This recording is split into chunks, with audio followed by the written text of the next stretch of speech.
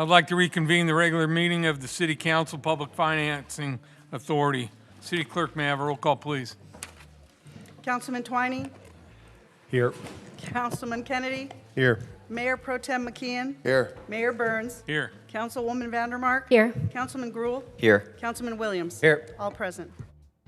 Okay, we're going to have the invocation. Tonight's invocation will be given by Huntington Beach Fire and Police Chaplain Roger Wing.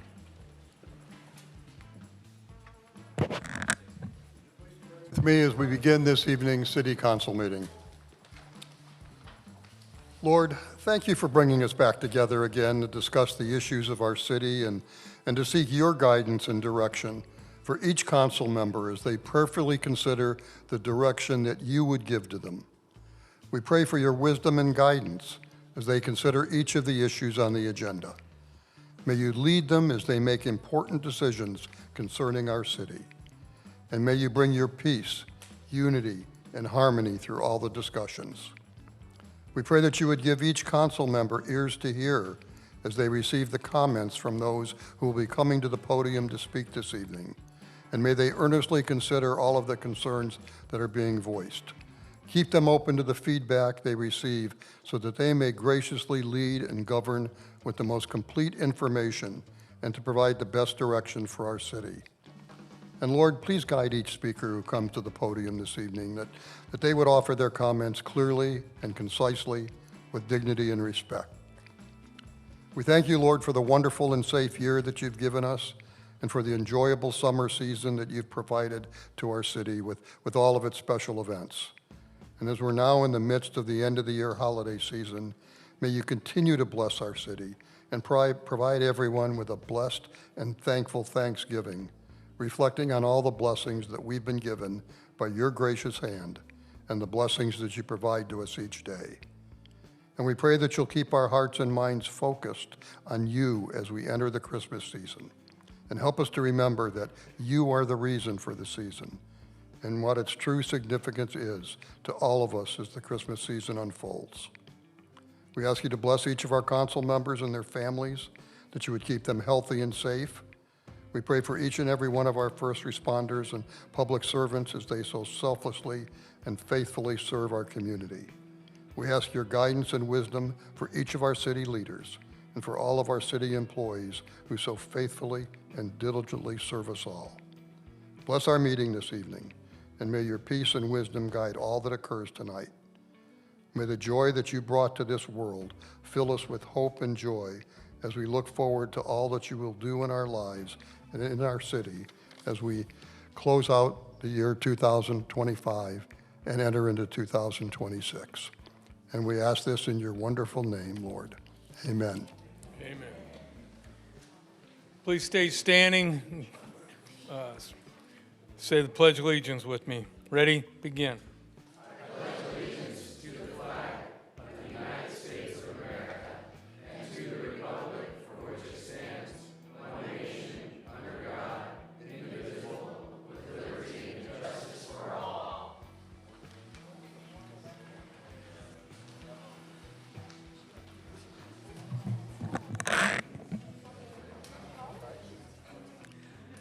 City Attorney, do you have anything to report from closed session? Nothing tonight, Mayor. City Councils, would anyone like to make a comment? I would. Don. Just want to say thank you to Chaplain Wing for those heartfelt words. It's always a nice way to start these meetings. Thank you, sir.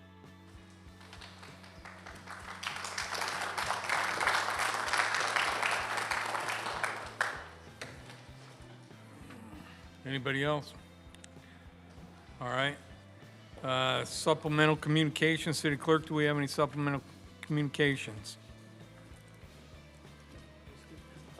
Yes, we do. For the study session, item number 7, PowerPoint presentation received from Bob Page. Also, item number 7, 3 emails, Treasurer's report. Item number 9, revised PowerPoint presentation received from Jason Schmidt. Consent calendar. Item number 10, 1 email. Item number 11, 2 emails. Item number 13, 3 emails. Item number 13, appendix for the City of Huntington Beach 2025 Parks and Recreation Master Plan update. Item number 17, one email. Item number 19, one email. Item number 21, revised PowerPoint presentation received from Joseph Pinnell. All right, do we have anyone signed up to speak? Mayor, is it too late to make a council comment? No, go ahead. I'd just like to make a remark. I want to speak to the character integrity of Michael Gates. He is a man of integrity, and he is a man that stands for righteousness. He knows what he stands for. He knows what he stands against. And I'm just thankful for him, and I look forward to serving with him.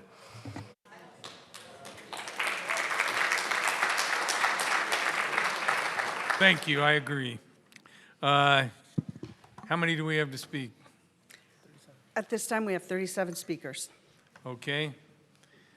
Proper decorum at city council meetings is imperative in order for the public to remain informed about issues pertaining to the city's business. The public's comments portion of the meeting is an opportunity for the public to be heard and address those issues in a public forum. Disruptive behavior, impeding or delaying our ability to conduct the council's business will not be tolerated. Penal Code Section 403 prohibits disrupting this meeting, and enforcement action will be taken for violations of this law. At this time, the City Council will receive comments from members of the public regarding any topic, including items in open session agenda. Individuals wishing to provide a comment on items may do so in person by filling out a request to speak form delivered to the city clerk. All speakers are encouraged but not required to identify themselves by name. Please note that the Brown Act does not allow discussion or actions on topics that are not on the agenda. Members of the public who would like to speak directly with the council member on an item not on the agenda may consider scheduling an appointment by contacting the City Council's administrative assistant at 714-536-5553 or emailing the entire City Council at city.council@surfcity-hb.org. And just so you guys know, there's a lot of people tonight. If you want to have a little private conversation with the person sitting next to you, below you, or above you, take it out in the hall, because I'll tell you, it reverberates down here and it really distracts from us listening to the people speaking at the podium. So if you want to have a side discussion, please take it outside and not in the hallway, because the hallway is even worse. So City Clerk, call the first 15. When your name is called, please come down. Use both podiums. Andrew Salazar, Mr. Amory Hansen, Andrew Einhorn, Pat Goodman, Mark Tonkovich, Monica Asbury, Tim Geddes, Ken Inouye, Don Thomas, Laura Ann, Mary Hannah.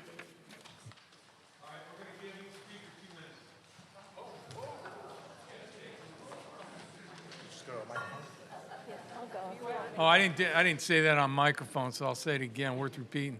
Yeah, Each thank speaker you. will get up to 2 minutes. You want me to go first? Okay. All right, go ahead. Okay, can you hear me? Thank you, everyone. My name is Monica Asbury, and I'm a resident of Huntington Beach, and I hope to start off tonight with some positivity. On December 13th, we're having our annual toy drive.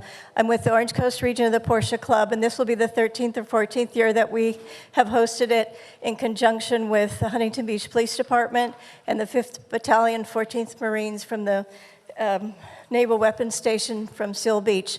Thanks to both Svensbo and Lieutenant Archer and, of course, Chief Para for allowing the equestrian team, the K-9, and their static SWAT display team to come and try to get the community involved. We have 3,000 members in the Orange Coast region, and we would love to see, again, the City Council represent you as you have been in the past. So that's December 13th from 10 to 2 at Central Park West in Huntington Beach. So it would be wonderful if you put it on your calendar. And Andrew, if you would like a toy box at one of your restaurants, I'm happy to bring you one. Just to note, that's so people know it's over there by the lake.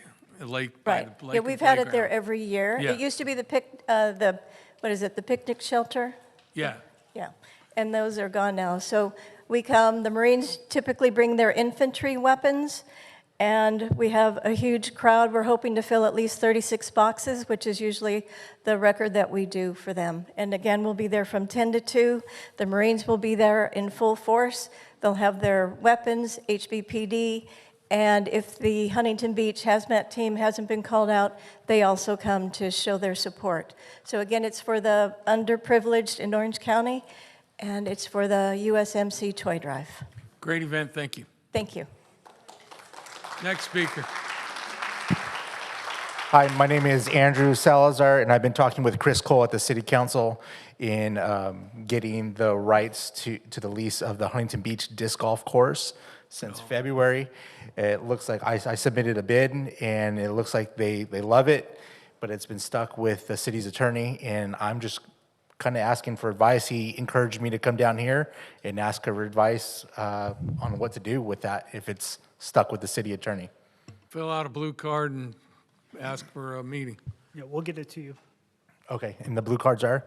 Oh, the Sergeant Arms will give it to you. Okay, thank you very much. All right. Andy Einhorn, 40-year Huntington Beach resident. This council is off the rails. You burn through taxpayer dollars on unwinnable lawsuits, book banning, voter ID, housing, and don't forget the air show settlement fiasco.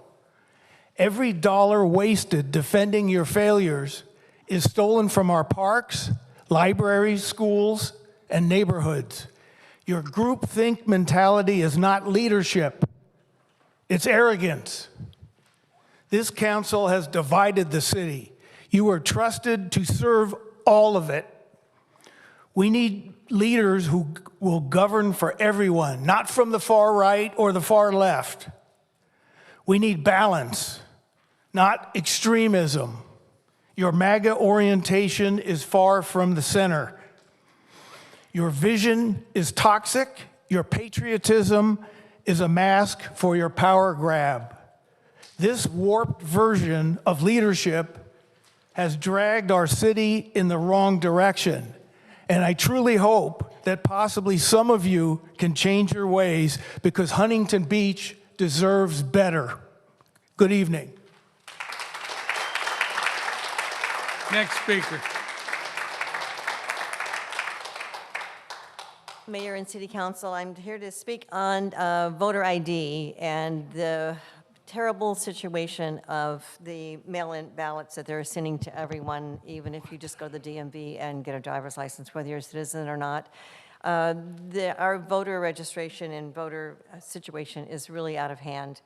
I mean, ballots are going to dead people, they're going to people's pets, they're going to one house has, 10 people living in it, and they all have the same name, and they all vote, and they all turn them in. We need a real reorganization, I should say, of our balloting. And it's, it costs money. It costs a lot for the citizens to do this.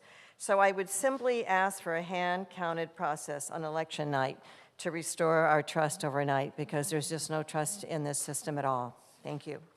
Thank you.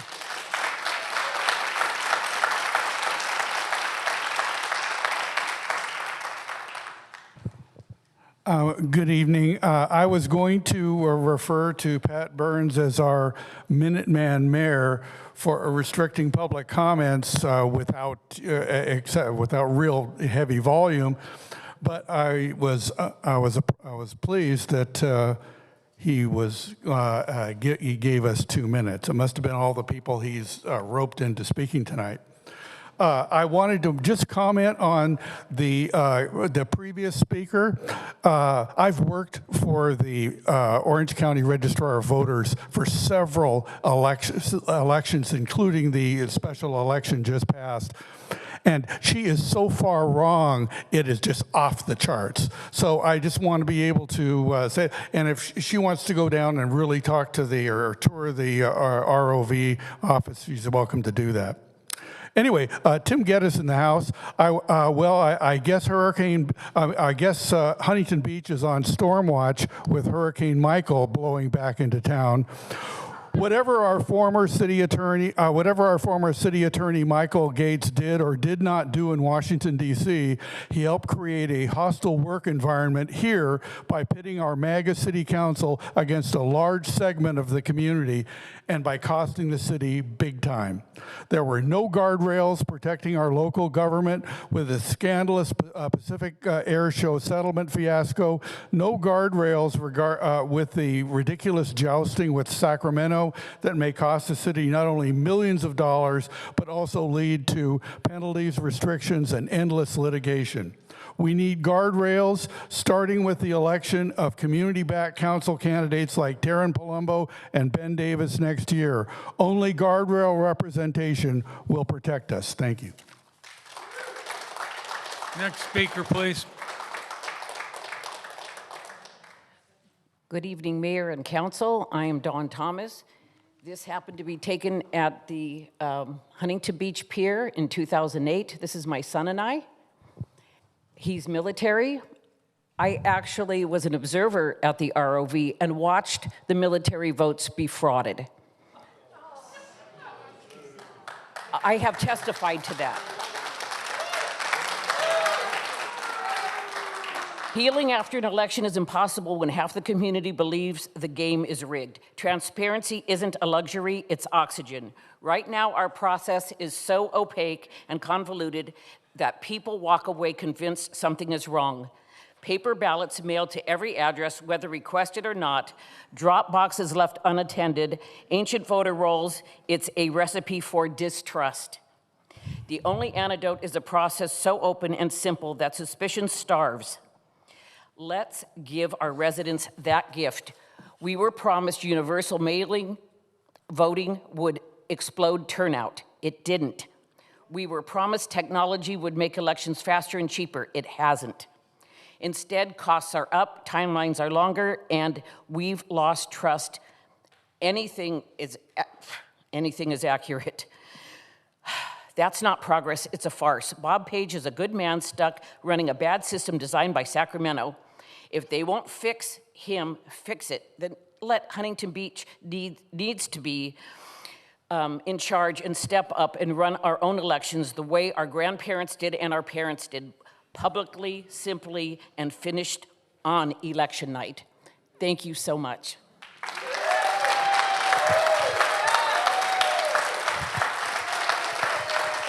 Good evening, Mayor and City Council. I want to thank you, City Council and the City Manager, for inviting Orange County Registrar of Voters, Bob Page, to present tonight on election security. This is important information for all voters and candidates and elected officials. About 85% of Orange County voters cast their ballots by mail. Mr. Page will explain the system of checks and controls that ensure every valid ballot is counted, whether it's cast by mail or in person.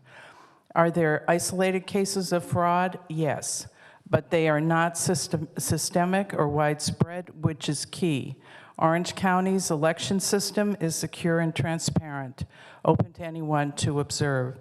Strong internal controls, well-trained and experienced staff significantly reduce the risk of fraud, even if they cannot eliminate it entirely. Orange County remains a gold standard for election integrity, supported by the County Board of Supervisors, who provide the resources needed for fair and accurate elections. Thank you for your presentation tonight.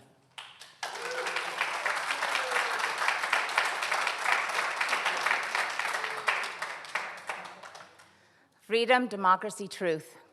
I am so happy today that Bob Page, the Orange County Registrar of Voters, is going to be speaking on the integrity of the Orange County elections. However, I find it very interesting that he's speaking under what's called the study session. When you invited United for Freedom to speak, that anonymous woman spoke under presentations, and I was wondering, like, why? And it dawned on me that it was because under presentations, she was telling a story. And did you know it was a story? It didn't have to be factual, just a story. Therefore, when you have Bob Page, the Registrar of Voters here, you are looking at it as a study on facts and findings.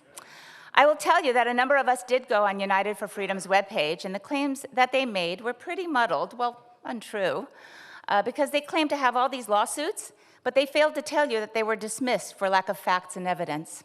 Therefore, the fact that you're going to study and take into account the factual findings of the Orange County elections is commendable.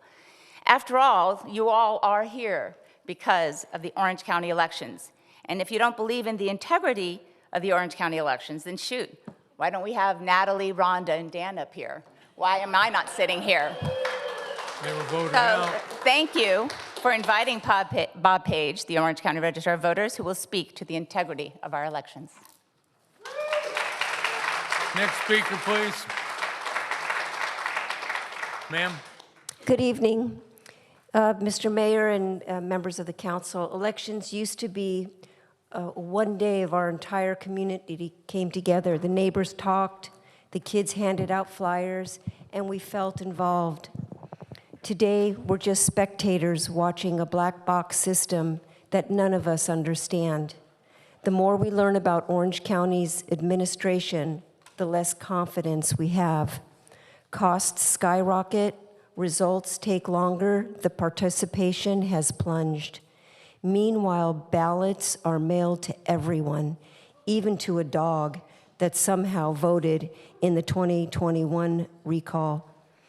If a dog can vote, what does that say about the rest of the list? There is no integrity in our voting system. We need transparency. We deserve a system that's transparent so that any child could explain it. No more machines, please. Let's do paper ballots, one-day voting, results immediately after the voting. Thank you very much for your time. Thank you, ma'am.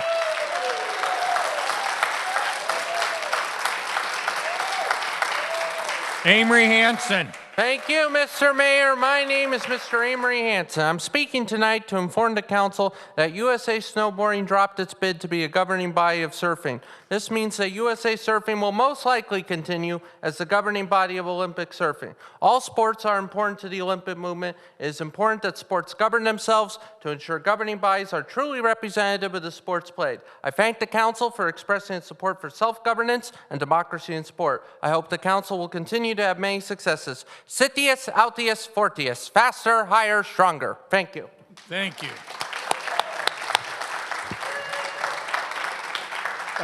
Good evening, Council.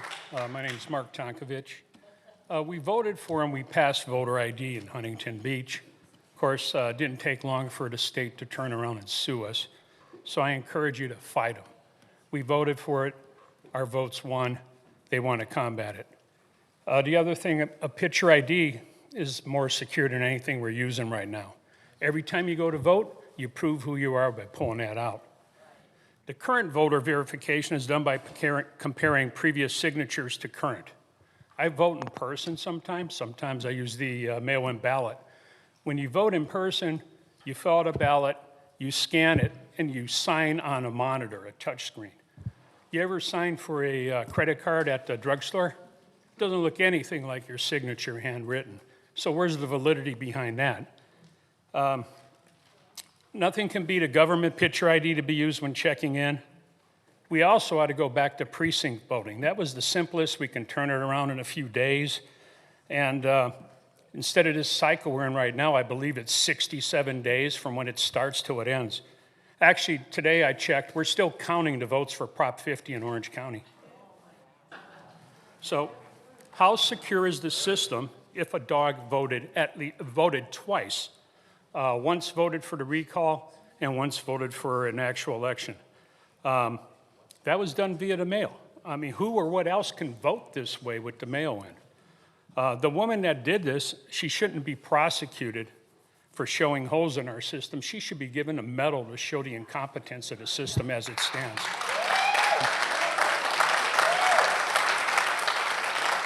Thank you. Thank you. Good evening, Honorable Mayor and honorable members of the City Council. My name is Kenny Noe. I lived in Huntington Beach for over 50 years. When Mayor Burns was asked to comment on the possibility that as a result of the congressional redistricting provided by the passage of Prop 50, Huntington Beach could be represented by Congressman Robert Garcia, who is an accomplished, openly gay, progressive member of Congress. Mayor Burns replied the following. 1, I hope the new congressman from Long Beach comes in with the intention to represent the Huntington Beach and not his leftist agenda. 2, he stated that I hope he doesn't put agenda before people and his party before service. In light of Mayor Burns' comments, I respectfully request that our City Council pursue all future activities in a manner consistent with Mayor Burns' request of Congressman Garcia.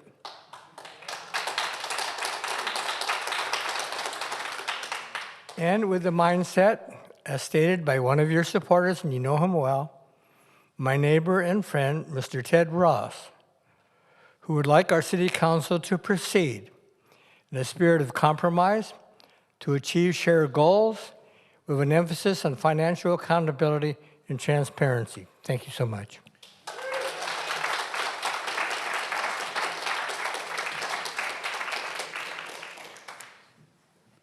Next 10 speakers, Calvin, Ernst and Russell, Cheryl F., John Nakai, Pete, Lynn Muslin, Michelle Morgan, Jan Midnick, Brenda, Kathy Carrick.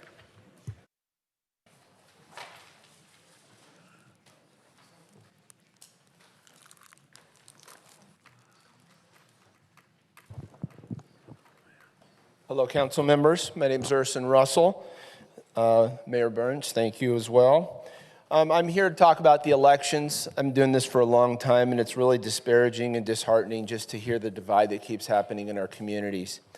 One side's completely convinced that they have it all figured out, and the other side just continues to have questions. And after 3.5 years, I don't quite know what the solution is. I don't see that the state's going to fix this, or that the county that has a centrally controlled system, and I've been, I have a lot of respect for the team and Bob Page and everyone that's down at the county register's voter's office, but there's processes that are followed, and then when those processes are done, things that fell off from being checked just get left on there. And that's where we have voters that are still on our rolls from like the 1990s that haven't voted since then.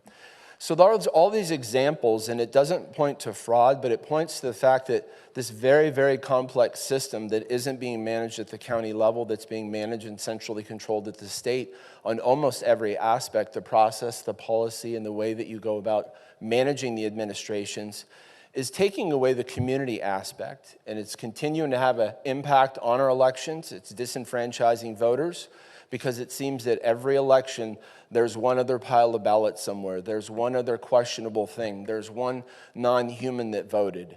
And it's going to continue on until our elections become really part of the community again. And I don't see that Sacramento's going to create the program to have community elections important again. And I think that's up to our local communities. And I see this body and this community here, if we can get all seats at the table and have some adult conversations, and let's try something that tries to heal what's going on in our elections. Thank you so much. Thank you. Next speaker, please.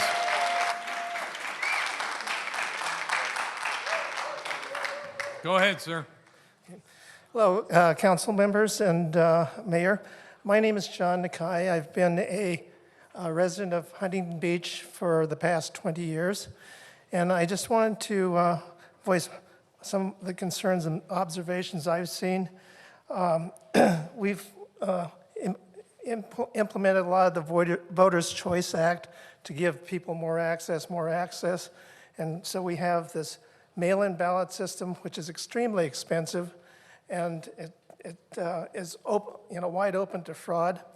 The people who the list of ballots goes out to people who may have been dead for 10 years or moved away 15 years ago or 5 years ago, and there's no way to really know if the person submitting the ballot is really the person who is legitimately supposed to vote. There's also no way with a mail-in ballot to be able to do any kind of ID check. Now, I know the voter ID check is a hot topic, but on the other hand, from a common sense standpoint, don't you really want people who are supposed to be voting checked to make sure that only the people who are supposed to be voting are actually voting? I mean, the Chinese could come in, send a bunch of people, and wipe out all the Huntington Beach votes with the number of people they have over there. So I do want to say stand up for voter ID, and I think we should go back to the precinct voting that we used to have before. With the current system, besides all the huge costs of printing, we turn in all those ballots. It's kind of like I take all the ballots and I throw them on the floor, and I pick them up, and then I have to run through all these expensive sorting machines, and then have herds of people going through trying to validate the IDs on the outside of the envelope. Thank you, sir. Thank you.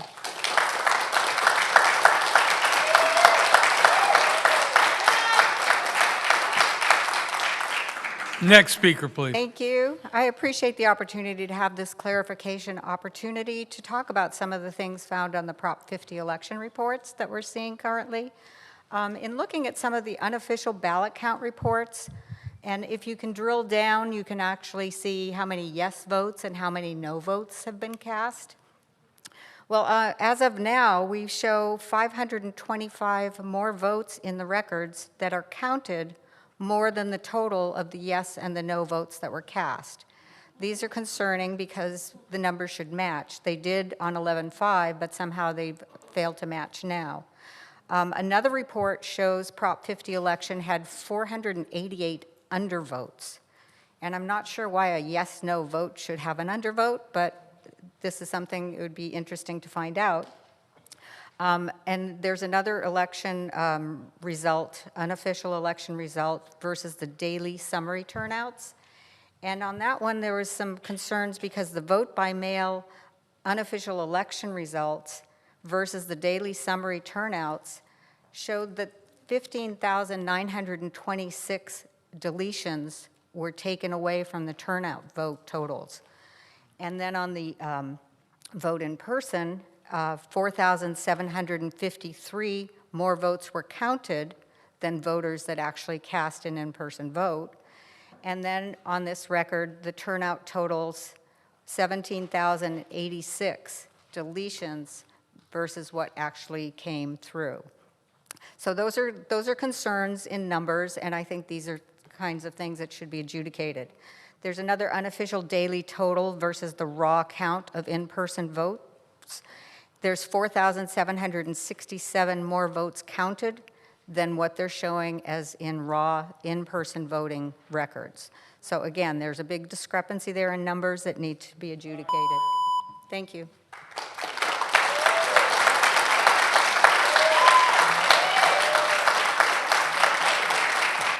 Next speaker, please. Next speaker. Yeah, thank you. Good evening, ladies and gentlemen of the council. Yeah, I want to touch a couple of things right now.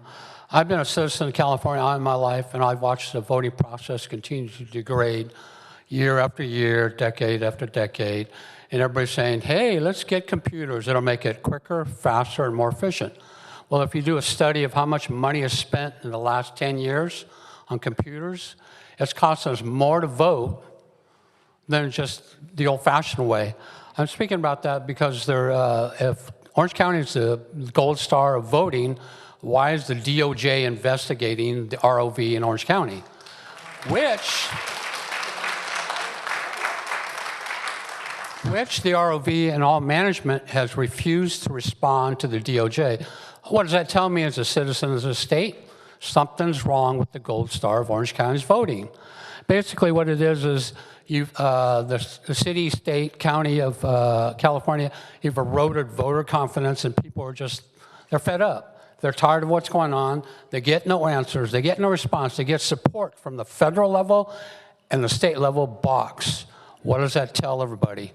We need, as a city, to stand up and say, let us take care of our own voting and our own process and work it out.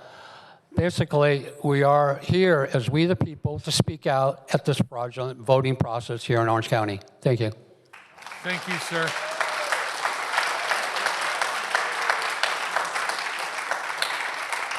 Next speaker, please. My name is Jan Madnick. I'm a 44-year resident of Huntington Beach. Back on October 21st, when you had a presentation by an election denial group, I was one of the many Huntington Beach citizens to write and discuss and urge you to have Bob Page, our OC County Registrar, come speak the truth about election security at a city council meeting. Thank you for doing so tonight. And also to Congressperson Gruhl for actually touring the facility, which I would suggest all of you who think that there's some problems with our elections to do the same thing. I'm so happy that you actually listened to my voice. It was a nice feeling. So on that basis, if I may use a little more time to strongly urge you not to hire Michael Gates back as an attorney in any position in Huntington Beach. He does not represent our interests in a professional manner and has cost us citizens thousands, if not millions of dollars. You can do better. Next speaker.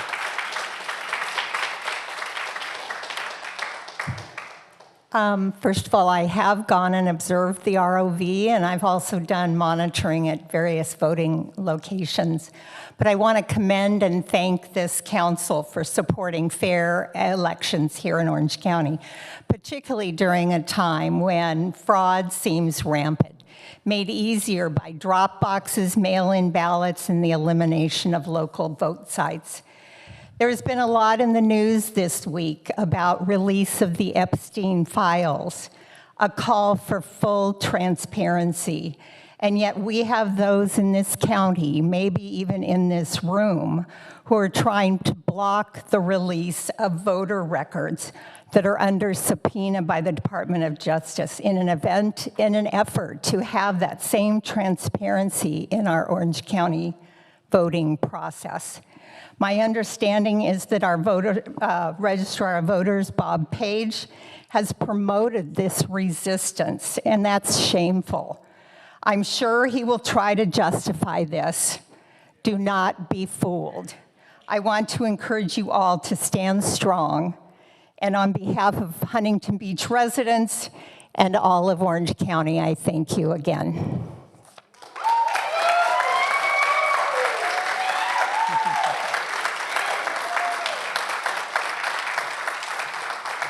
Next speaker, please. Good evening. Tonight I'm here because something fundamental is at stake, our trust in the very system meant to protect our constitutional right to vote. The right to vote is sacred. It is the foundation of every freedom we enjoy as Americans. Yet here in California, that right is being strained by systems that are inconsistent, vulnerable, and too often lacking real oversight. We are told to trust the process, but trust requires transparency. And right now, voters across this state are seeing warning signs. Millions of vote-by-mail ballots are sent out, yet large numbers never return. We all remember when a mail truck in Huntington Beach was robbed during Prop 50, with ballots inside. When ballots can disappear in transit, how can voters believe every vote is counted? Transparency, we are left with a patchwork of systems that fails to guarantee equal protection under the law.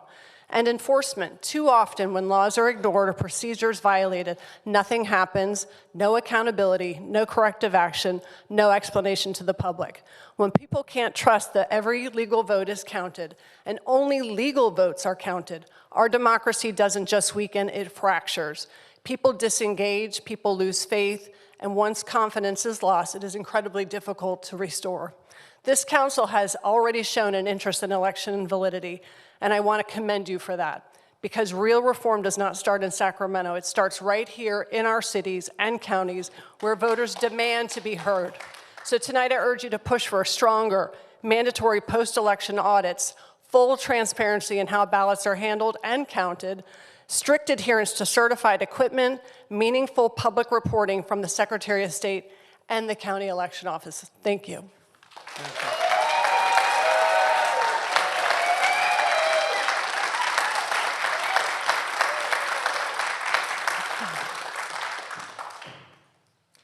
On a totally different topic, My grandmother, an Alabama cotton farmer, set me down at 8 years old, and that was considered the age of consent in the Southern Baptist Church to explain the facts of life. She told me that I would be getting the curse that comes with all women soon. She ordered me not to let any boys touch me because bad things would happen. She forgot to tell me what those bad things could be. When her son sexually assaulted me at 9, I knew that I could not talk to her because I'm the one that would be beaten. The worst part was I wasn't sure what the curse was and what to call what he did to me, what to name it. When I was 11, I moved back with my mother and discovered libraries. I lived there, discovering the truth of what happened to me and to begin to understand what my body was and how it worked. That's what books do. They help children understand when the parents need help explaining, or they help a young girl who is terrified to tell anyone what happened to her to gain her voice.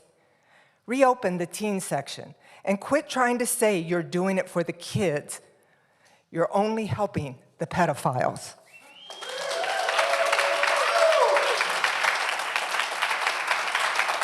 Next speaker, please. Good evening, Mayor and the Council. My name is Calvin. I'm a resident of Orange County for the past 41 years. And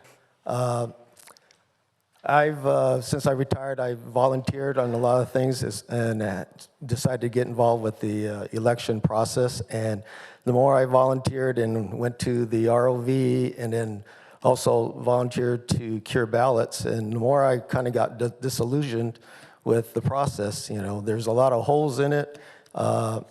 And what really got me was, 2021, I thought we can make the better for California with the recall. But then that memory came back just recently with kind of told us everything we didn't know, which is the current system security requirements allow a dog to vote. And, that's a thing that if that happens, what else is being let through the system and not being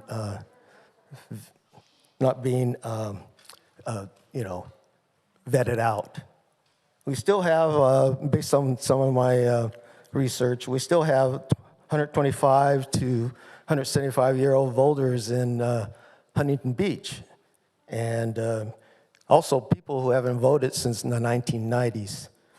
So there's a little bit of a voter roll that needs to be cleaned up, and I don't understand why that doesn't get done as a regular routine procedure. So, with this Voter Choice Act and the ballots to everybody, the costs are up, the speed is down as far as counting, voter confidence in the long run is down too. Thank you, sir. Thank you. Next speaker, please.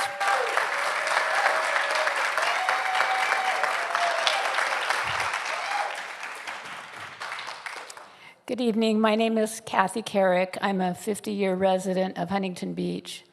How many times have we heard we don't need voter ID because there is no graft?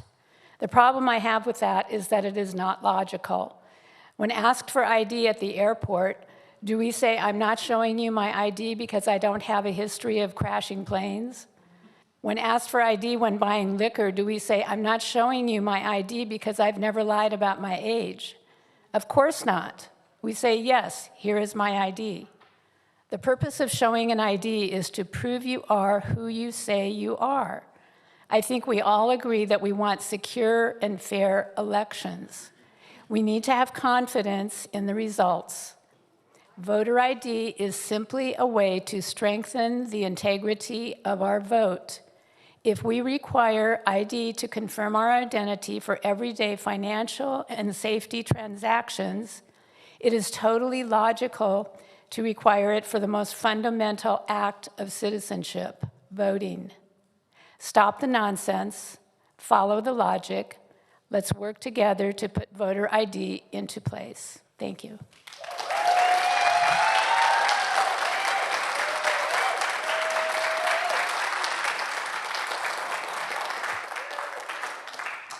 Next 10 speakers: Chris Cluey, John Rodelli, Max Daffron, Delane, Pat M., Annabella, Linda M., George A., Lisa H., Patricia Pappas.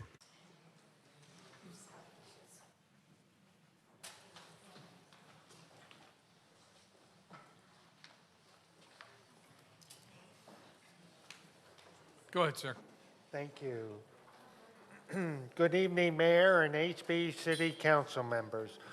Much of what follows, with a few updates, was presented to the Community and Library Services Commission meeting to consider the 2025 Parks and Recreation Master Plan.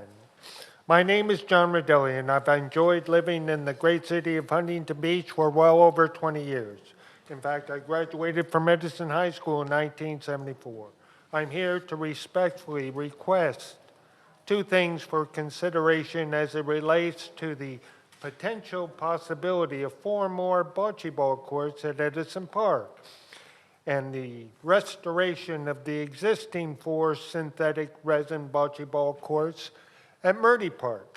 First, I respect and understand that the Community and Library Services Commission has already passed approval for the amenities at Edison Park that do not include bocce ball courts. My comments here are to lay the groundwork for a possible last-minute appeal to the City Council to please consider 4 synthetic resin bocce ball courts in the new park design. Edison Park is located on the far other end of town, a full 6-7 miles away, and would serve a large portion of our community, particularly seniors and recreational players who currently have no convenient access to a quality bocce facility. I'm not going to finish this, but I sent in an email, written supplemental communication, and I hope you've had a chance or will have a chance to look at it. The courts are suffering there at Murdy Park. They need restoration badly. And I had met with Kristen Martinez. She said she's going to put it on the budget for next year. I hope that's the case. Thank you so much. Thank you, sir.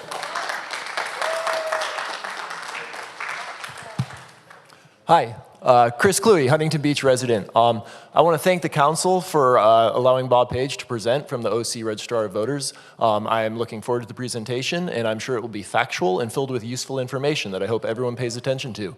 I would also like to thank Mayor Burns for giving us 2 minutes, which I'm sure has nothing to do with the crowd of people behind us currently in the audience. But what I would really like to point out is, are you guys aware of the atmosphere that you are creating right now? You talk about distrust. You talk about not being able to trust our voting systems. And you are the ones that are creating that. You're the ones who brought in the voter denial group to do their presentation. You are the ones that are eroding what this community has. And for what? You guys were elected by that system. You're sitting up there. You won Congress. You won the Senate. You won the presidency. Are we to say that those were all invalid? Because sure, I'll take that. Are you going to resign right now? Are you going to say that our system doesn't work and actually have the courage to stand behind that and not do this job anymore? Because I think that you know the system works and you counted on the system working because it got you into power. And the people of this city voted for you, and we all have to live with that. But when you try to call that into account and say that it's false, you are the ones that are tearing America apart. And I really hope the people behind me pay attention to this presentation so that way you can actually understand that our elections, while not perfect, are fair and they are trustworthy. So please pay attention to this presentation. Thank you.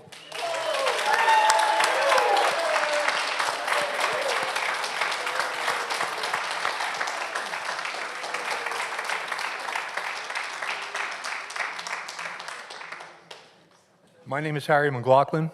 I want to thank the council for inviting Bob Page to come here and give a presentation tonight, and I would like to thank Councilman Gruhl for showing up at the tour. I wish the rest of you could have made it, maybe next time. I've got something, I spoke here back when the world was young on September 14th, 2023, and we actually had 3 minutes to talk. Nationwide, there has been an ongoing effort to instill fear and doubt in the security and legitimacy of our voting systems, one of the foundations of our democracy. Fabricated entirely out of whole cloth, it is a ginned-up solution to a problem that does not exist. As a poll worker during elections, I know firsthand that this is pure baloney based on falsehoods and misinformation. The Orange County Registrar of Voters is a national model for how the voting process should be carried out. Please explain to our citizens why this current Republican council majority wishes to exert any measure of local control over a county election model that currently functions quite well without additional local interference. I find it curious that the only election shenanigans pulled off either locally or on the national level are those being attempted by Republicans. Locally in 1988, Garden Grove's Kurt Pringle hired uniformed security guards to intimidate Latino voters in entering vote centers. They were sued and they fined $40,000. Nationwide, in December of 2020, Republican groups from 7 states submitted lists of fake so-called alternate electors to the National Archives. These included dozens of local Republican Party leaders, 4 current candidates for public office, 6 current office holders, and at least 5 federal office holders. The indictments and potential indictments of these Republicans fraudsters are playing out in real time as I speak. However, our felon-in-chief has decided to pardon them all. Nothing has changed from September 14th, 2023 to now. We can do better. Next speaker, please. Good evening, everyone. Council, Mayor. The price tag for Orange County election keeps climbing. But what do we have to show for it? Longer counts, more confusion, reduced voting options, and 0 noticeable increase in participation. Meanwhile, a dog voted in 2021 and nobody was fired. That alone should tell us the system is broken beyond patching. We don't need another audit or another task force. We need to go back to what worked for 200 years. Neighbors counting ballots in front of neighbors on election night. Huntington Beach can start that revolution. Let's do it. Thank you. Thank you. Next speaker, please. Mayor and council members, I really appreciate you allowing us to come and speak today and your patience with all the comments. Confidence in our elections is not growing, it's collapsing. Every new detail we learn about Orange County's system makes people feel more disenfranchised. Many people don't even vote because they don't think their vote, they don't bother voting because they don't think their vote is going to count. We automatically mail ballots to every name on the list, whether they ask for one or not. We have voters in Huntington Beach who haven't cast a ballot in 15 years, still listed as active. And for the November 4th special election, we had fewer than 70 in-person vote centers, down from 190 the year before. That's not expanding access, that's shrinking it. We can do better, and we should right here start in Huntington Beach. Thank you. Thank you. Next speaker, please. Good evening, Mayor and City Council members. The single biggest threat to our republic right now is apathy. And apathy is winning because people no longer believe their vote is counted accurately. Every news story, dogs voting, someone caught cheating, endless delays pushes more citizens towards why even bother. We can reverse that spiral overnight with community transparency.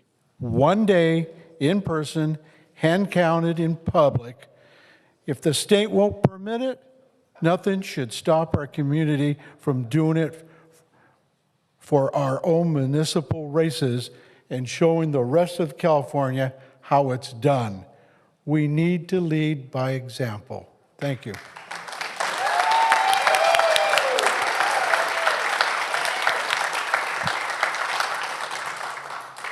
Good evening, City Council. Thank you so much for putting up with us tonight and hearing both sides. We appreciate it. Elections are supposed to bring us together and not drive us apart. Right now, they appear to be doing the opposite, but I, like many citizens in Orange County, get these in my email box. You probably get them too. So they called the election in California before Orange County ROV even submitted one tally for in-person voting. Later on that night, there were several, like 112,000 votes that were counted from vote centers, and the majority of them voted no on Prop 50. But we wouldn't know that. Scanning, voting in person the first day, scanning on Election Day is the best way to vote. It is the one that is most cost effective. But yet, did you get any flyer in the mail that told you scan your vote? If you can, scan on Election Day. That would save the county lots of money. And it would give us more accurate votes, and it would give us votes counted on time. Thank you very much.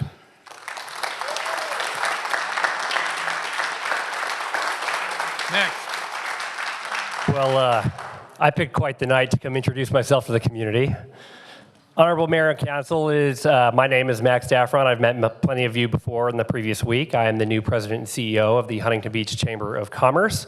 I'm also a lifelong Huntington Beach resident and a Huntington Beach native. It's great to be here serving the community. I wanted to come out and actually thank you all for participating in the State of the City event last week.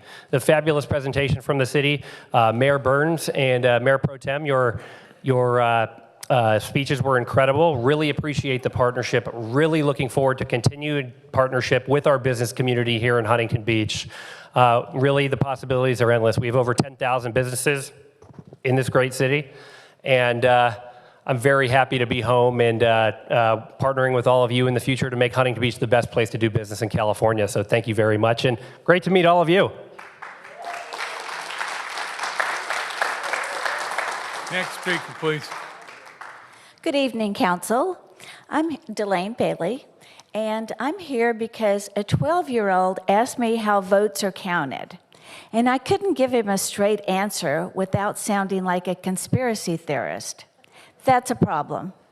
We have voters in Huntington Beach listed as active who haven't voted since George Bush Jr. was in office, and with inactive voters, it's even worse.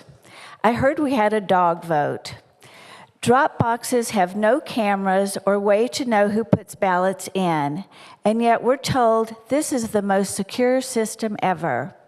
If the state won't let Bob Page fix obvious flaws, then let our city take control of our own elections. One day, in person, hand-marked, hand-counted, finished by midnight, simple, transparent, done.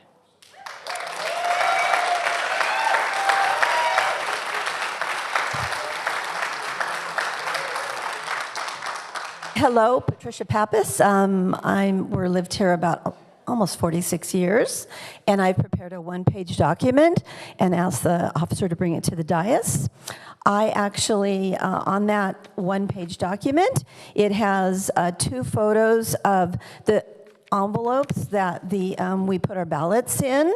I can put a flashlight up through where the vote is cast and see if it's a yes or no answer. So those are 2 pictures right there, and then something else I'm going to be talking about, which is 2 ballots that were sent to the same resident in Huntington Beach. And those ballots I have right in my hand here from the picture. I help with election by collecting ballots and delivering them directly to the registrar's office in Santa Ana.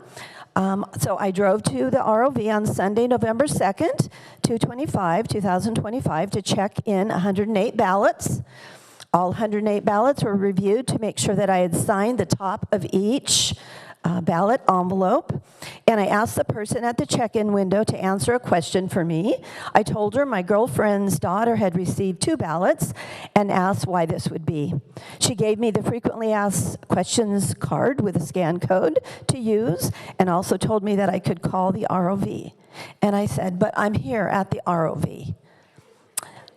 Then I asked to speak to someone else. I went to the large window and spoke to Laura.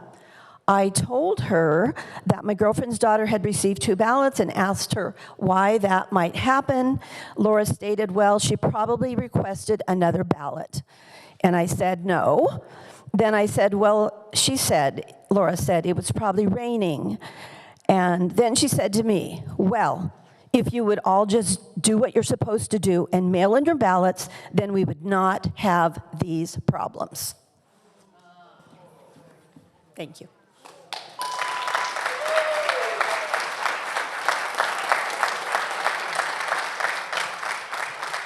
Next speaker, please. Hi, my name is Tammy. I'm not a public speaker, so bear with me. Something happened last week that was traumatic for me. All my life, I was taught that anybody in a uniform, to trust them, and taught my kids the same thing. If you need anything, just go to somebody in uniform. I was on the phone with my therapist, and my phone was dying, so we put it on the charger, and she called me instead of doing the Zoom. A lot of things had happened. My car broke down. My ex had cut off my spousal support. I lost my job. Rent was due. I just felt like everything was falling apart, and she was doing like like if you felt like, you wanted to die or commit suicide or whatever, a list of things I could do to get my mind off things and, what I would do instead of feeling that way. And in the middle of that, my phone died. And so she did what she needed to do and do a well check and sent somebody over to my house. And so I had a well check guy over, and Huntington Beach Police Department came over. They sat there talking to me, and the well check guy asked me, do you want to have somebody come, or do you want to go to a place voluntarily to help, get some extra help? You can leave when you want to. It's your choice and everything. And I said, you know what? Yeah, I do. I do want to get some help. I do want to, help. And then he asked if I was on any kind of medication. And I said, yeah. He goes, okay, let me go get it so we can put it, bring it with you. So I went to my room. He followed me in there. Not him, but the Huntington Beach Police Department followed me in there. He noticed the safe that I had in there. I had guns in there. He told me that he needed to check the guns, make sure they weren't loaded and everything, and he needed to take them. I said, well, my friend here is going to take them. They're half his. Ma'am, I'm so sorry. Is anybody opposed from giving her another minute? Yes, thank you. Give her another minute, all right. Thank you. I just want to say what happened is we got to go to, they went to take me in, and the whole time we were there talking and stuff, they told me it was voluntarily. When we got in the car, we got to the place, first of all, they wouldn't give him my guns. They put him in the police car. They told me it wasn't a 5150. We got in the car, we got all the way to the place, we got there, we walked in, the police officer went out and left. The welfare person told me when we walked in after, the police officer left, said, oh, by the way, we're gonna have to put you in as a 5150. So the whole entire time I'm supposed to trust these people. They lied to me the whole entire time. I wouldn't have gone if it was a 5150. Totally going against me, my career, everything else. The guns were a safety net for me, to put a roof over my head, to sell them if I needed to. All right, ma'am, fill out a blue card, and we'll see if somebody from the police department can contact you or Be Well and explain what happened. Okay, that's where I went, actually, was Be Well. All right, thank you. Thank you.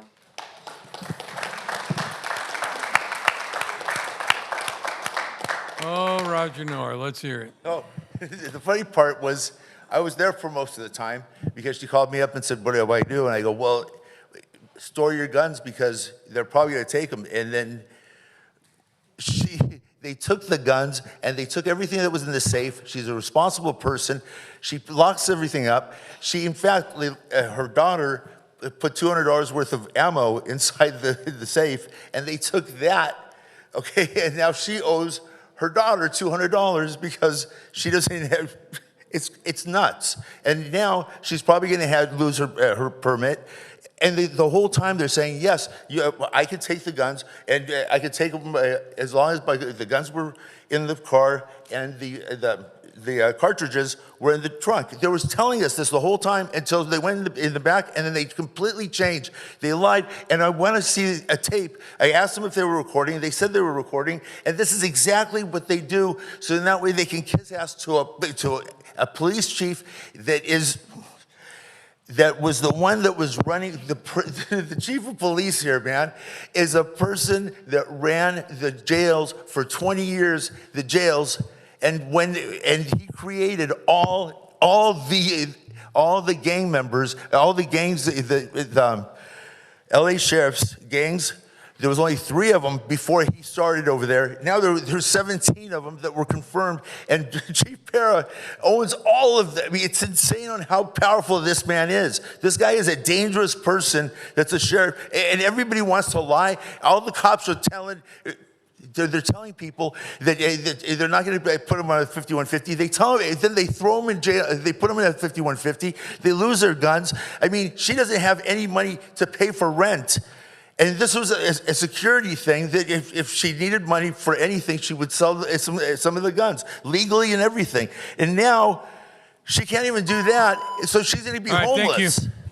She's going to be homeless. Great information. Thank you. Hey, language, man. All right, do we have any more speakers? Yes. Sarah Casillas, Russ Neal, Nettie W., Lindy, Chris Jacobson, Guest P., Beth Culver, Libby, Paula Schaefer, Robert Terrazzo, Gino Terrazzo, Cyranid Pickens.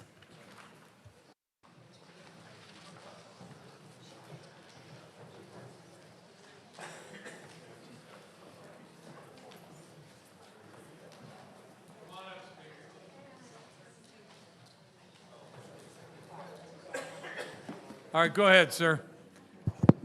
Thank you. Good evening, members of the Huntington Beach City Council. I hope you and your loved ones are all healthy and doing well as we head into the holiday season. My name is Robert Trauzo, and I'm here to talk about the redevelopment of Edison Community Park, partially connected to item 25-872. I would like to formally submit, if I may, for your consideration, the Edison Park Southeast Plan Option 3, prepared by a licensed landscape architectural firm, CWDG, with input from community members. The project's current design places 16 pickleball courts as close to 200 feet away from residences' front doors. Our plan, among other things, still includes those 16 pickleball courts, but places them further away from residents. Our plan promotes or tries to promote a win-win solution, one that supports the goals of the City Council, provides recreation opportunities for all Huntington Beach residents, and helps protect the peace and livability of the immediate surrounding neighborhood. We're also not alone. In only 2 days, we started a paper and pencil petition and collected 506 signatures, names, and addresses, which reads, "We, the undersigned residents and supporters of Huntington Beach, respectfully urge the city to reject the current Edison Park redevelopment plan prepared by RGM Design Group and instead adopt the alternative plan known as Edison Park Southeast Plan Option 3. We ask that you please listen to our request and that of our fellow HB residents in adopting Edison Park Southeast Plan Option 3. Thank you. Thank you. Next speaker. Hello. I'm a resident of Huntington Beach since 1999. I lived next to Edison Park for 16 years. My name is Guillermo Trauzo. I'm here to support submitting the alternative plan for the Edison Park renovation to the city that my husband just presented just previously. It's called the Southeast Plan, Option 3. I don't mean to be blunt, but our plan, our community plan, Southeast Plan, is a much better plan than the current plan the city has by RJM for Edison Park. Here are 17 reasons why this plan is much better than the city RJM plan. Let's start with parking. The plan has 62 more parking spaces, a total of 333 spaces, than the city plan has 275 spaces. Okay. Number two, our park has 16 pickleball courts, but the 16 pickleball courts is away from residents and in a location where noise mitigation is much better for the residents living near Edison Park. Number three, we have increased increased police, ER personnel safety access road on our plan designed to help fight crime. RJM's plan, the city's plan, does not have this. Number four, our plan keeps most of existing layouts to help save costs. The city's plan is right now budgeted for $13 million. I think our plan is less because we're not moving anything around too much in Edison Park. Number five, we keep most of the existing sports amenities, basketball, softball, tennis, soccer, skate park, hitting walls. Sorry, ma'am. Okay. Here's the list. I like to submit this as well. All right. Next speaker, please. Good evening, Mayor and council members. My name is Sarah Casillas, and I'm here on behalf of PFLAG Huntington Beach. We're a part of the PFLAG National Network and the nation's largest organization dedicated to supporting, educating, and advocating for LGBTQ+ people and those who love them. Our new PFLAG chapter in Huntington Beach was founded as a call to action to unite, uplift, and champion the local LGBTQ+ community following a rise in anti-LGBTQ+ rhetoric, hate crimes, and policy efforts at both national and local levels. We offer peer support, host educational programs, and stand up for equality. If you're interested in learning more, you can visit us at pflaghb.com or connect with us on Instagram or Facebook. In addition to formal introductions, PFLAG Huntington Beach would also like to advocate for the following. One, to urge the council to fully honor the will of Huntington Beach voters in the June 2025 library election by ending the appeal of the court ruling and restoring full access to the teen section and its materials. Number two, we ask the council to reconsider the appointment of Michael Gates as Chief Assistant City Attorney, as his record demonstrates conduct unfit for leadership. Thank you for your time and for considering how accountability and empathy can make Huntington Beach a stronger, safer community for everyone. Thank you.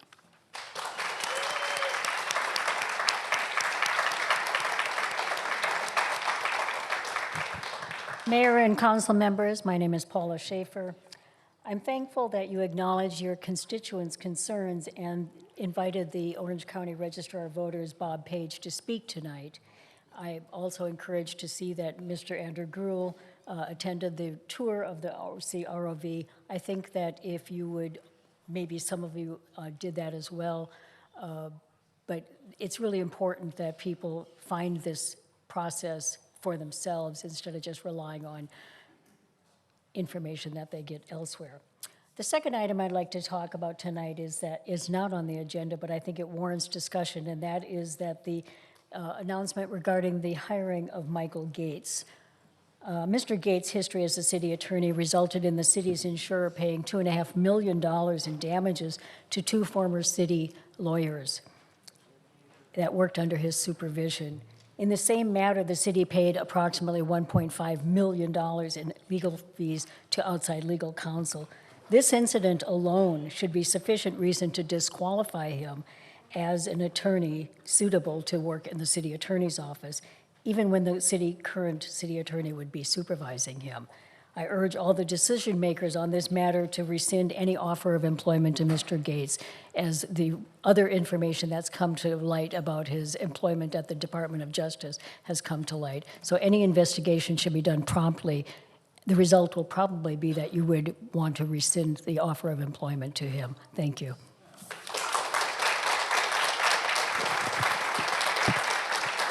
Next speaker, please. Hello, City Council. I just want to thank you for this opportunity for consistently being transparent and allowing us to speak publicly on both sides of the fence. I want to let you know that I am an American-born Chinese. I am a daughter of an immigrant parents who spoke minimal to no English, who immigrated with 6 kids. So I'm 7 of 7, okay? At that time, we came, we did it legally, and then for the first time, at my 68 years old roughly, my mother voted for the first time. Took her to the fire department, then took her to the garage, and then we sat and wait, and we watched the TV, and we knew who was gonna win the next day, the very result. A person who knows very little English and elderly at the same time. Now, when I try to explain it to her, I can't. I need a PhD. I have to go. I've observed and toured the ROV 3 times. It is so convoluted. Whereas she didn't know English at 68 years old, and she could understand the results the next day. My mom's from communist China and Hong Kong. Taiwan is Chinese as well. So it's not about Chinese people, it's about the government. I feel the impact by caring for my mother, the byproducts of what communism does, and these are all the signposts. So with that said, I really want to let you know, thank you for doing the right thing. You need to know that much of the other cities want to follow your lead, and we look up to you, and we're so grateful for all that you've done and spoken for us and represent us. So you have our support all the way. And just for records, Byrne didn't send some notice out. We care enough about the issue that we come after work to be here. Thank you.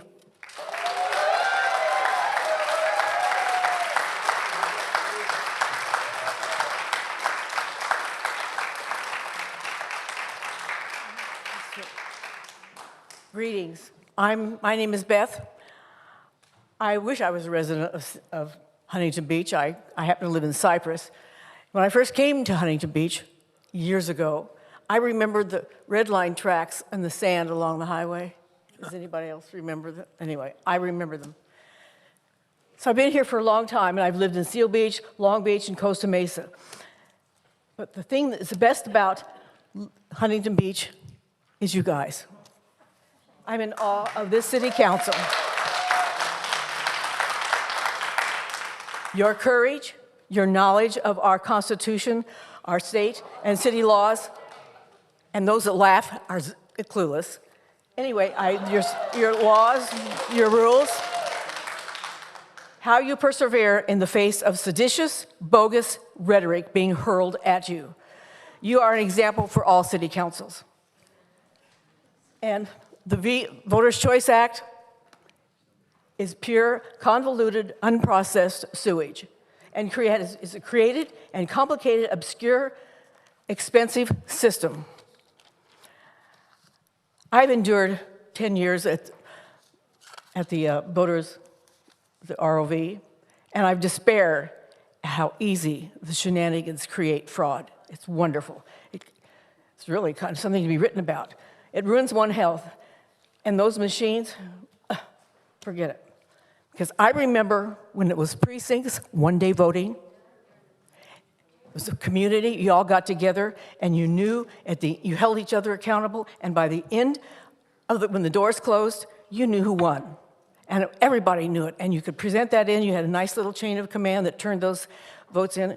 It was wonderful. Let's go back to that system. The old way was so much better and far cheaper. I mean, I don't care what people say; they just have no clue it's cheaper. Thank you, ma'am. Next speaker.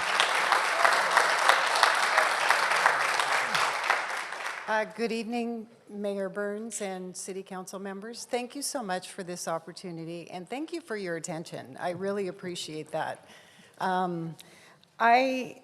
Last year, I found out a bit about our election process by observing at the Register of Voters several times. And I'd actually been busy teaching the last 20 years and wasn't really paying attention as we segued from neighborhood precincts, and gradually they funneled us to more and more precincts meeting together and fewer places to vote. And so I'd been busy. I was horrified to find out that people could register to vote on Election Day. And I had looked it up. I thought it was in October, and I found out, no, they could register that day, which is totally open for fraud.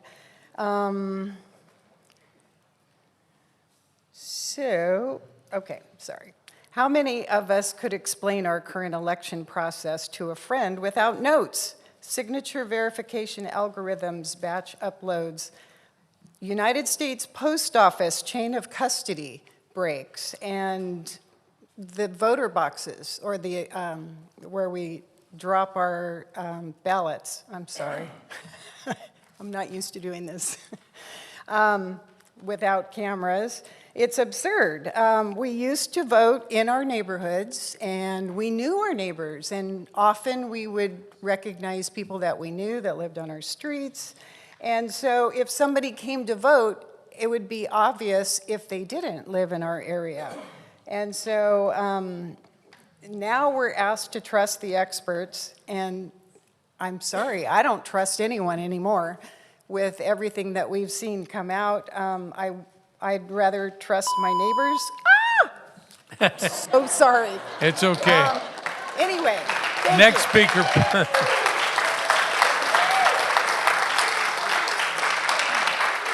Next speaker, please. Good evening. My name is Chris Jacobson. I'm a lifelong Orange County resident. Thank you for listening. Just imagine explaining our current election system to a kindergartner. You can't, because it's incomprehensible. It's impossible to do that. Now, imagine explaining a hand count on oversized bingo cards in the high school gym. Any 5-year-old gets that instantly.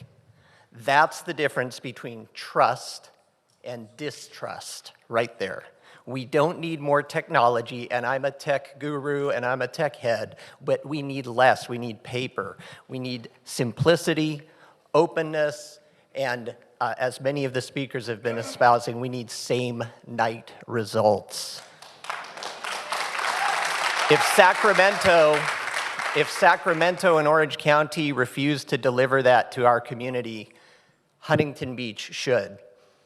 And I'd like to add, as a Christian, I have a stewardship responsibility for what I've been entrusted with to pass it along in at least as good a condition as I received it. That's number one. Number two, as a citizen of America, a valid legal citizen born here in the United States, I have an active civic duty, not just a right, but I have a responsibility to be educated, to be informed, and to vote accordingly, and to hold elected officials and representatives accountable. So I want to leave everybody with 2 Chronicles 7:14. Thank you.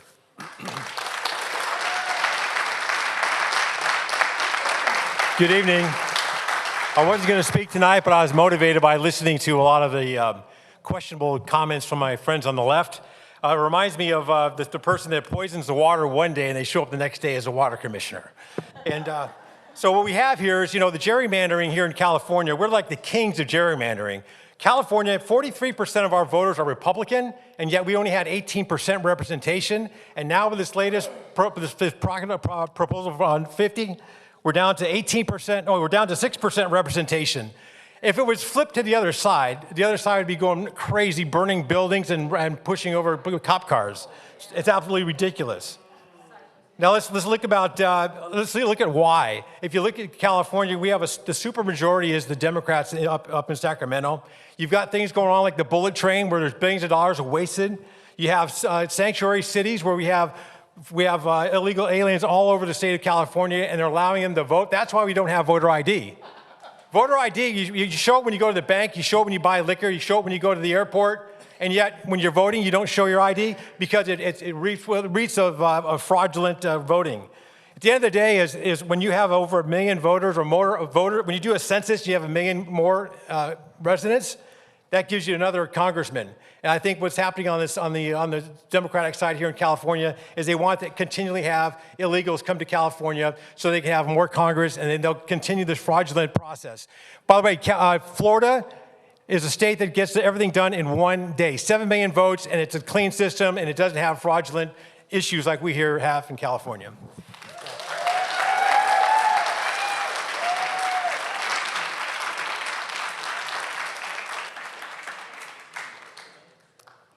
I'm concerned about the council approving a letter of intent with Archer Aviation this evening. As far as I know, the first time the public became aware that HB was considering entering into an agreement for an electric air taxi type business was just at the last council meeting.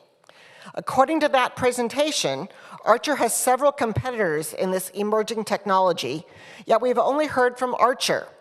Furthermore, Archer indicated that proposals are due to the federal government by December 11th and must come from cities as the lead applicant, which puts pressure on HB to sign the LOI in time to submit the proposal package. Why is HB caving to this timeline pressure? Why hasn't HB looked at presentations from other electric air taxi companies?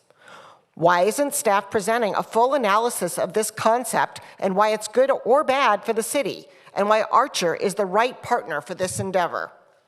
Honestly, I don't know if it's good or bad, but we haven't seen any other proposals. Kind of reminds me of the Symphony of Flowers decision. Someone comes in and makes a glossy presentation, council approves it, and then looks back and realizes it's a giant oops. Please be sure you have actually done your due diligence this time. And speaking of due diligence, before hiring Michael Gates into the city's law department, please be sure to do a thorough background and employment check. He has a history of creating hostile work environments that have already cost this city millions. And according to reporting, he continued those behaviors at the DOJ, where he was terminated for cause. Be sure you are not setting the city up for liability. Thank you. And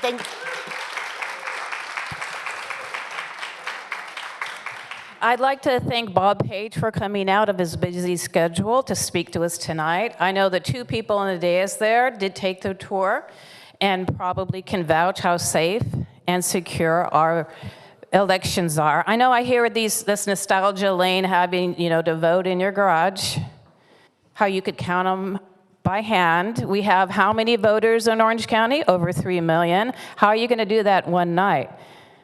That doesn't sound very secure to me. We have 23 million voters in the state of California. So we used to be able to drink out of our hoses during the summer. We used to be able to find parking at the beach. We used to do a lot of things. A Big Mac was about 39 cents perhaps. But things changed. We have such a large volume of voters that we just can't go back. We're supposed to be going forward, and we thank Bob Page for doing that. Also, I want you to reconsider the hiring of Michael Gates. There are probably some better candidates out there that will not cost us taxpayers millions and millions and millions of dollars. Thank you. Next speaker, please. Yes, good evening. My name is Russell Neal, and I live in Huntington Beach. Our system of personal freedom with limited government is the exception in human history and not the rule. As we approach our nation's 250th birthday, we should ask ourselves, what is the precondition for this blessing? John Adams said our limited government required a moral and religious people. If we cease to be such a people, if we cast God's law behind our backs, we will cease to be free. Let us all keep this fundamental truth in mind. Thank you and good evening.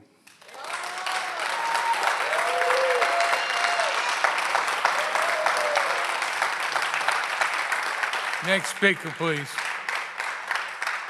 Go ahead. Hi, My name is Ellen Riley, and I am a bit concerned about the return of Michael Gates to a position, because if the position existed and was an open position, which he left, then it should be a competitive. If there is a position, then it should be competition. That's what happens with most open positions. People apply. So I am concerned about that, and I'm also concerned about his return because he has cost us millions of dollars, lawsuit after lawsuit after lawsuit against Sacramento. I can't say whether they're valid or not, but he lost most of them, and he lost the city millions of taxpayers' dollars, and that is not something I think we should allowed to be repeated unless we look into it very carefully. And also, if there is an open position, then I think it should be open to competition. Thank you.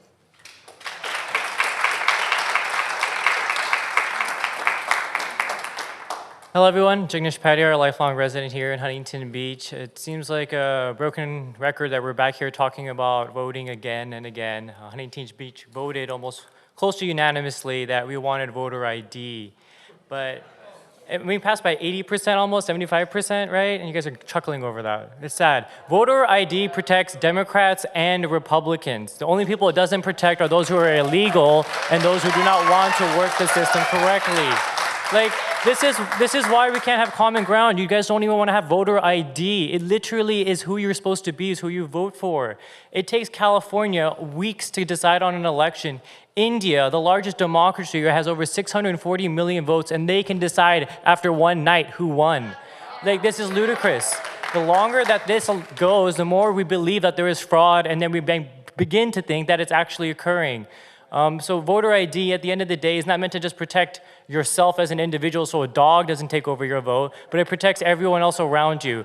I was too young to remember the neighborhood times, but I do recall going with my parents and seeing that camaraderie, seeing it in the garages. I don't know how secure that was, but it seems like from what people are saying, they appreciate it. You're chuckling again, but look at the system we have. We have more people more doubtful now of the system than we had before. Like, do you not see that where your cognitive dissonance is just stopping you from being able to see what you're looking in front of? Like, you have to understand, we cannot trust the system anymore. So what can we trust? Our eyes and our hands, not the computers. So let's go back to what we can do, what we know best is what was working in the past, hopefully. Michael Gates, also, we look forward to having you back. I know some people in the community didn't like that you were wasteful spending and fighting the government, but over $300 million were spent on Elon and Breakwater, and it was crickets from the left.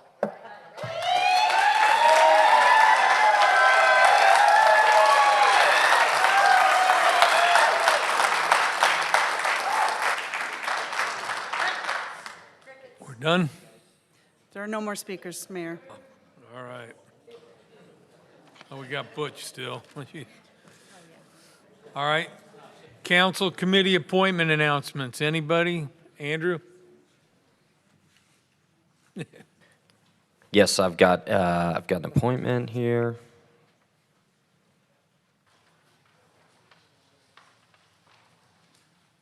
I'm going to be appointing Zach Newkirk to CPAB. All right, thank you. Anybody else? All right. AB 1234 reporting. Does anyone have anything to report? Anybody? Anybody? Butch? I attended OCOG last week. All right. Anybody have anything to disclose? Negotiation disclosures? All right, nobody?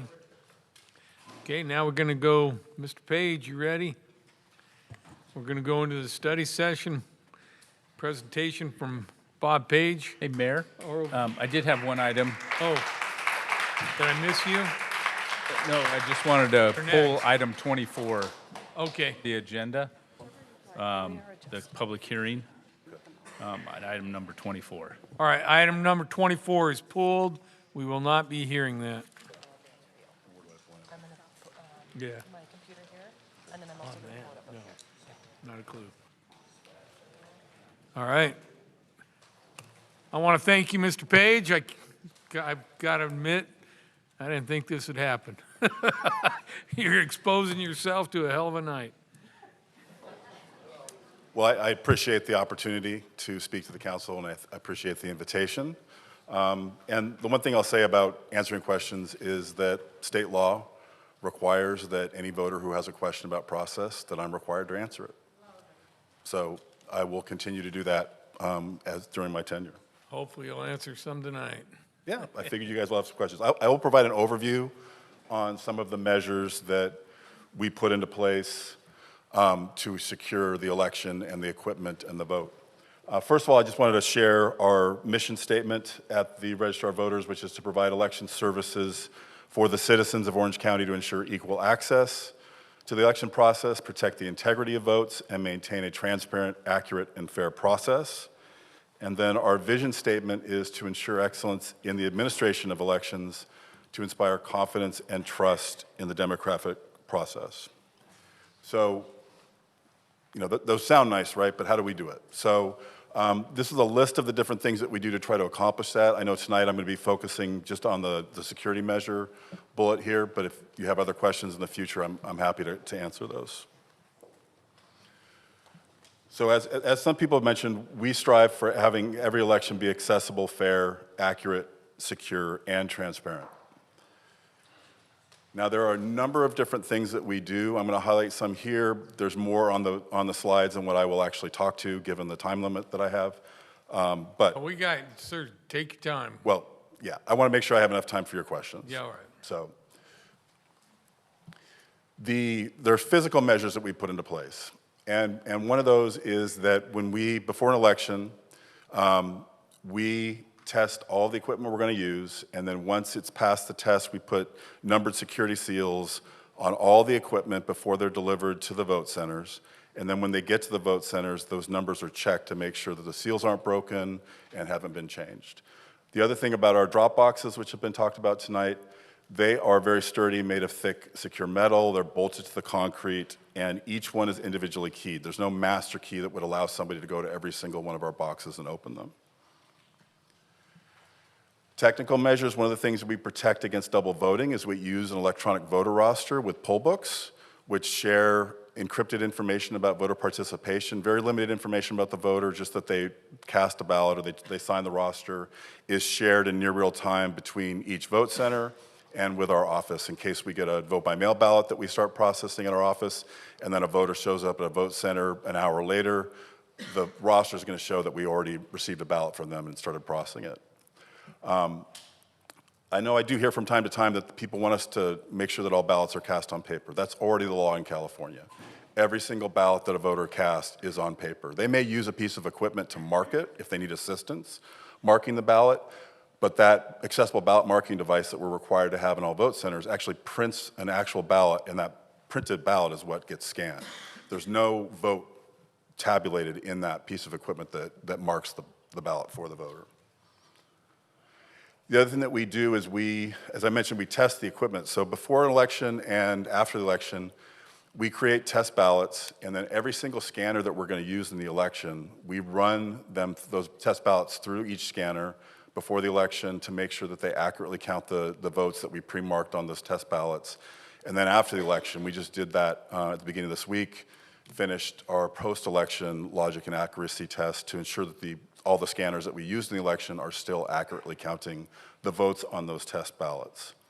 The other thing is that we make sure that our voting system is not connected to the internet. Now, there has been confusion before about the voting system before the electronic voting roster.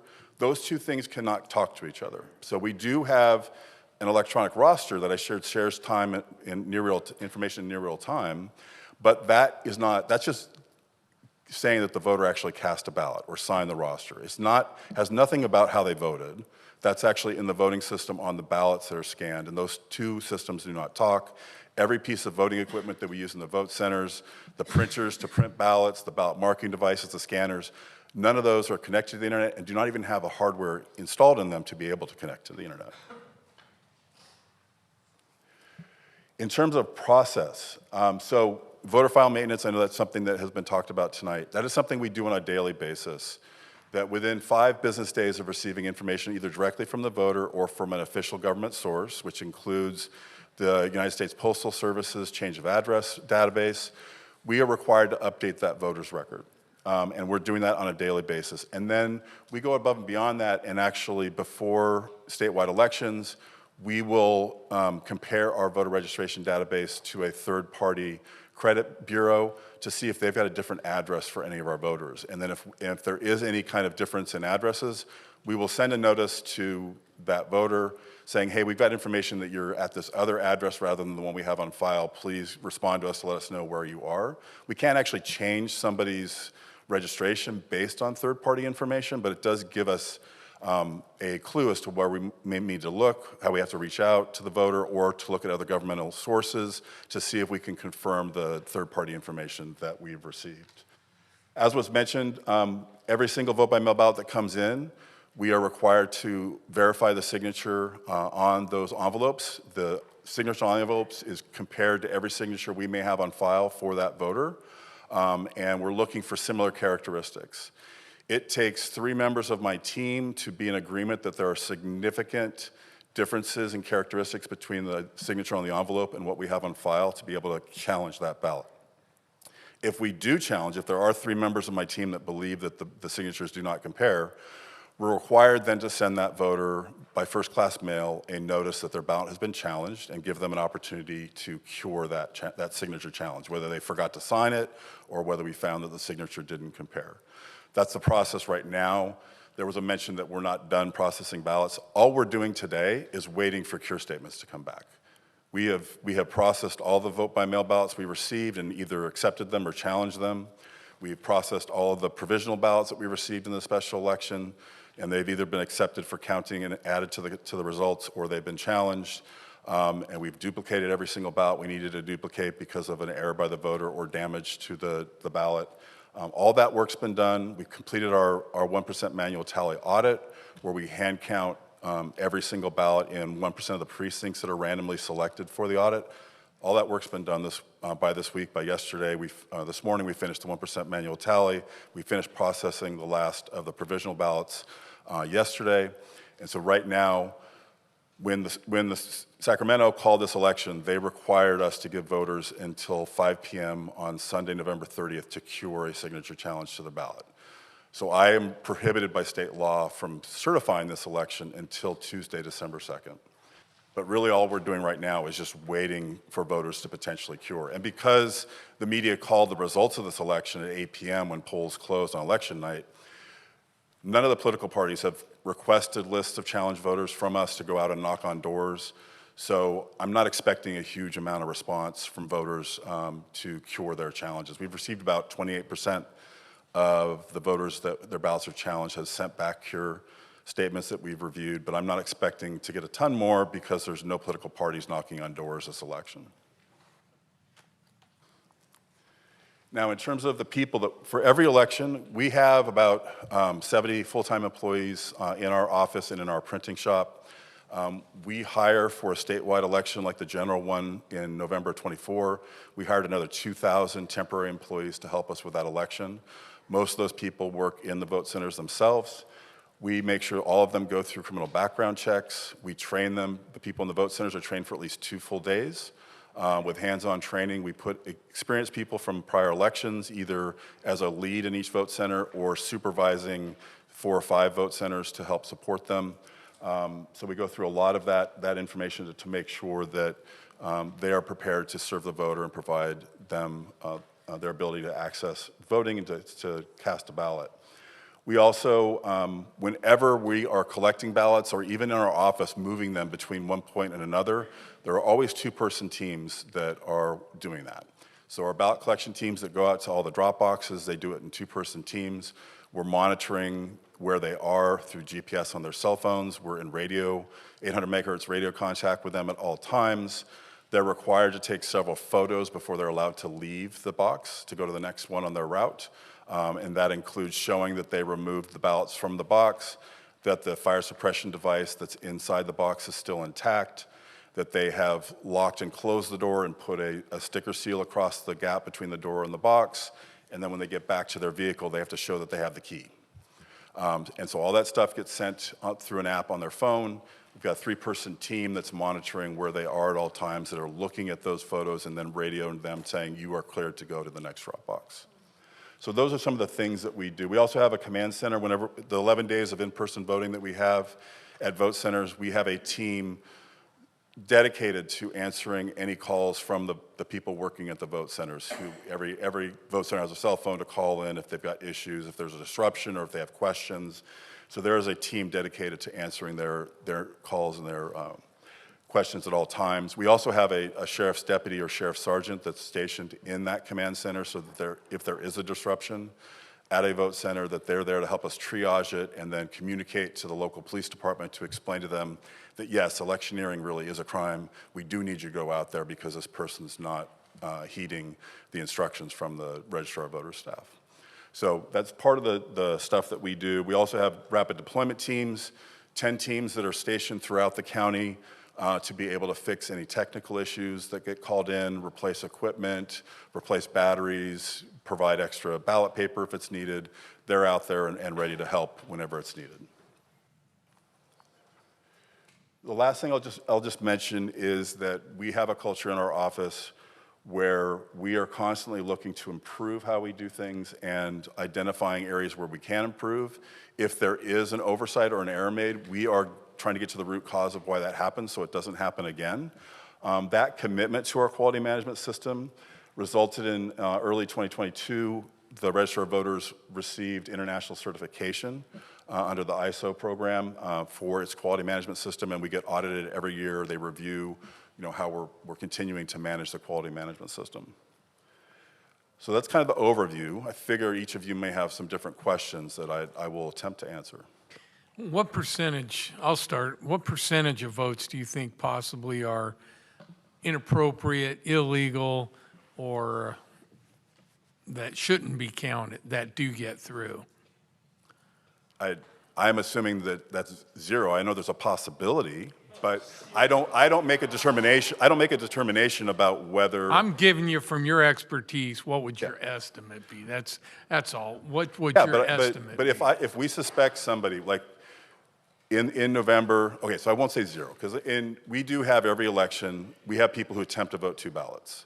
Doesn't mean that they successfully have those counted, but they try to. And we will refer those to district attorney for investigation. So that the number of those each election could range from 200 to 400 voters. So when we suspect something, we're immediately going to give it to the district attorney's office to actually investigate. I don't have any authority to regulate, prosecute, or do those kind of things. So I have to work with a district attorney to do those things. Well, the Board of Supervisors, Orange County Board of Supervisors, passed an ordinance that no animals are allowed to vote. And that's a big story. The dog voted. But how many others that weren't flagged from a federal election, just strictly from a state election viewpoint? Because as I understand it, it was caught because of federal election flags. But we don't have those in the state elections. Is that correct?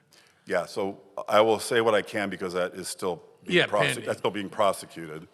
But the reason that we became aware of the Costa Mesa voter was because she had contacted your former city attorney, Michael Gates, and told him that her dog had received a ballot. He contacted me, asked me about it. I immediately then referred it to the district attorney for investigation in October of '24, and then earlier this fall, they actually filed charges against her. In their press release about the charges they filed, they, as you partly pointed out, is that she attempted to vote 2 ballots in 2 different elections. So I know people say a dog voted, but this is a person who created a fictitious voter registration using the name of their dog so that that person could attempt to vote twice. In the press release says that in the 21 recall election, which was a state election, and therefore under state law, all that is required is that you attest under penalty of perjury on the registration affidavit that all the information on the affidavit is correct, you are that person. That ballot, according to the district attorney, as they reported, was actually accepted and counted. That second ballot that the woman cast.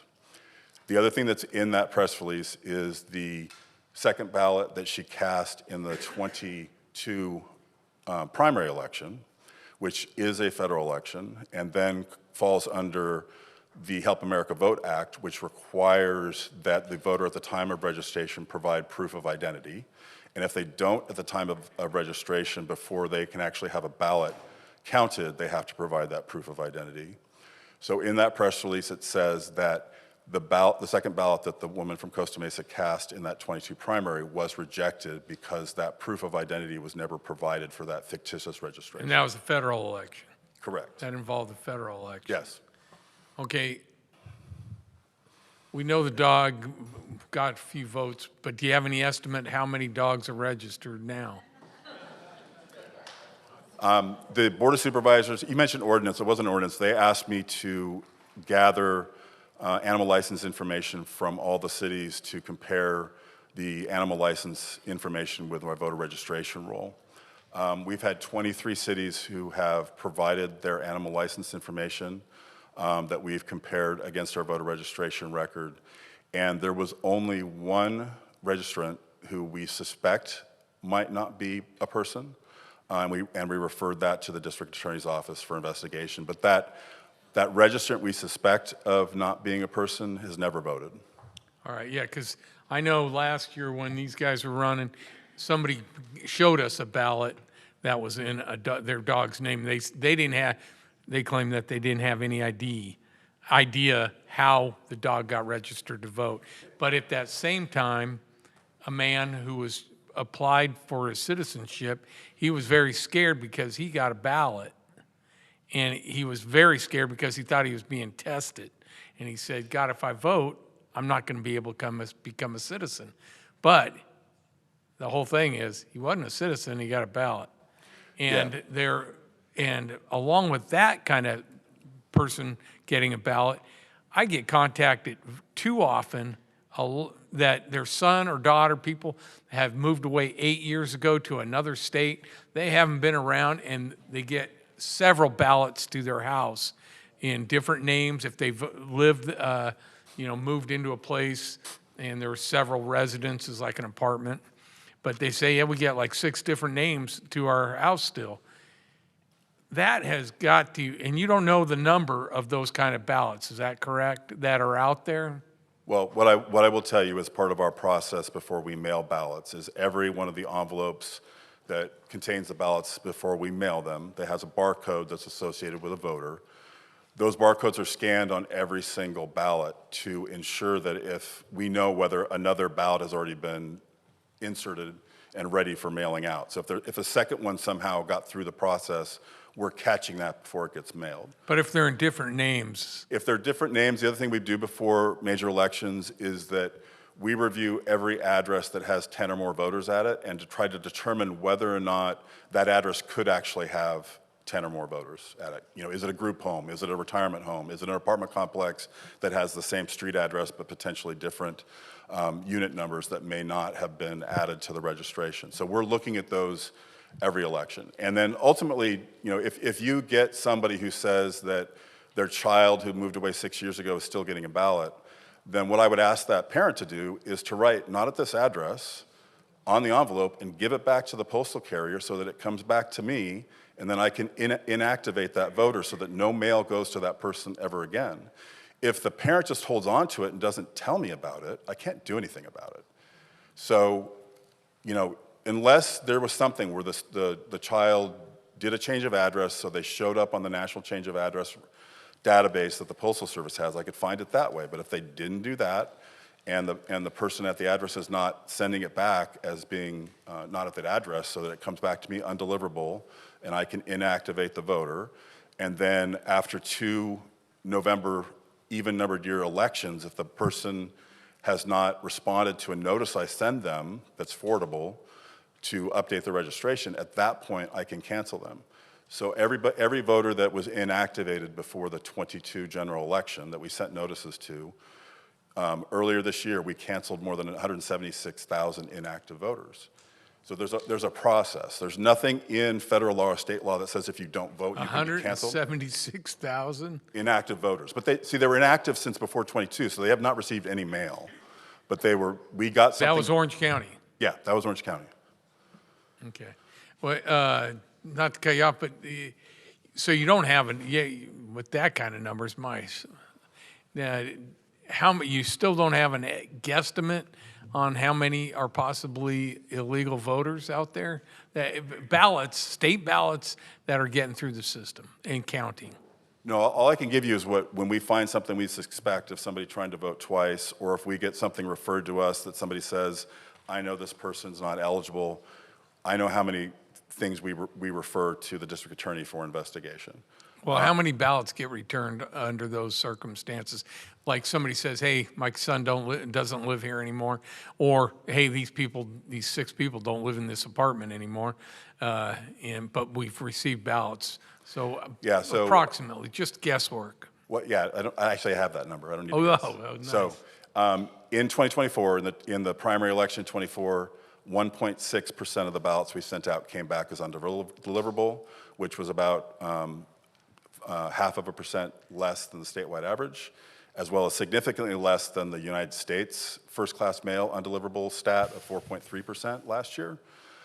And in the general election, 1.7% of the ballots we mailed out came back undeliverable. So we feel that because we beat the state average and because we are more than half of what the national average is for first-class mail, we believe that's evidence that we are doing a good job of maintaining our voter file. United for Freedom comes out with a thing that a number stat that says, I believe 19.7% of the California, I believe it's California, is inaccurate. They're basically illegal. Animals just shouldn't count. Let's just sum it up. Yeah, shouldn't count. They have similar data that they have alleged regarding Orange County as well. But the problem is, I've asked them, show me your data so I can look at it and figure out how you came to this conclusion, but they won't give it to me. And my data doesn't indicate that that is a correct assessment, because of my 1.9 million voters, only 0.1% of those 1.9 have not provided proof of identity, that have been flagged under HAVA to provide ID before they can vote. So 0.1% versus 20%, there's something that I would need to look at their analysis to kind of understand how they came to that conclusion. Well, it's pretty scary if they're accurate at all, but I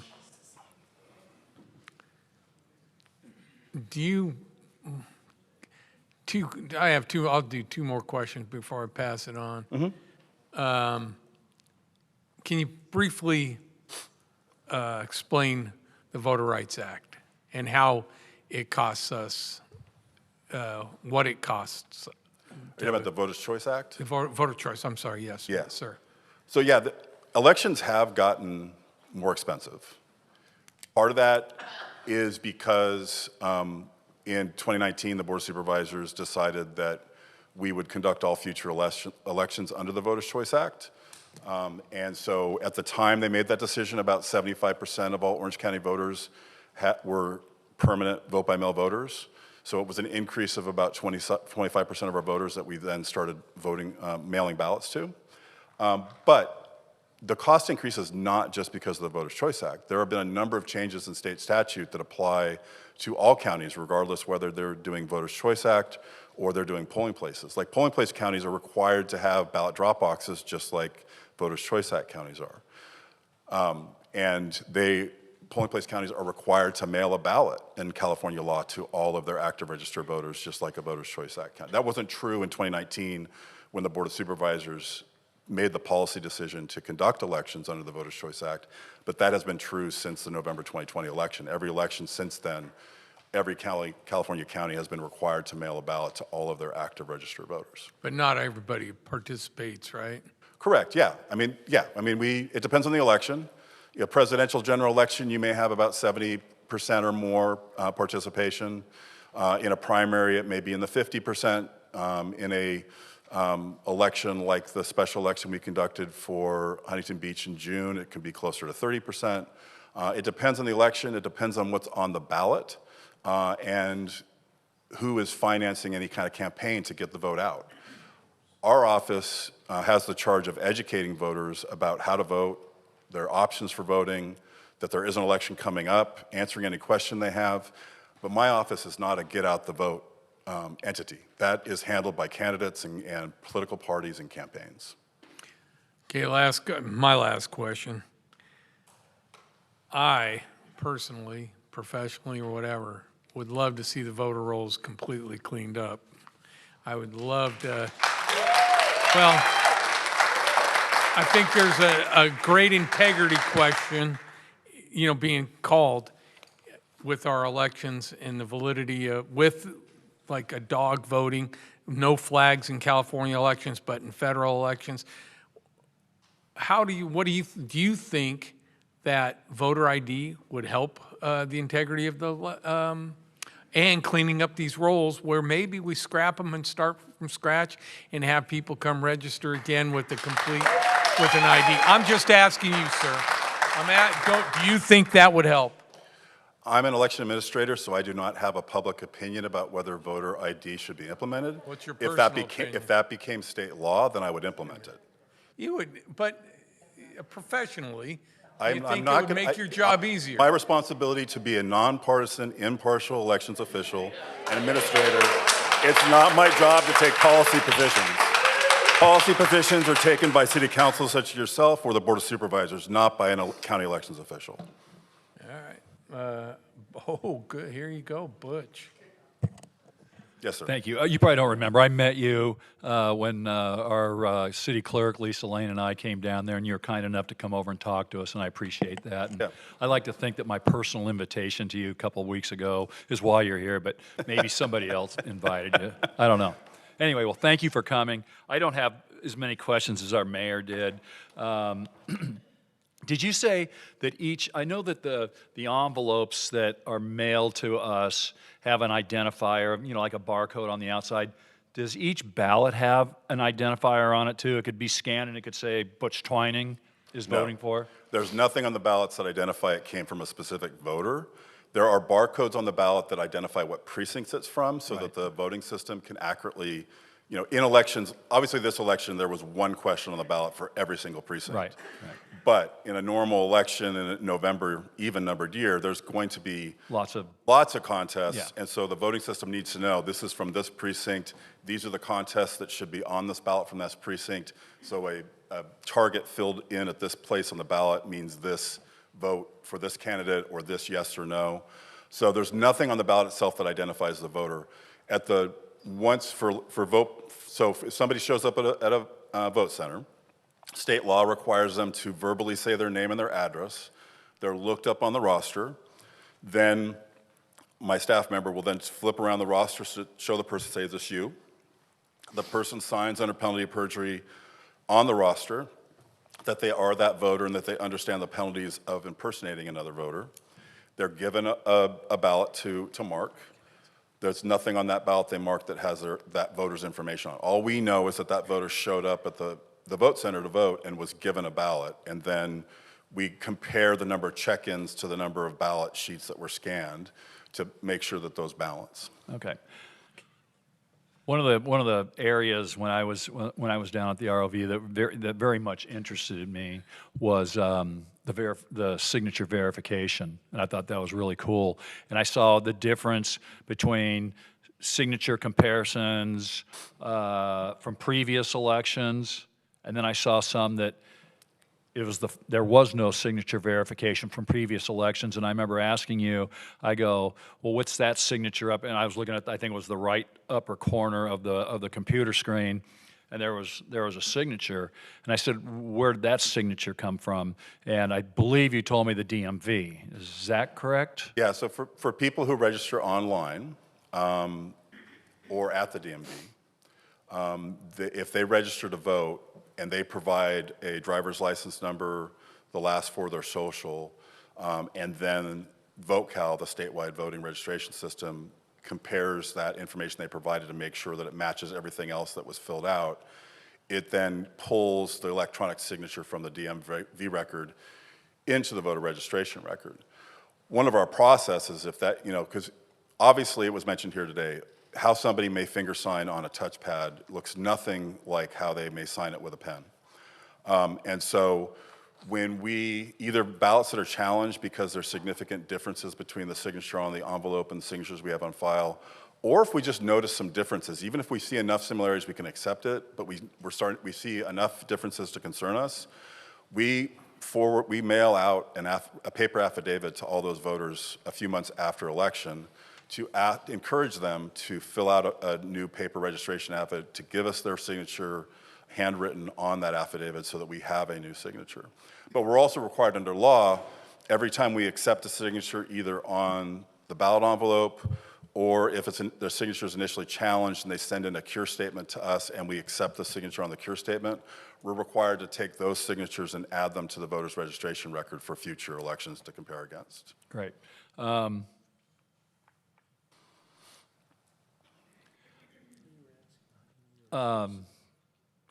What? I'm going to do it. That's my next question. So. It's all part of the same question. Yeah. I thought he forgot. So, yeah, it's right here, number older? 3.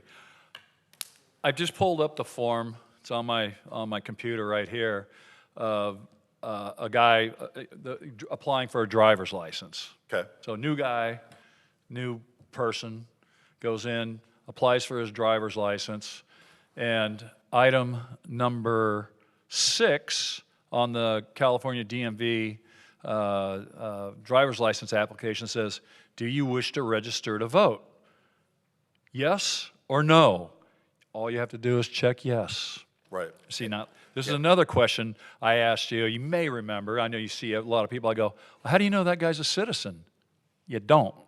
You don't know because. Yeah. So well, go ahead. You know, I'm gonna. I know that. Go ahead and explain what happens after that. So he checks yes. How do you know he's a citizen? Yeah. So under both federal law as well as state law, a voter is only required on the form to attest under penalty of perjury that they are a citizen. There is no requirement. They're already a criminal because they're here. Yeah. So what do they care? So there's. And then state law goes a step further and says that I am to accept that statement under penalty of perjury that they are a citizen as evidence that they're a citizen. So I have no authority to separately try to verify that in any way. So to go into the question about our voter registration rules, as long as somebody checks that box, they're going to get registered. So the information that I gave to DOJ in the summer about voters who had canceled because they were not citizens, they all had said they were citizens when they registered. That's how they got registered in the first place. Then they realized they shouldn't be registered and they asked to be canceled. So that information was all provided to the DOJ. What I didn't provide to the DOJ was the driver's license numbers, the social security numbers, the signature images themselves, which under state law I'm required to keep confidential for anybody. Was this, I mean, that was not going to be one of my questions. I think somebody else is going to. Was that in response to the subpoena or the lawsuit from the DOJ that you provided that information? Because I heard that the Board of Supervisors voted 3-2 to not allow you to do that. Is that something totally different? Yeah, let me clarify what Okay. the chain of events. The voting section of the DOJ, of the Civil Rights Division, sent me a letter, Maureen Reardon, asking for documentation. There's never been a subpoena. There still has not been a subpoena. As part of our response to her was, if you get a court order, a protective order, or if you're willing to enter into a confidentiality agreement like I have with the district attorney's office, I will provide you that sensitive personal information. That offer has gone unheeded at this point. Instead, they filed a lawsuit against us. What the Board of Supervisors, 2 members of the Board of Supervisors voted to direct me to provide that sensitive personal information to the DOJ, and 3 said no to that request. Let me ask you a question. This was kind of one of my last ones here, but I added a couple in there. Do you personally feel that clean voter rolls are crucial to a fair election? Yeah, that's what we strive for every day Excellent. when we're updating registration Love to hear records. that. Let's see. My last one.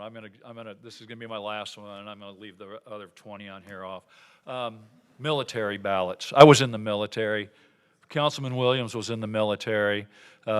He had a much more decorated career than I did. I was in Biloxi, Mississippi, and he was over fighting the war in Afghanistan and Iraq. I played golf. He shot guns. Anyway. Just Iraq, just for the record, not just Afghanistan. Iraq. Not that old. I don't remember. I know I registered to vote. I went into the military when I was 17 years old, so I wasn't old enough to vote yet, but I know I registered. I never applied for, and I don't even remember what happened back in the 70s. I can hardly remember what I did yesterday. But I don't remember how I voted. I don't remember if I filed for an absentee ballot, if they even did it back then, or I just didn't vote at all. But I do know that today that you make, all efforts to get military people their ballots. Correct. Do you mail it to their home address here in Orange County, or do you wait to get an absentee application and send it to, Germany or Portugal or something like that? Yeah, so military and overseas voters fill out an application through the federal government to be on the list to receive ballots. And they can choose either to have an email, a link emailed to them for them to access a ballot, print it, mark it, and then either mail it or fax it back to me, or we mail it to them.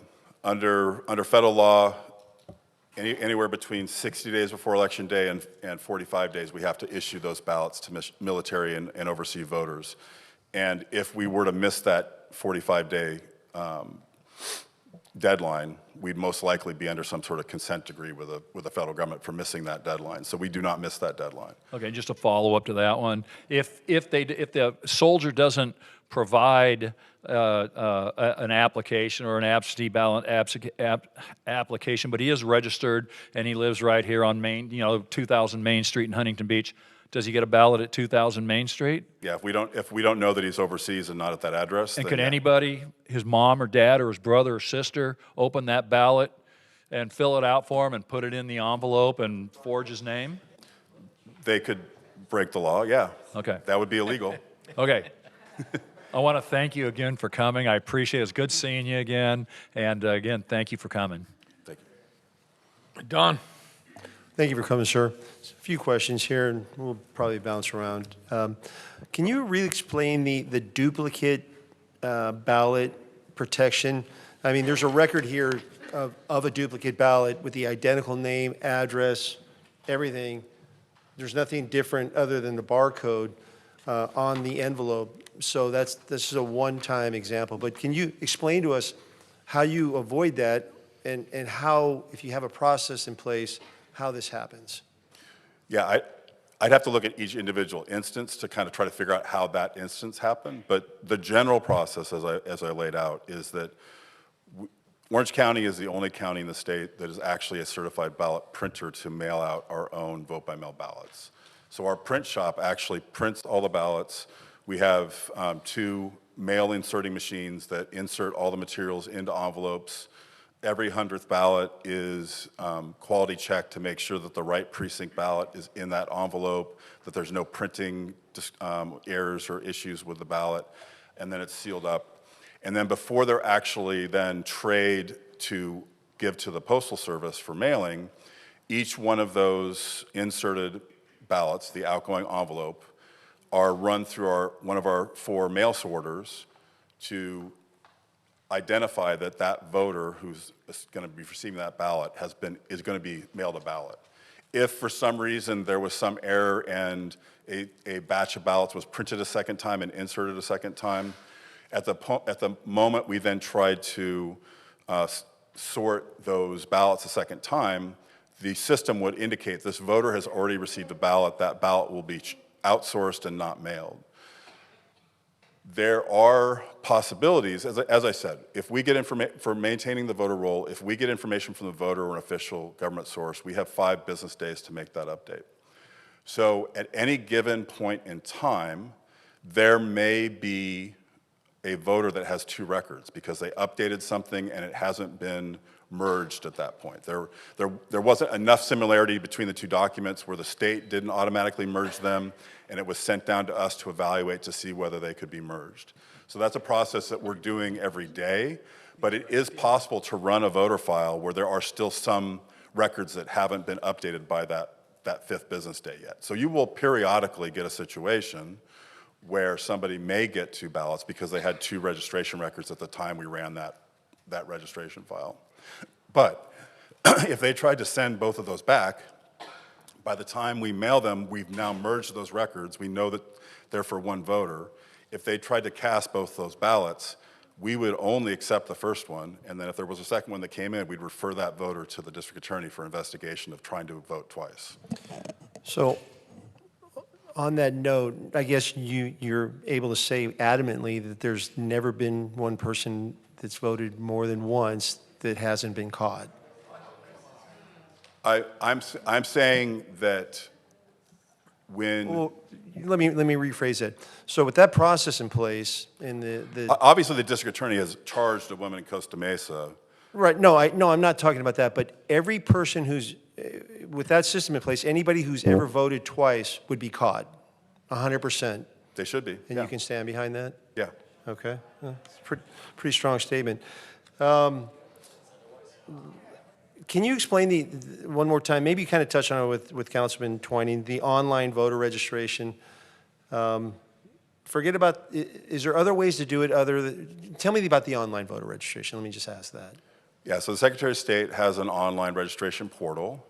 And as I mentioned, you can, if you're at the DMV or doing something online with the DMV, under the federal motor voter law, the way that California has implemented that, is that any voter doing something at the DMV has to proactively say, no, I don't want to register or update my registration. If they don't check the no box, the DMV is going to provide their new information to the Secretary of State to update their registration. If they've made no changes, then everything should, be combined. It shouldn't create any issues. Where one of the things I can share is the one election where things happening at the DMV without people paying attention that does create an issue is in the presidential primary election. That is the only election where there are actually party ballots to vote for each party's nominees for president that are going to be selected by those parties for them to be on the ballot in November. And traditionally there have been 3 parties that have chosen to allow no party preference voters to vote in their primary, and 3 that have required no party preference voters to change their registration to that party to be able to get their ballot. And so typically, every time we have that election, we have a certain number of people, and we're required to do a lot of outreach to no party preference voters, a number of different ways, mail, online, email, any way we can get a hold of them, we're supposed to reach out to them to let them know about this choice they have. And we will have voters that will come in and say, I've always voted with this party, how come I'm getting an MPP ballot?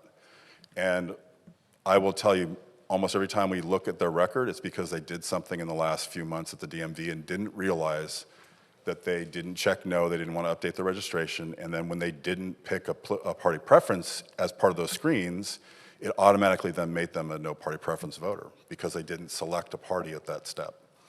Okay, fair enough. Am I able to sit at home, and I've been registered forever, so I've never had to register online. Can I sit at home and pull up a website and register to vote? Yes. Okay.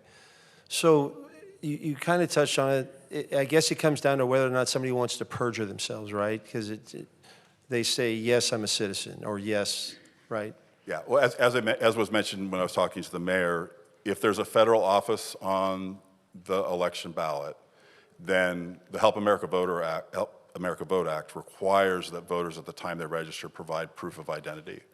So, as I mentioned, we've got 0.1% of our 1.9 million voters who have not provided that proof of identity and have been flagged that when we have the primary election in June, if they haven't provided that proof of identity, we're not going to be counting any ballot they cast. So, but you would mail to them? Yes, because under state law, their registration is not fatally flawed. It's still, under state law, you just have to attest under penalty of perjury that you are eligible, that all the information you provided is accurate. It's only when it comes to federal elections that we have to then do the additional step of making sure that they have provided proof of identity. I mean, why wouldn't they do that at a state level? I mean, policies are set at state levels. If we're going to do it in a federal election, the process is in place. Why would they not do that? Just curious. that decision was made long before I became a registrar, so I'm not sure. You're right, that is a policy decision. It's something that they could change if they wanted to. It's something that this council or the Board of Supervisors could advocate for Sacramento to do. Whether they would actually entertain that, I can't tell you. I don't think they would. Do we use the national change of address? Yes. We do? Okay. So let's go through here. Oh, is there any validity to when someone says there's more voters counted than are on the rolls? More votes cast? Like 2 million votes cast and we have 1.8 million on the rolls. You hear that. Is there validity to that? Typically not. Well, first let's go yes or no. I can't definitively say yes or no until I see the data they're looking at. So sometimes I will find that the person saying that has looked at the number of ballot cards that have been scanned as opposed to the number of ballots, because typically in a primary or general election, there may be 2 or 3 cards for each ballot. And so I've had a situation before where somebody says you have twice as many ballots as you have voters who cast a ballot. What is that? And I'd figure out that they got that information from the cast vote records. There's a cast vote record for every ballot card, not for every ballot. So they basically double counted. It could be, somebody may say there are more voters in a specific precinct that cast a ballot than you had registered voters on the roll. And that is possible. Typically it'll be a precinct that has a college campus on it.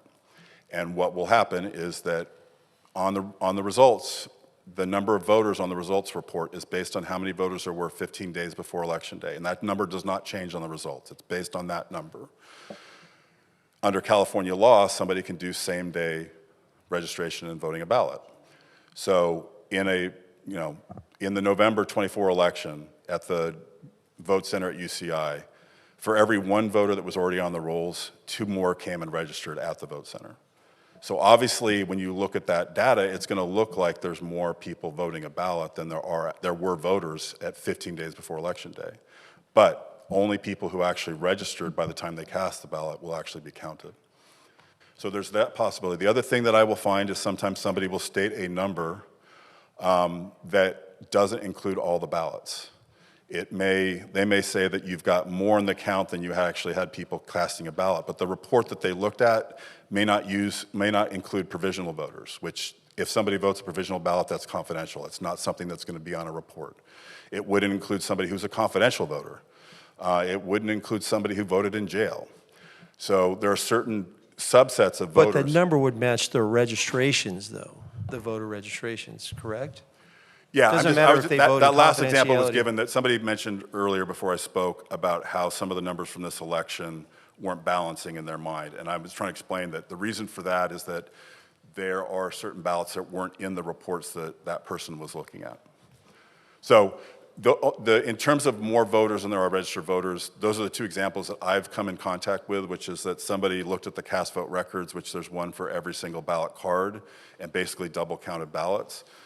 Or it's been a precinct where there's been a lot of conditional voter registrations, like at a college campus, like UCI or Cal State Fullerton. What does Florida do that we don't? Well, why are they so? In terms of what, sir? Why are they able to be so efficient and so accurate and so expeditious? What are they doing? This is a genuine question that we don't. So the 2 main differences that I know about the law for elections in California versus Florida that contribute to the speed of the results being presented is that Florida requires all mail ballots to be received on Election Day. California allows them to be postmarked by Election Day and received up to 7 days later. They also only provide voters 3 days to cure a challenge. On that note, not to interject, but I've heard that the votes have been counted beyond the postmark of 7 days. Is that a fact? Are you able to tell me that a postmarked ballot on the 8th day has never been counted, or 9th or 10th? Every ballot that we count has to have a postmarked on it that shows it was postmarked by Election Day, either before, in this last election, either by November 4th or before it. And so of all the ballots we received after Election Day during that what's supposed to be 7 days, but because 7 days after was a holiday, we actually had until 8 days after to receive ballots from the Postal Service. Of all those ballots we received after Election Day from the Postal Service, there were only 5 that did not have a postmark on them. And so then the next step, if there's no postmark actually applied to the envelope, there will be a fluorescent barcode that the Postal Service has added to the envelope as part of their processing.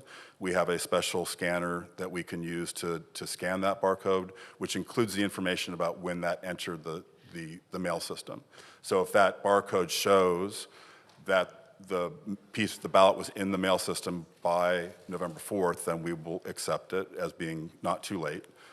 If there's no postmark, there's no barcode, then state law requires me to go by the date that the voter wrote on the envelope. That's that happens almost never, but that's the next step. If there's no postmark and there's no barcode that we can check, then state law requires us to base the timeliness of the ballot based on the date that the voter said they signed the envelope. Okay. But in terms of receiving ballots after E+7, or in this election, 8 days after election, the only ones that we will still process are ones where somebody had an Orange County ballot, and rather than dropping it off in an Orange County drop box or dropping it off at a Orange County vote center, they put it into an LA County drop box, or they were someplace else in the state and they dropped it in some other county's drop box. We're required under state law, if in Orange County, if we receive a mail ballot from another county, we have 8 days from when we receive that ballot to forward it to that other county. So there is a possibility that we received ballots after Wednesday last week that had been forwarded from another county, but as long as they had the timely postmark of November 4th or earlier. Yeah, I'm not talking about when they arrive at the registrar's office. I'm talking about with their postmark. So, I mean, are you confident and comfortable saying if in E+7, in this case E+8, because of Veterans Day, that no ballot with a postmark of the 12th or later would have, or E7 on other election dates has never been counted? I'm not aware of one that happening. Every ballot that comes in after Election Day, there are people who are reviewing the postmark to make sure that it's timely, and they're doing that under a camera so that if somebody's observing, they can watch them actually check the postmark. And so that's happening. Every ballot that comes in after Election Day, they are checking the postmark before they even take a next step. Okay. On the third-party address, when you were referencing the 3 bureaus, Experian, how many third-party address notices go out, and how many come back? And what happens to those that don't come back? I don't have the exact numbers. I could follow up with you in terms of that. I know that the percentage is not high of responses that we get. My guess would be it's about 20%. Those that don't respond, I can't make any changes to the voter record unless I get information from another official government source or from the voter that they've moved.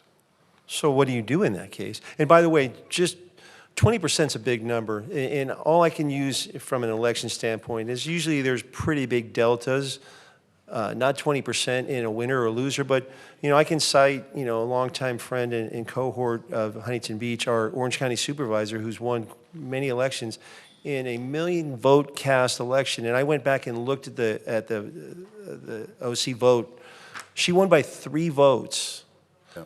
We had a school district in the last 5 yeah, years. so I mean, when you talk about error, we can't just randomly say it's 20%, 5%. That's a big difference, And in the mission statement, where your goal is accuracy and confidence, from a personal level, I'd have to say the mission statement is failing when you have a large majority of people who don't have confidence in the system. And which is why presentations like this are important, that I am here to answer those questions and provide information and to remind people that elections are completely transparent. If they want to watch us process ballots, we open up our doors for them to do so. Well, I mean, you hear about scenarios that are signed affidavits where the volunteers had to be moved to areas where they weren't able to witness everything that they should, and we can get into that. I guess let me ask you one final question and let my co-counsel ask their questions. There must be room to improve. It's not a perfect system, and when you have elections, it almost has to be perfect, because if there's room to improve, there's room for error, and if there's room for error, there's room for failure. Is that a fair statement? As I mentioned in my presentation, we have a culture of process improvement, and that if there is an error, we are trying to get to the root cause of why that error happens so that we can make sure it doesn't happen again. Obviously, there's humans who are working in my office, and when something doesn't go the way it's supposed to, we identify that, we make sure we improve processes so it doesn't happen again. I said that was my last question, but I do have a last question for now. You don't have to go back a decade or now, but let the public know your last 3 process improvements. I mean, this is your baby. I mean, you would take pride in a process improvement. No, I do. Yeah, so give me 3 of them, please. Well, for this election, because it was called only 75 days before, we couldn't do a whole lot of changes. We had to make sure that we did the basics to find as many vote centers as we could. Let's take this one out of the, Well, no, but in that election, the one thing that we did was, because I mentioned at UCI in November 24, we had 2 voters for every one voter who was registered. There were 2 that were registering on the spot, which created long lines, up to 4 hours at one point. So we evaluated how we could better process voters at UCI and other college campuses to make sure that those lines did not happen again. And so we instituted a pre-check-in process where we found out before people got in line, were they registered or not. If they weren't, they went to an area to be able to fill out an affidavit or register on their phones, and then wait until that registration showed up on the system so that they could be checked in. And that improved that process significantly. It's something we'll continue to look at and tweak. The other thing that has happened recently is the state authorized that if somebody marks their vote by mail ballot at home and they want to still vote at a vote center in person, as long as they sign the roster when they show up, they can actually scan that vote by mail ballot without putting it in the envelope when they deposit it. And so that's something that's available to voters. They can still, if they don't want to wait, if they want to stand in the check-in line and they don't want to sign the roster, they can still just drop off their mail ballot. But if they do want to actually be the person scanning that ballot they marked at home, as long as they sign the roster, they're allowed to do that. So those are 2 recent examples of things that we've done. But between 22 and 24, there were probably a couple hundred minor process improvements we did. Okay, fair enough. Andrew. All right. Mr. Page, thank you so much for coming. Really appreciate it. I know this is a hot and contentious topic, so it obviously shows a lot of integrity that you came, and you came so quickly, and so we do appreciate that. I kind of look at this as like a life cycle here, right? So you've got the source of origin, the distribution of the ballot, right, especially with mail-in, and then ultimately you've got the operations on site, which you run, and then the cleanup in the afterwards. So I'm just going to kind of try and be really respectful of your time, rapid fire a couple questions that I think are generic questions that can pull people into where they need to find these answers, because the truth is that there's so much information out there. I'm not going to say miss or dish, but just information. I think a lot of people don't even understand how the system works, and you've been explaining it with a lot of clarity today. I should also say, specific to being on site and going through and taking the tour, from an operations perspective, it's an unbelievable operation. There is, you can tell that there's a lot of integrity, and you've put a lot of time into the on-site operation, and I appreciate that. So, because it almost seems as if a lot of the questions that are being asked today and that we've been given also from the outside, there are areas in which you don't necessarily have control over. Like I said, that source of origin of the ballot. So I want to make that clear, because so first, just a couple basic questions. So during the counting process, I recall during the tour, that room that's locked down when you're doing the final tally, that's never connected to the internet, correctly? Correct. Or correct. That's, the tally room is air gapped. And we also have dual factor authentication for anybody to get in that. We limit it to about a half dozen people who even are allowed access to that room. But every single workstation in the tally room is not connected to the internet. So when ballots are scanned in the scan room in the warehouse, all the information from those ballots has to be backed up onto a thumb drive and walked into the tally room to be uploaded. Okay, so that was my next question, was the thumb drive, so people understand that. And there are windows there so everybody can look in and see that. I would also highly encourage anybody who's watching this right now to go, and I don't want to inundate you with too many people. I don't know what the schedule's like when they do that, but I think everybody should actually go down and watch this and continue to ask questions. One thing I found fascinating was the storage of the ballots. So you actually have to keep, in the event that there's a lawsuit or a question about anything, how long do you keep the ballots?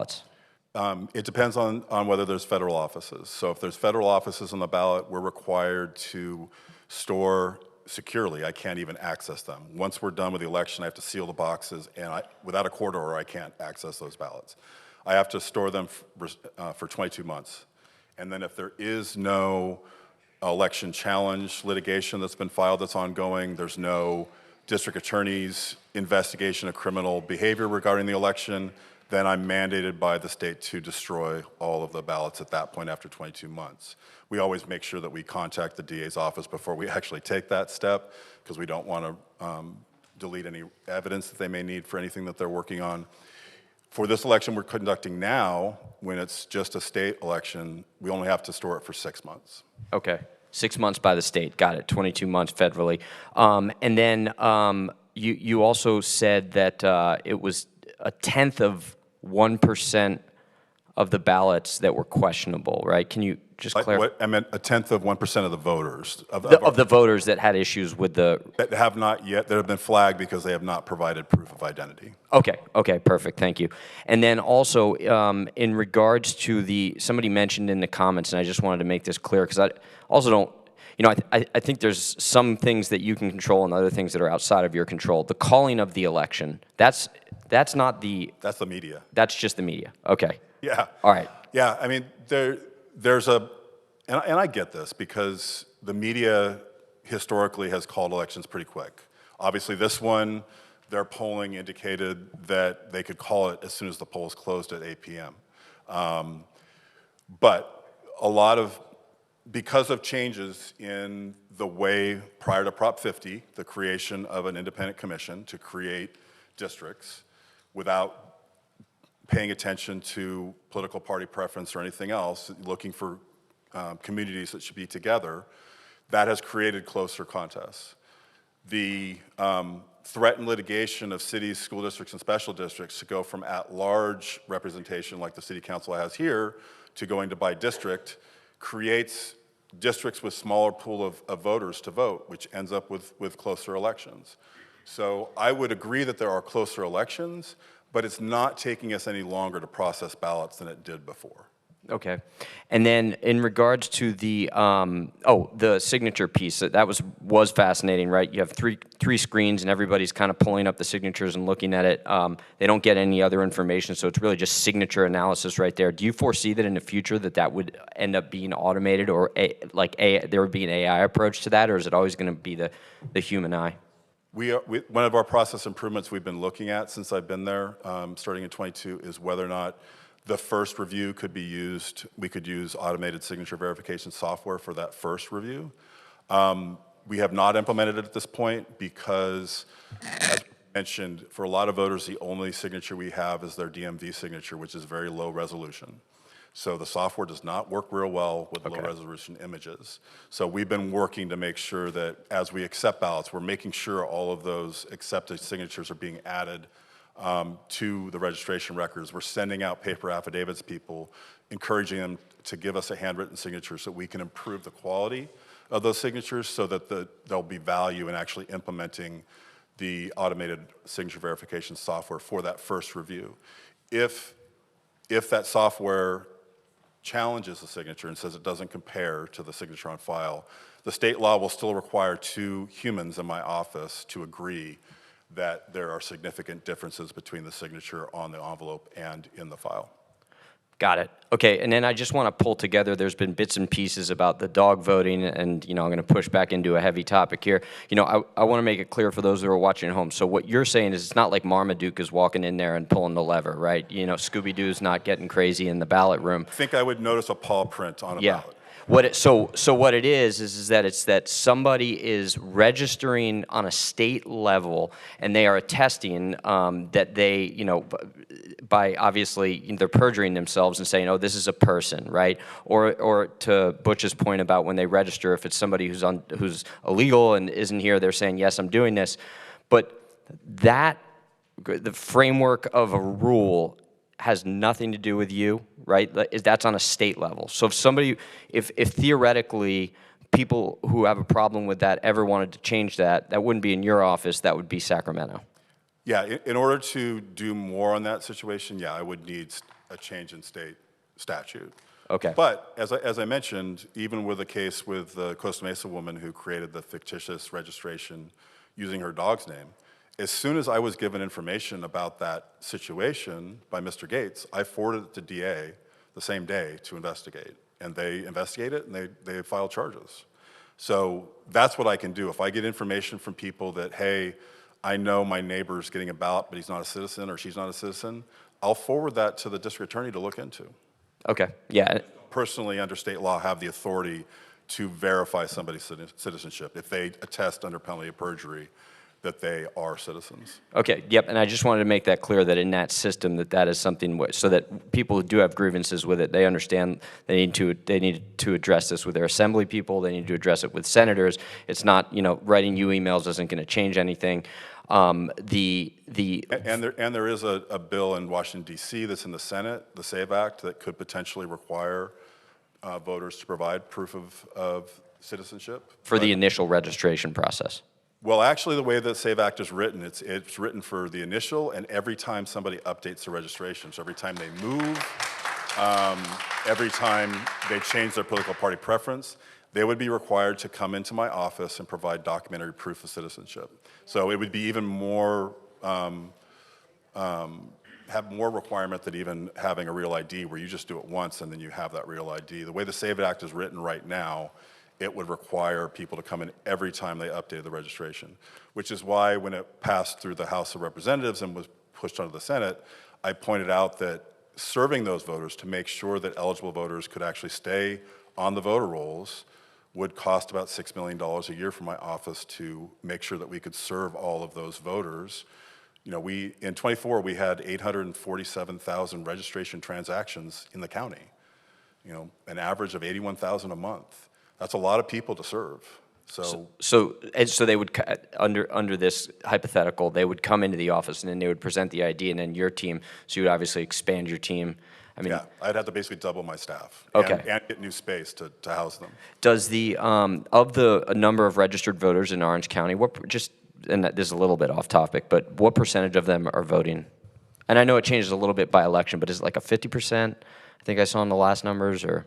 Yeah, so I think this election will probably end up somewhere in the 50% range. Presidential general election, it will be 70 to 78%, depending on who's on the ballot. Yep. There were less voters in 24 than there were in less participation in 24 than there was in 2020. But typically your presidential general election has the highest turnout. Final question: when you look at in the world of registrar voters, is there a North Star for you that you look at another city or within the state or even outside the state and you say they're doing it, or are we the North Star? Is there a rating system? Because I know that there has been in Orange County. I apologize in the presentation. I didn't get the specific award, if you will, but kind of what do you look towards? Yeah, I'm very active in the statewide association of county elections officials and county clerks. We're constantly sharing information with each other. So if some other county has a good idea, I'm going to see if we can apply it here. If I think we're doing something good, I'll share that with those other counties and try to give them some help. So I see it as my role as one of the largest counties in the state to be that resource for smaller counties. But even if a small county has a good idea, I'm going to steal it. Awesome. Thank you. Appreciate it. Appreciate your time. Hey, Mr. Bob Page, thank you again for taking the time to be with us. We really appreciate it. Yeah, to your right. I guess along the lines of, ideas, if I could ask, how long have you been with the OCROV? I was appointed by the former CEO on March 11, 2022. Prior to that, I was a registrar of voters for San Bernardino County from July 2018 until I came to Orange County. And then in terms of, ideas and iron sharpening iron and looking at other places and what are they doing, you're obviously in the business of honing the craft and trying to come up with the most secure systems possible. And so if you're looking to come up with ideas that would make things more secure, I guess why not the idea of voter ID? I don't know how that's partisan. It's just, it's an idea that would make things more secure. Yeah. If I characterize it as partisan, that wasn't my intent. I characterize that as a policy position. So I don't see my role as an administrator of elections as being somebody who takes policy positions. If my Board of Supervisors takes a policy position about elections, then it's my job to advocate for that. But not the one that, the Board of Supervisors is the only body in Orange County government that has the authority to take policy positions. And I guess kind of going back to the infamous dog that's voted.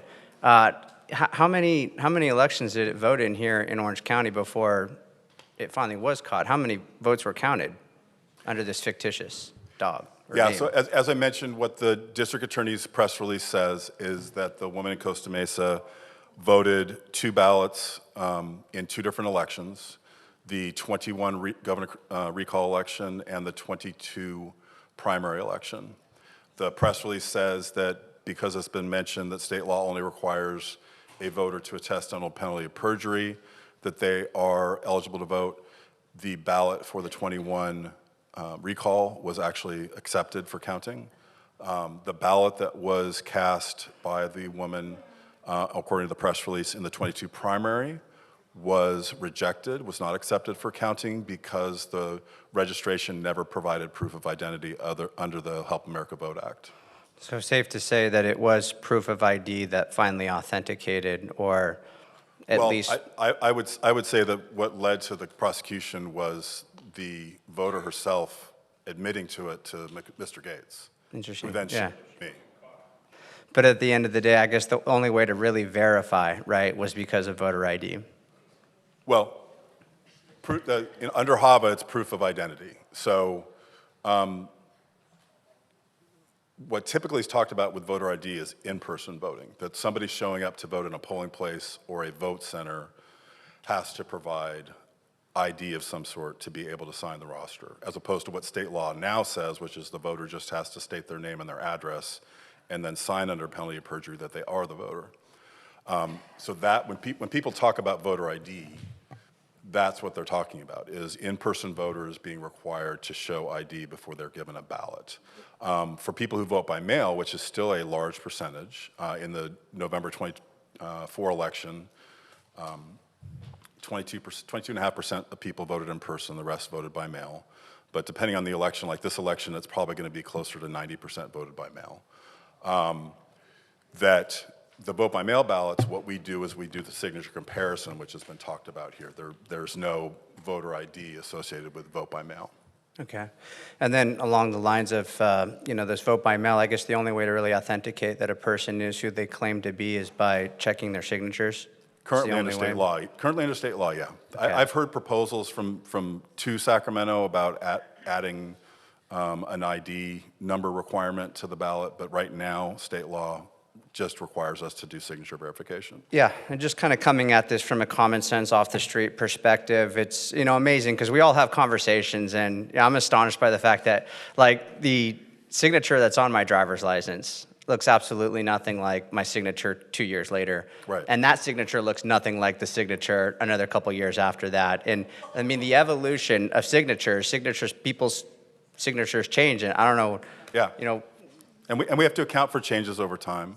And to that point, I'll help you make it, is that the voters who have their signatures rejected at the highest rate are voters who are young or voting in their first election. I guess what's remarkable to me is just how many times I've voted with different signatures and didn't get, kickback in the past. And I mean, we're basically just kind of taking people in and training them on the spot, maybe for a few days, and they're going to eyeball it. And I'm just thinking, if somebody was nefarious, and one thing I have learned in the military is it doesn't take a very big group of people to, overthrow or influence governments. Mm-hmm. If somebody was able to get their hands on, let's say, 100 ballots, maybe it's elderly convalescent people, maybe it's a mix of people that have left the state, they're no longer here, but they manage to get their hands on 100 ballots, and they just decide, I'm going to fill out these ballots, for these people, and I'm going to try and make signatures match as best as I can if I could get my hands on their signatures. Or if not, I'm just going to kind of throw it out there and throw a signature on there. Like, my signature looked nothing like what it does on the driver's license. Mm-hmm. Yeah, maybe they don't have a 100% success rate and some of those signatures get rejected, but it would seem to be the case that many of those signatures would get through. And I guess you don't really have a way of catching that person if that's what they're doing.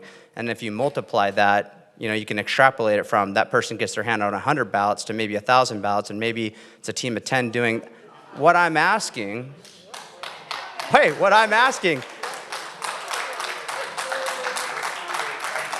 like I said, in my experience, all right, traveling the world, being a part of it doesn't take many people to influence and overthrow governments. It is not difficult to do. I just presented what I believe would be one way to get votes through the system if someone knew how to get their hands. So how many ballots? You said 176,000 came off the roll because people were either deceased or moved, change of address. Well, yeah, the 176,000 that we canceled earlier this year were actually on the inactive roll, and they were placed on the inactive voter roll prior to the 22 general election. Typically, somebody is added to the inactive roll because of undeliverable mail that comes back to us, or the mail comes back to us with a forwarding address that's out of the state. If it's a forwarding address that's within the state, their registration moves to that new county. But if there's no forwarding address, or if there's a forwarding address that's out of the state, we make them inactive. We send them a notice that's forwardable that says, if you do not update your registration by the second November even number election, we are canceling you. And then once we get to that point, we send them one more forwardable notice saying in 15 days you're going to be canceled. And then we canceled 176,000. Through the beginning of September, we actually canceled about 195,000 voters, which would include then your deceased voters, voters who were incarcerated in state prison for a felony, found by a court to be incompetent in some way and not able to vote, or they canceled on their own because they moved out of the state. So we're constantly working those records. Okay, so it's kind of back to that question too. Suppose there's some highly motivated bad actors that want to fill out. People act like there's not bad people out there in the world. It's wild. And it doesn't take that many of them. How would you be able to stop somebody or a team like that? How do you stop them? Well, as you mentioned, we verify signatures. So if somehow they were able to get a hold of signatures and forge those signatures, that would be a place where we wouldn't catch that. It would require us to be told by somebody that somebody was doing that. And they could do that at scale. There's not been any cases of that happening, but you haven't caught is it possible? I can't say no. Yeah. I guess it's almost like leaving the front door. We put as many different, security measures in place as we can to try to catch that. But ultimately, yeah, if somebody wants to break the law and they're committed enough, they'll find a way. I think voter ID would make that one ironclad. But if somebody was at the front, if you left your front door unlocked, right, and you leave, you go, and then you come back, how do you really know for sure if somebody went through that front door unless you have some type of a security system? How are you going to bust somebody like this unless you finally have actually busted them doing this in the process? I'm just saying it's a way that bad actors could get through at scale. Another example, right? I think we have a couple of slides if we could pull that up, Shannon. And this was presented by one of the speakers today, and I just redacted an address on there. But you'll see that's the OC Registrar of Voters. That's one of the ballots, and you can clearly tell maybe we can go to one of the other slides too, just to make it bigger for all the folks. You can see how their vote, was indicated there. Now let's suppose there's somebody that's harvesting ballots, because you can harvest ballots, right? You can go to door and harvest ballots, collect ballots on behalf of other people. State law authorizes voters to authorize any person they want to return their ballot. Okay, so let's suppose you have one person or team of 10 people or 100 people going out there and they're harvesting ballots. It's their legal right. They're legally allowed to do that. But before they go and turn in all of these ballots, they use a flashlight and they can indicate how so-and-so voted, and just miraculously, that ballot doesn't get turned into the OC ROV. I guess the only way to stop that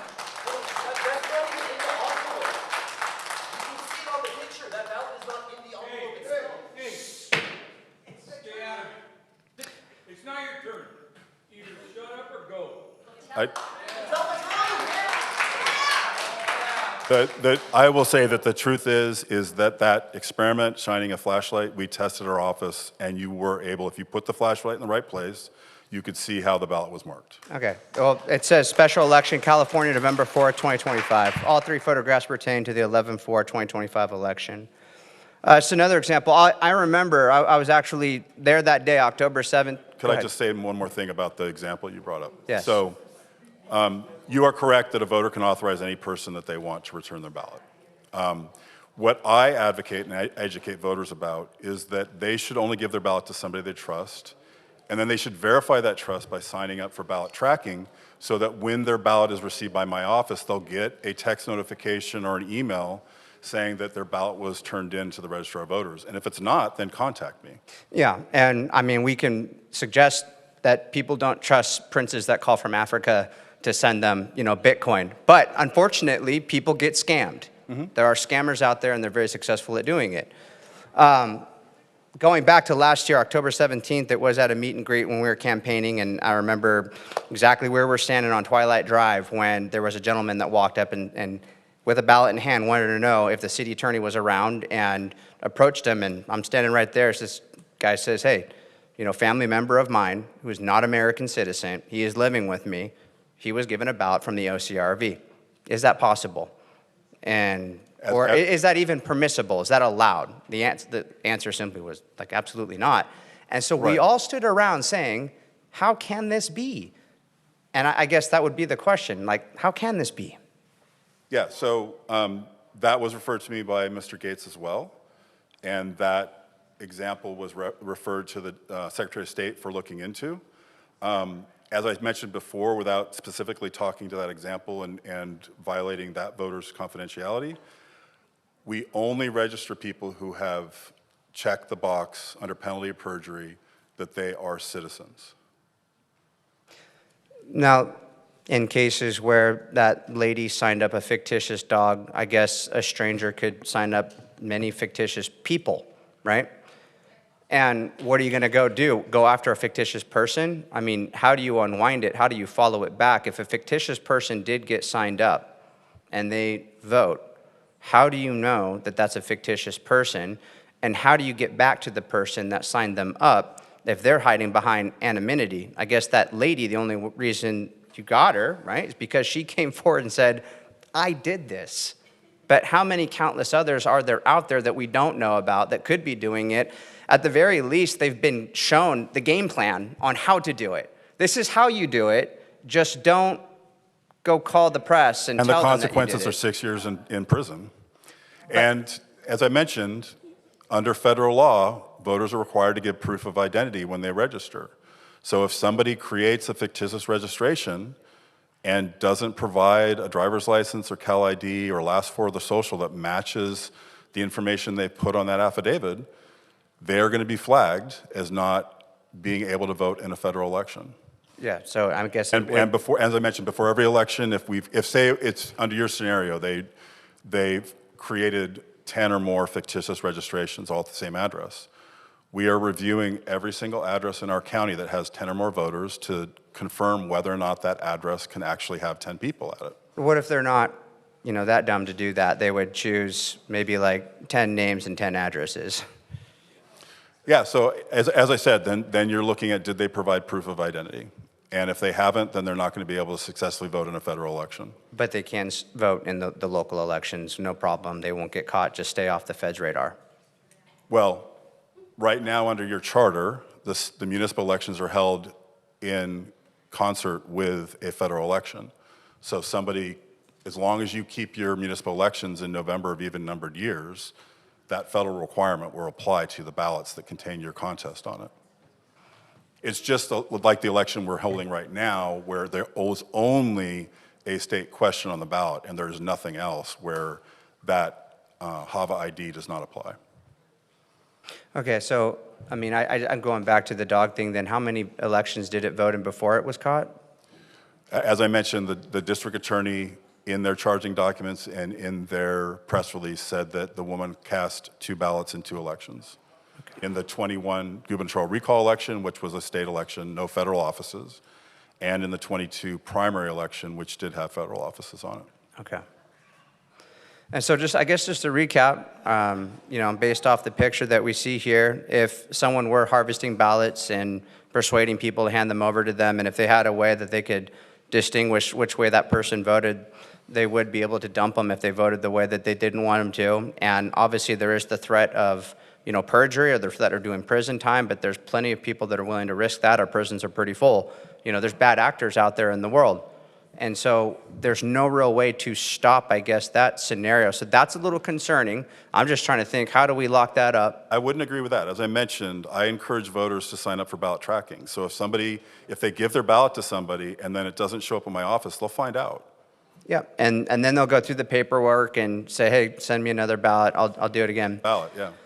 And I think I've even had that happen, you know, to myself, where my vote didn't wind up getting counted, and so I had to go back. But not everyone does that. In fact, a large amount of people don't do that. So it's kind of a reverse engineered, you know, way to stop it. I mean, when we find out about significant things like was mentioned earlier about a postal vehicle that was, all the mail in it was stolen on the day that ballots were being delivered, we found out about that, confirmed it with the Postal Service, and identified all the addresses that had mail on that truck. We canceled all of those ballots so that they could not be voted, and we mailed replacement ballots to all those voters. In maybe the last couple of elections, like how many people have reached out to the OCRV telling them my ballot seems like it didn't make it? I don't have that number handy. I could get that to you if that's something you want in terms of how many replacement ballots we issue every election. Could you ballpark it? Nothing exact? No. Tens or hundreds or thousands? I don't want to guess a number.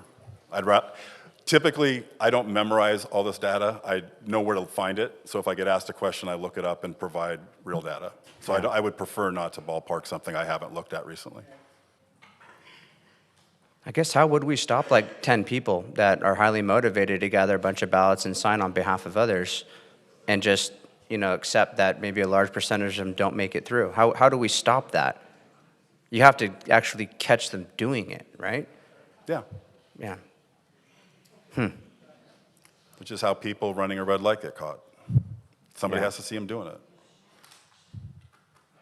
All right. But the point is they are doing it. Well, if I had proof that somebody was doing it, I would refer it to the district attorney. So we're talking about hypotheticals here. Right, no, it's understood, but I think, not to interrupt Councilman Williams, but, you know, let's agree that it does happen. At what scale, we don't know, but it does happen. That's a fair statement. I'm not going to agree to that. Whatever I suspect, I forward to the district attorney. And if they find enough evidence, they prosecute, such as they did the woman from Costa Mesa. Chad, may I ask one quick question? Chad? How would you catch somebody, right, that's doing that? How would you catch them? At best, you might get a signature that didn't match, but you didn't catch that person. How are you catching that person that did that? Especially if they're smart and they know how to cover up their tracks. They're not.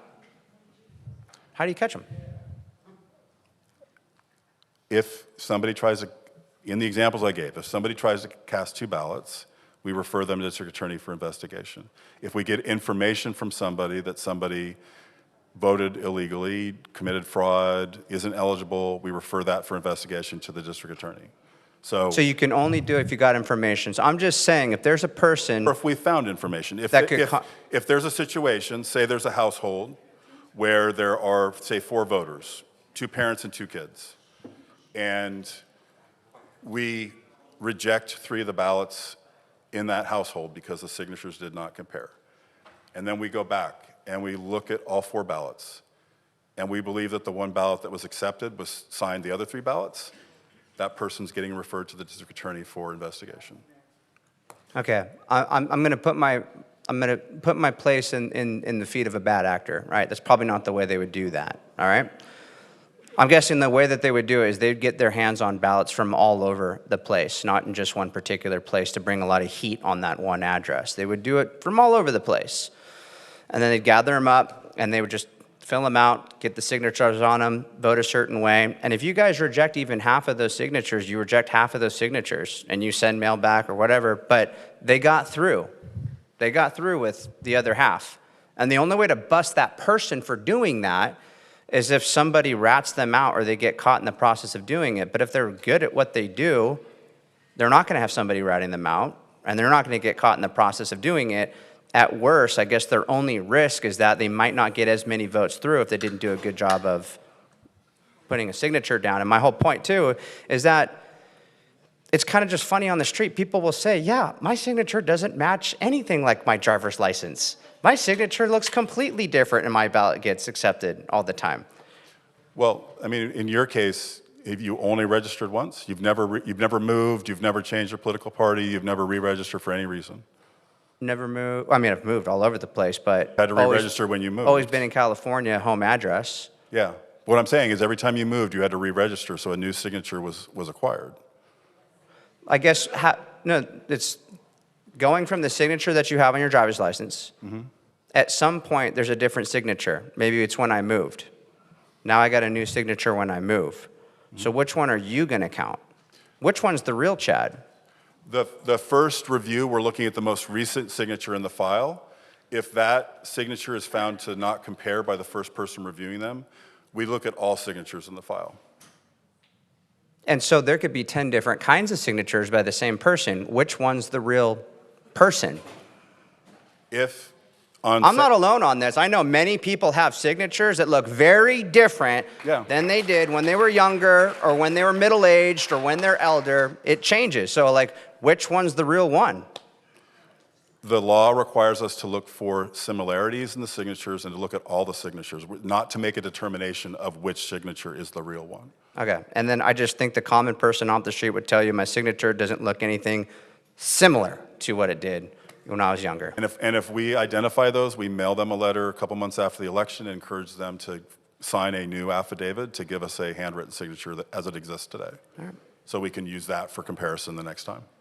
Okay, I won't take any more time. Thank you.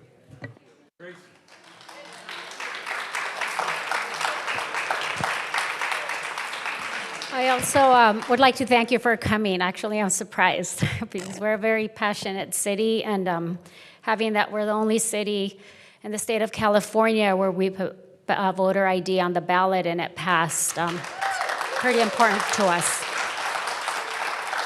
So, number one, I'm one of those people whose signature does not match the way I sign my ballot doesn't match my ID, and I do have to thank your tracking system for giving me peace of mind for that, because when I got on council, I used to sign different, when I'm at home. I wasn't in a rush, so then I got on council, and when I was the mayor, I was signing all these certificates. So I kind of changed my signature so it wouldn't hurt my hand and get carpal tunnels. So I accidentally signed my ballot the way I signed the certificates. Looks nothing like it. And it was counted both the last 2 elections. Wasn't done on purpose, but I did use the tracking system where it told me we received your ballot, and then later on it said we counted your ballot. So the system does work great. The signature matching has always concerned me because I am one of those people. Mm-hmm. Also, I actually did observe the signature verifications in 2018. I went to observe in 2020, and I also stopped by in 2022. A lot has changed. When I was there in 2018, we were standing behind a person. There was no partitions. We were breathing on this person, and there were 40 of us in there, all crammed up. It made me uncomfortable because I don't like to look over people. So it has improved significantly since I went out there in 18 and 20. So thank you for taking those steps. I do like your mission statement where it says that you guys take quality management issues seriously, which means there's room for change. And I'm not asking you any gotcha questions. Actually, I met you maybe last month at the Pacific Club. You were on that panel, and I think you were... Former, at the OC Forum, yeah. Yes, and you thought I was going to ask you about the dog. Because the minute you saw my question, you're like, no dog has ever voted. I assumed somebody would. Yes, but I didn't. I was trying to respect the area. So some of the issues that we have, and one of the reasons that we don't trust the election system, I'm being one of them, being the daughter of immigrants who left their countries, not because they wanted to leave their mom and dad behind, moms and sisters, cultures and values behind, because they had to, because their vote didn't matter. One of those countries is Mexico. Right there, you don't only need an ID to vote, you need a voting credential to vote. And look at the state that that place is in. You can never take enough measures to make sure that our elections are safe. And given that every single thing that we do within our day-to-day lives is based on politicians, legislation, we need to make sure that the people we put in those seats are going to do what's in the best interest of the people, which is why it's so important, especially when you hear stories from your parents of how the government never listened to the people. So that being said, voter ID is super important to us. And in your opinion, if we ask, I see the smile, if we were to implement voter ID, would it have any detrimental effect in our elections that you can possibly think of? If you were able to implement that and you don't change your election day, so it happens on the same day as a statewide general election, the one concern I would have would be voter confusion. Voters having to go to different locations to get a city ballot than they would to get a ballot with all the other contests on it, different rules at different locations, the potential that with the city mailing out a ballot with the city offices in an envelope, and we're mailing out a ballot with all the other contests in an envelope, I foresee the potential that somebody could mail the city ballot in their county envelope by accident. So I see the potential for voter confusion if the election stays on the same day and there are separate elections. Do other cities in Orange County have different processes in place for their elections at all, or are we all the same? All the cities in Orange County consolidate their elections with the general election in November, even numbered years. There are cities in LA County, charter cities, that do conduct their own elections, but in Orange County, all 34 cities consolidate with the general election. Oh, yeah, that's what I was asking. So just to clarify, thank you for that answer. And I understand because we've been sitting down trying to figure out what the best transition would be if we were to be able to implement the voter ID, how we would do it, because many other cities want to do what we do.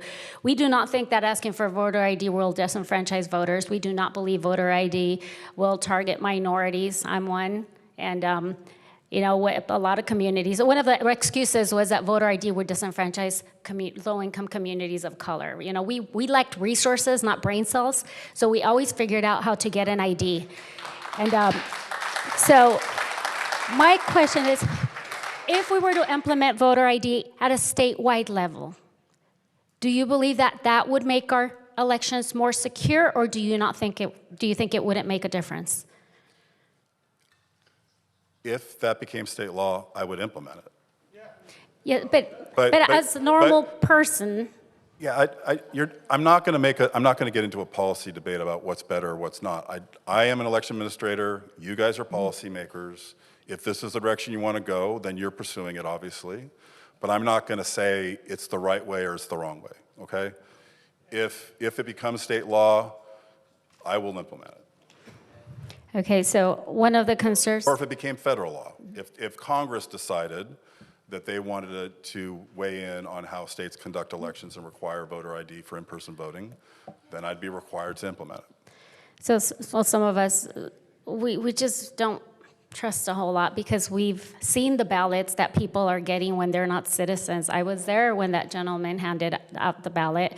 We know the dog got away with it, and she pretty much turned herself in. We have a problem with people when they go to get an ID. pretty much use the honor system that you're a citizen. We shouldn't use the honor, and it's not, I know it's not a Mr. Page issue, but our concern is we shouldn't rely on the honor system to go out and vote. We need to verify, and that's what our concerns.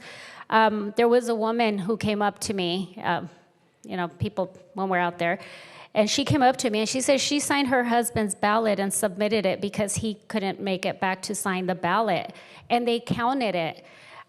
We saw that, and the non-citizens. So it's not perfect. So there are concerns there. And when you were given that information, did you let us know so we could have that? No, she came investigated? up to me during the Tuesday fair and said, "Hey, thank you for everything you guys are doing. I supported you guys, but I'm telling you, I'm worried about our elections. I saw my husband." She said hi, bye, and walked away. I don't know who she is.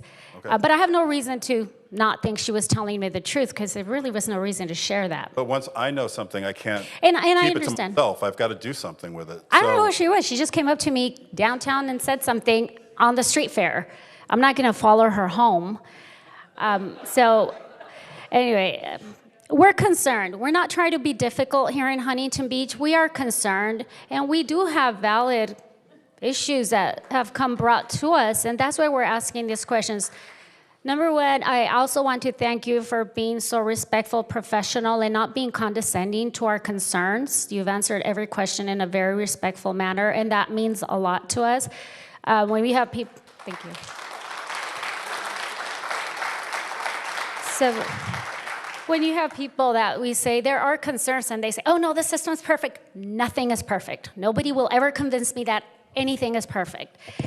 So we're just trying to make sure that we protect our residents, our elections. If we can't do it at a state level, federal level, we're trying to start to make the change here at a local level. I'm hoping that moving forward, we can have a better working relationship and see if there's a way and how we can do this.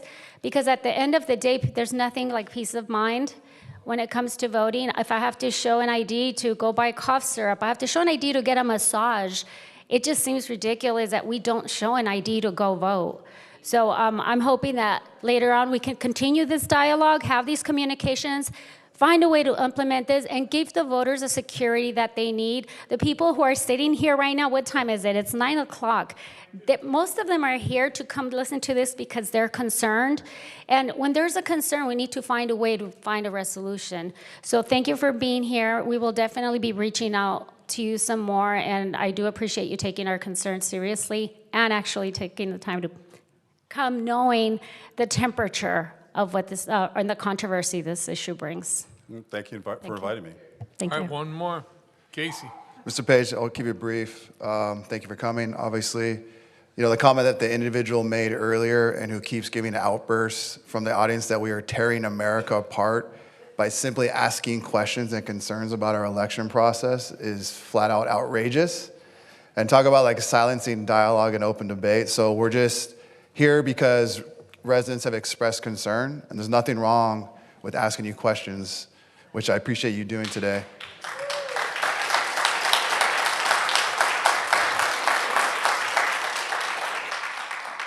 And so when you think about it, the residents in this day and age with mail-in ballots, use of ballot drop boxes, ballots being counted weeks after Election Day, they have lost faith in free and fair elections. And it's critical that we fix it, even if one person has a concern, because that increases voter turnout. In Georgia, when they implemented voter ID, turnout increased significantly like the next year. And so, unfortunately, in today's election model, it's administered by you guys, the county, and then essentially controlled by the state. So it really removes citizens' ability to have real local community involvement. People touched on that earlier. It brings precincts together. But right now, it's a one-size-fits-all model. And in Huntington Beach, when we passed voter ID, our monitoring of drop boxes and increasing polling places, what we told the voters that there very well could be a system that is still administered by you guys, the county, and one that is administered by our own city, or possibly like a hybrid version. So I hope we win our appeal with the state on voter ID, but that would be the genesis. Is why does there have to be a one-size-fits-all model? Why can't there be more cooperation with you guys and perhaps like a hybrid version? I mean, do you think that's possible? The decision, depending on what results from your litigation. Right. If you're given the authority to require voter ID, what I've read in terms of the news coverage of what's been argued recently, is the city has argued that it has the right to do this because it doesn't have to consolidate its election with a statewide election. Right. So if you decide you don't want to consolidate, in order to do voter ID, you decide not to consolidate your election, then you need to ask the Board of Supervisors if the Registrar of Voters can conduct the election for you. Right. But I mean, I foresee a scenario where you talked about voter confusion. You can walk in and are you here to vote for the statewide initiatives? Are you here to vote for Huntington Beach only? Yeah. Right? And then that's a separate ballot, and that's at the, you know, and I would imagine the volunteer could, you know, implement that. Well, if you are voting for city-only issues, can I please see your ID, right? And I was like, well, We would have to train every person working at every single vote center in the county because Huntington Beach voter could go to any location in the county. I would imagine that's not very hard to train an individual to do so, but I mean, it's just a simple question, right? I understand it's more. I'm not saying no, I'm just explaining that a vote, if this is implemented and your election is somehow on, you know, conducted at the same time or in concert in some way with the statewide election, then I'm going to have to train because if the Board of Supervisors tells me to conduct your election, then I'm going to have to train all my, you know, 1,400 vote center workers the different processes. If this person's in a precinct in Huntington Beach, this is the process. Cool. If they're in a precinct outside of Huntington Beach, this is the process. That's just something I'll have to do. Okay, that's fair. I mean, because when, and Councilmember Williams touched on it, really when you distill it down, this all hinges on signature verification. But if you had voter ID, it would eliminate the need for signature verification. Just to clarify, signature verification's only done on mail ballots. Sure. It's in-person voting, the voter is signing the roster under penalty of perjury that they are the voter. Right. But there's no signature comparison of the signature on the roster. Okay. So, again, I used this analogy up here before. It's so abnormal when you walk in and they ask who you are, you say your name, your address, and they flip over the screen. Does this look right? You're like, well, yeah, and you just like sign it. Mm-hmm. Whereas, you know, if you're going through the airport and TSA is like, can I see your ID? I'm like, can I just tell you my name and my address? I mean, you can't function in today's society without identification. So I just feel, I mean, you really can't. You just cannot function in today's society without identification. So I'm hopeful, you know, I personally voted for the statewide initiative, or signed the petition for the statewide initiative to get voter ID on the ballot in November 26th.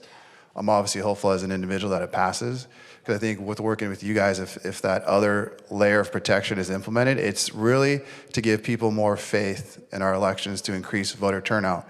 I know the counter argument that we all mail, you know, everyone gets a mail-in ballot, but again, that's not really the point. It's like you want to give people more confidence in our elections, and if voter ID just delivers that little bit of extra percentage that people want to go vote in person, and they really enjoy election day, I mean, I don't see the issue with that. And I know you can't obviously talk about it.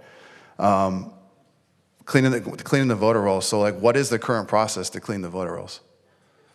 As I said, it's a daily process based on information directly from the voter or from an official government source, which includes, official government sources include United States Postal Service National Change of Address database. It includes information from the Department of Corrections that somebody has been placed in state prison for a felony. It includes information coming from a superior court that a voter has been found incapable of voting. It includes information from either county or state or federal that somebody has died. So this is like a daily cleaning process? It's a daily thing. As I mentioned, in 2024, there were an average of 81,000 registration transactions a month. So, I mean, I've read a stat that there's currently over 800 voters in Orange County that are still on the voter registration list, but have been confirmed to move out of state. Is that accurate, if you know? Usually when somebody tells me that they've received some information from the National Change of Address, and we select, say, 10 of the voters that they've identified as not being where the voter roll they have from 6 months ago, we typically find every time that we've already made the update. Okay. So if somebody gave me a list of 800 voters that they said they believe don't live where they are, we would randomly select 10 to see whether or not the information that they had was correct or not. Okay, so I believe you previously attempted to gain access to the jury duty list of people who declined to serve due to citizenship status to compare that to our county rolls. Is that true? The Supervisor Wagner presented, he asked me to present, but it was his proposal to support legislation that would require superior courts to provide information regarding jury questionnaires where the potential juror indicated they could not serve because they were ineligible, either because they weren't citizens, they didn't speak English, or they didn't live in the county. So that his proposal was that that information would then be shared with county registrars. The proposal wasn't that I would automatically cancel somebody who said on a voter registration record they were a citizen and then on a jury questionnaire said they weren't. It would have been to reach out to the voter and say, we've got conflicting information about your citizenship. Please respond as to which one's true. Seems reasonable. If the person said that they, the way it would have worked if somebody had said they couldn't serve on a jury because they weren't fluent in English, then the proposal was I would send that voter a letter saying, hey, did you know that we provide election materials in 9 different languages other than English? Would you like to give us a language preference for your materials? And so how did that proposal, was it voted on? The board, there were only 2 votes in favor of it, so it did not move forward. Do you know who voted in favor? I believe it was Wagner and at the time Doe. Okay, thank you. So with sorry, most of my questions have been answered. Let's see. Want to focus on the chain of custody? Yes. So Chad touched on it with, bad actors. Is there in the barcode on the ballot, when I go to vote in person and I scan that ballot, does it say that I am the one that voted? No, there's nothing on the ballot that has personal information about the voter. The barcodes on the ballot indicate the precinct it's for and some other information we use for mailing the ballots out. So what prevents someone from scanning 1,000 ballots of the same vote? So when somebody comes in to do that, we have a different secrecy folder we give to somebody. If somebody comes up and wants a ballot printed that they can hand mark, we give them one privacy folder for them to put the ballot in before they go into the voting booth. If they say they want to sign the roster to be able to scan a ballot they already marked at home, we give them a different colored secrecy sleeve and ask them to edge the ballot out without looking at how they voted, because we can't know how they voted. But we ask them to push the ballot to the edge so we can confirm that there's only one A card and one B card. Okay, but so there really is no, again, we're just. But if somebody showed up and said, I want to scan my ballot and I want to scan my wife's ballot, if the wife's not there, that wife's ballot's not being scanned. So again, there's really no mechanism in place to only scan one ballot once. There's no barcode that limits that ballot to the individual voting. So theoretically, you could scan 1,000 ballots if there were a bad actor, and they would all be counted. As I said, when somebody's showing up at a vote center to ask to scan their mail ballot, we're asking them to show us how many ballot cards they have. If they had 1,000 ballot cards, they're not going to be allowed to go to the scanner. Right, but I guess why can't a ballot be connected with the individual voting? I mean, is that hard on a barcode or some demarcation? California Constitution says that all voting is secret. Okay. Chain of custody and ballot drop boxes. So they're open 24/7, 29 days with no video surveillance. Some have video surveillance. So why don't all ballot drop boxes have video surveillance? Because you guys live stream at the ROV, correct? We live stream ballot processing when we're doing it. I do not live stream people voting because it would. Not voting, but I'm saying the process you live stream. So why can't we have 24/7 video surveillance of ballot drop boxes? We could. Okay. But if I'm not going to have somebody sitting there watching to see who's putting ballots in the box, because as was mentioned before, state law allows a voter to authorize any person they want to return their ballot. So if somebody walks up to a drop box and puts 5 ballots in the drop box, that's not illegal. Sure.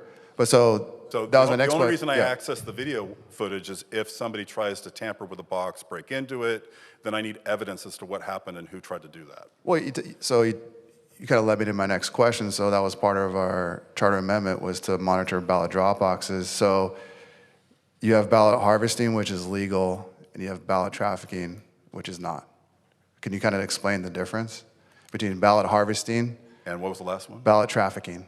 What is ballot trafficking? So essentially, ballot harvesting, right? You have to, if I want to go harvest your ballot, you have to sign the envelope that I am harvesting your ballot, correct? Yeah, the voter is required to sign their own envelope, and then the person who's been authorized by the voter to return their ballot is also supposed to sign the envelope. So, and then I could then take that and then put it in the ballot drop box. Correct. But- The person who's authorized is supposed to cast the ballot within 3 days or by 8 p.m. on election night, whichever is earlier. But what's to prevent someone from gathering 50, 100 ballots that haven't been harvested and then just stuffing them in the ballot drop box, which would be trafficking, ballot trafficking? Each one of those is in an envelope? Yes. With a signature? Yeah. As it was mentioned before, then I'm verifying the signatures on those envelopes before they're being opened. But they would have had to have been harvested and they were not, right? You can't, I'm saying you can't just go take 100 people's ballots without having harvested it the legal process way of that voter signing the back of the envelope, allowing you to go harvest it. So in this situation, someone could have 100 ballots that doesn't have the back of the envelope signed from being harvested, and they're stuffing the ballot. Yeah, so if a ballot shows up without a signature of an authorized person, I'm still required to process it. But I understand, so It has to have the voter's signature. the 24/7 monitoring would allow people, if they had concerns, they saw someone come in at 3 in the morning and stuffing 100 ballots in there, they go, hey, I don't believe those were harvested correctly. Can you go check out that ballot drop box, pull all those ballots out? And I mean, would that nullify it if it wasn't harvested correctly? Would not nullify those ballots because we verify the voter's signature. And as I mentioned, the state law says that if the person authorized to return the ballot fails to sign it, I'm still required to process the ballot. Okay, so then there is no, it's not necessary to sign the back of an envelope that it was harvested, is what you're saying? Not under the law, no. Okay, I mean, the law says the person is required to sign it, but then it tells me that if it's not, I still have to process it. okay.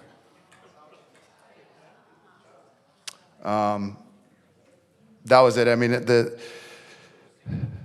chain of custody is obviously huge, so you just touched on that. That's a huge hole in the system. I guess my question, you brought it up earlier about the SAVE Act before Congress. Why did you opine on that legislation before it was passed?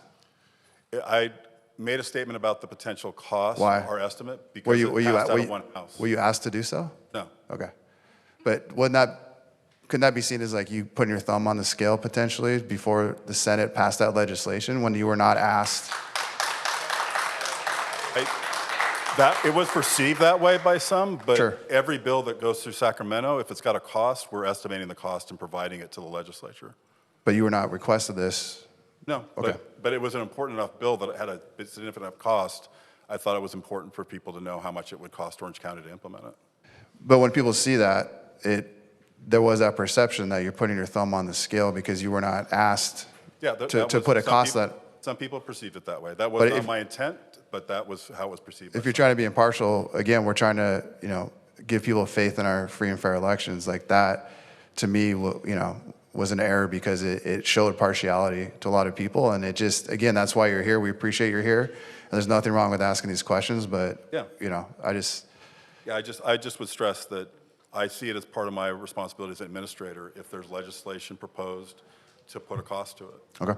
So that the people who will approve it know what the cost would be. Awesome. Well, thank you for coming. I'm more impressed that you were able to stand this whole time without having to sit down, so appreciate that. Thank you.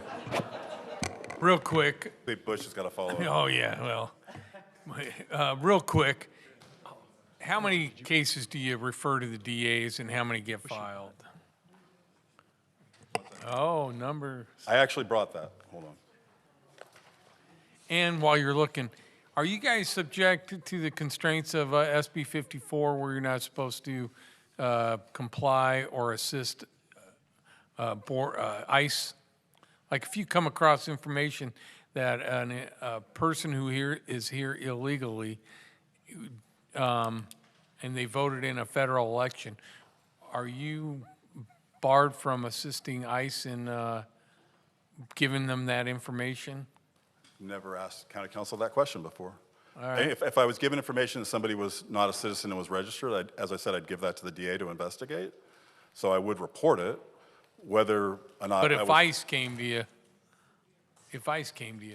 and asked. Then I'd have to deal with that and figure Yeah, out okay. whether what my responsibility was. Well, then you're probably not constrained by SB 54. Yeah, so in terms of referrals to the DA, specifically where we suspected that a voter tried to vote twice, and we caught that. In the 24 general election, we referred 345 voters. In the 24 primary, we referred 437 voters. You don't know how many were filed on? To date, none. No, none. Oh, they, The Costa Mesa woman's the first voter fraud prosecution. Second. There was one also in the fall of 2004, in which the district attorney filed charges against a Canadian citizen who registered to vote in 2016 and cast a ballot in 2016. Wow. Those are the only two since I've been in Orange County. All the other cases the district attorney has filed have been related to either illegal activities related to circulating petitions or candidates misrepresenting information on their candidacy declaration. all right. In terms of voter fraud, those are the only two since 22. Hate to do this to you, but Don's got one and Butch has got one.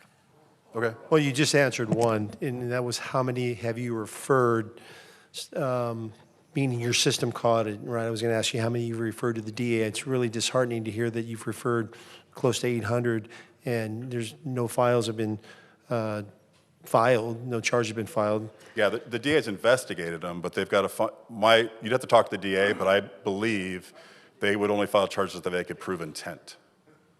Well, okay. The intent was there, that's why you caught, all right.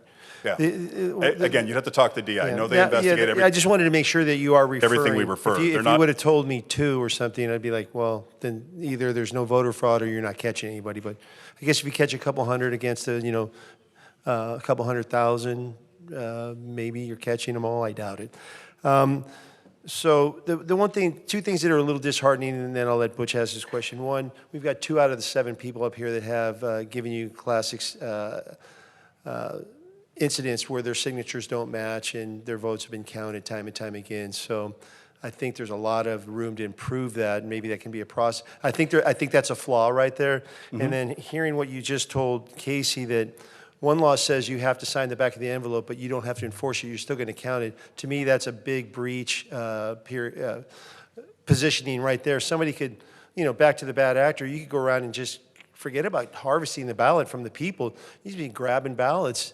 And listen, this is an indictment on the elderly. I am elderly. But they might not know they didn't even get their ballot. They don't care. They don't vote. They get a ballot. They don't turn it in. We have a lot of voter apathy. So you're just getting ballots, and then you sign any signature. You're only catching some because you're not catching them, and the back of the envelope's not signed, but you're still processing the ballot. So to me, that's a big flaw. And then the other thing that I was really disappointed to hear, if we said we gave you a file of 800 people that we thought were out of county, dead, or whatever, you're going to take 10 ballots. And if they're correct, this is not the Gallup poll. You don't take a sample size. Why don't you say, you've got technology, why wouldn't you run them all? If that 10 random sample indicated that there were updates to do, then we would look at them all. But what if 10 out of 800 were good? What if 500 out of 800 were good? What about the 300 that aren't good? As I said, when we've done 10 random, we've already made the changes. On the 10 random that we've selected, we've already made those updates. And so every indication, every time somebody has indicated to us that they have information about a voter information having changed, we find that we've already made the change. There is nothing in California law that gives a citizen the right to challenge the eligibility of a voter. So, right, but I would ask you as my registrar of voters to do 100%. How do you check? What do? Do you manually look at it? Yeah. Okay. We randomly select 10, and then we review the voter file to see what the current information for that voter is. So I guess I would say, not to interrupt you, I appreciate your answer. I guess if you're Janet Wynn and you win a vote where there over 1 million votes were cast and you win it by 3 votes, knowing that you're only taking sample sizes, it didn't affect her then. Maybe she could have won by more, maybe she could have lost. I don't know. The bottom line is I just don't see why you don't take these files to the 100th percentile, even if it's a manpower issue? Let me be PC, a person power issue. for those in the As I audience. said, we test with the random sample. If the random sample shows we've already updated all those addresses for those records, we don't see the reason to continue looking at the other ones. It's the same thing with petitions. There's an option for us to do a random sample of the signatures on a petition and then calculate a projection as to what percentage would be valid to determine whether or not the That's petition. how the Gallup poll does it, and that's what happened on a recall for the previous council members. You took a sample size of, a 10% or something out of a 15,000 signature gathering, and from there you glean that the failure rate was at a level where the whole thing was disqualified. And people spent a long time gathering signatures, and I think it was worthy that they should have been all counted, no matter whose side is looking for the answers. I think we as voters, if you want to instill confidence, I think this could be a process change. You need to validate all ballots, not just a minuscule amount, and then say, well, like the Gallup poll, I'm not going to survey the entire United States, and I can make an educated guess. Yeah, That doesn't again, work we're in not the talking voting. about ballots, sir. We're talking about addresses on registration records and signatures on petitions. And if we receive, say, a recall petition from the city clerk directs me whether or not to do a random sample or to look at all of them. That's her decision, not mine. Okay. It's only my decision if it's for a school district or a special district. Okay, thank you. All right. Mine is way shorter than that. Oh. Way shorter. Yes, sir. Is there any chance that those 500 ballots that got stolen in Huntington Beach were taken out of their envelopes, so now they have no barcodes, and they were given to somebody, and those somebodies, 500 of them, 50 of them, 5 of them, doesn't matter, were they brought maybe to a voting center or where they could be scanned, maybe the ROV? Because isn't the ROV the only place they can get scanned? Every vote center has 2 ballot scanners, and we have scanners in our Okay, office so my too. only question is, I don't want to hear all about that. Okay. Any chance those 500 ballots could have been used illicitly? Is there a Thank possibility? you. The knitting group up there just answered my question, so don't you worry, because I believe everything they say. answer it the other way. Oh. Go ahead, Mr. Page. Quiet knitting group. But what I would say is that because the ballot has no information about the voter, it's only if the voter tried to turn a ballot that it would have been showed up as canceled. So it's based on the return envelope, the barcode on the return envelope. Under your hypothetical, They took the ballots out of the envelopes. somebody took the ballots out and then somehow figured out how to get them cast, they'd have to either send people to the vote centers to either lie about who they were, or they'd have to access ballot return envelopes and forge signatures. There'd be a number of steps they'd have to take to make that happen. All right, well, thank you very, very much. You've been wonderful. I got really great answers. You guys have been awesome up there because we could hear you down here all night long. Thank you. Thank you so much, sir. Thank you.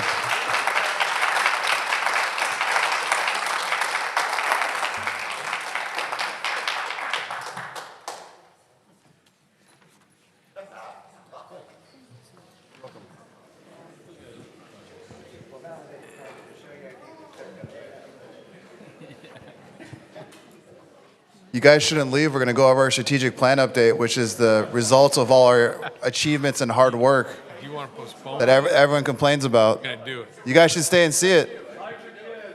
This is what you guys are always talking about. You want to see the results? You want to postpone it or make a motion? Okay. City managers report, item number 8. Wait. Check, check. Well, I'm going to let Case make that motion. January, second meeting in January. City manager's report, item number 8, for year 23 to 27, strategic plan, biannual process update. Number 4, Casey's got a motion.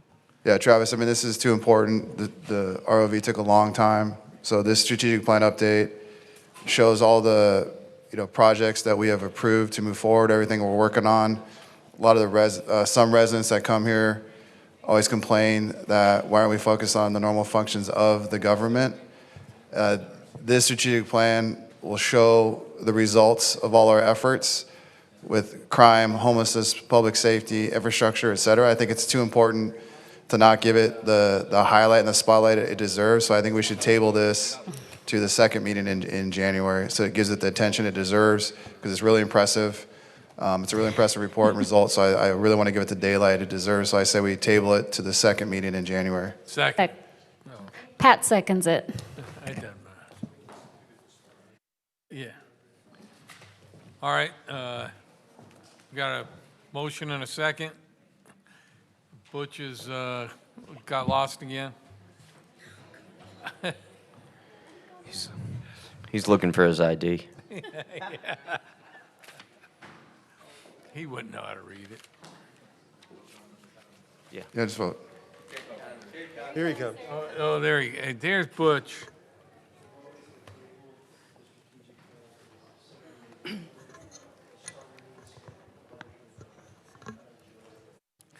Please call the roll. Councilman Twining? Yes. Councilman Kennedy? Yes. Mayor Pro Tem McKeon? Yes. Mayor Burns? Aye. Councilwoman Vandermark? Yes. Councilman Gruhl? Yes. Councilman Williams? Yes. Motion passes 7-0. Okay, we got the city treasurer's report. Adopt resolution number 2025-68 approving the 2026 investment policy and receive and file the city treasurer's quarterly one for year 25-26 investment report. City evening. treasurer, go for it. Fun. This is a good report, too. We're almost going to table this one because you deserve the audience. You could. Unfortunately, we've got to get the investment policy filed by the end of right. the year, so we kind of It's don't have good a choice stuff, on this though. one. So, first of all, good evening, everyone. I want to first say a very special thank you to my predecessor, Alyssa, for her fine stewardship of our investments over the last 15 years. Going forward, my treasurer's report will be short and sweet. Update on our investment performance for the quarter. However, tonight, I believe it's that more extensive comments are warranted regarding our longer-term financial performance as a city, both for this council and more importantly, for our city residents.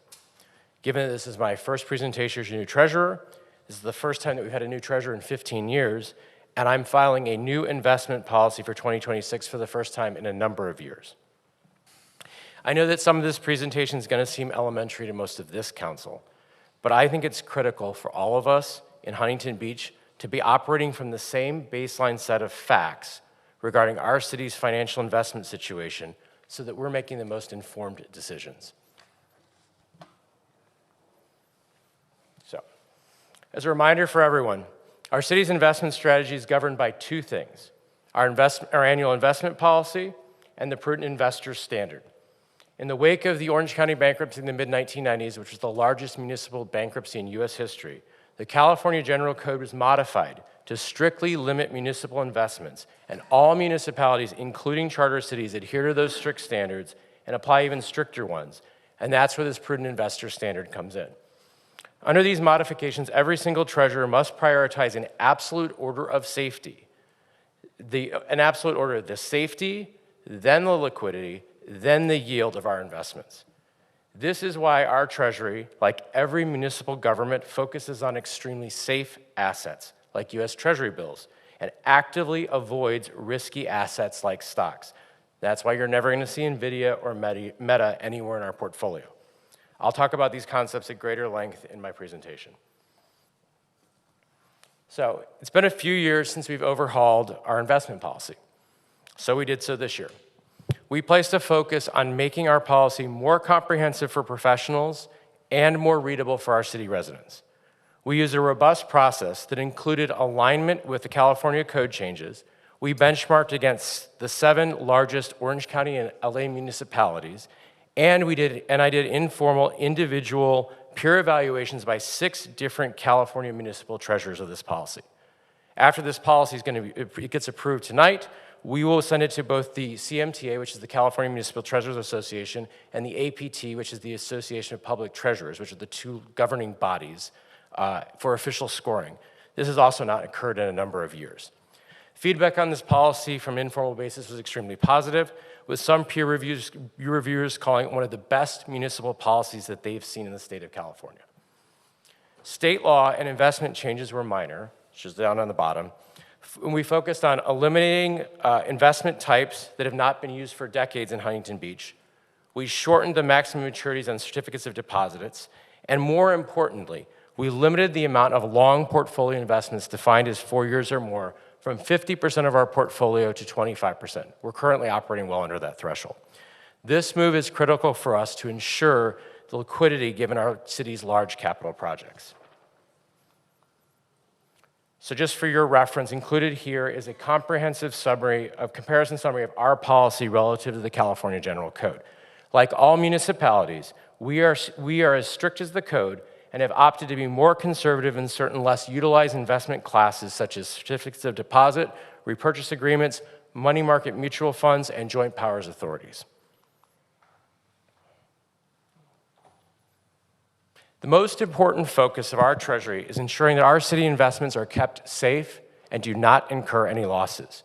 We ensure that by buying only the highest rated instruments. In fact, 80% of our current bond portfolio is rated either AAA or AA. We diversify our portfolio to minimize the impact of any individual security or investment type on that portfolio, and we perform extensive quarterly compliance checks against both our investment policy and the California General Code. This approach has resulted in our portfolio never having experienced a loss, and we've held even lower interest bonds during the pandemic to maturity to avoid any risk of any loss, despite that resulting in a lower return, because safety is the absolute priority of this investment portfolio. Consequently, if you look to the left, we have been extremely fortunate as a city that over the last 5 years, we've seen our reserves increase by nearly $150 million. Let me say that again, $150 million, while our long-term obligations of a city have not materially increased during the same period.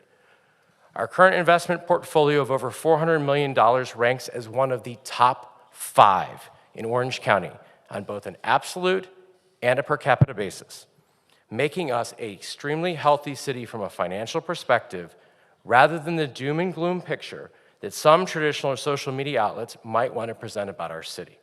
Jason, I'm sorry, could you repeat that, please? Oh, you want me to say that again? Please. Let me try that one more time. Start over with the $150 million. What was that? You want me to repeat it? Yeah, please. Sure, happy to. So I said we've been extremely fortunate as a city over the last 5 years to see our reserves increase by over $150 million, while our long-term obligations have not materially increased.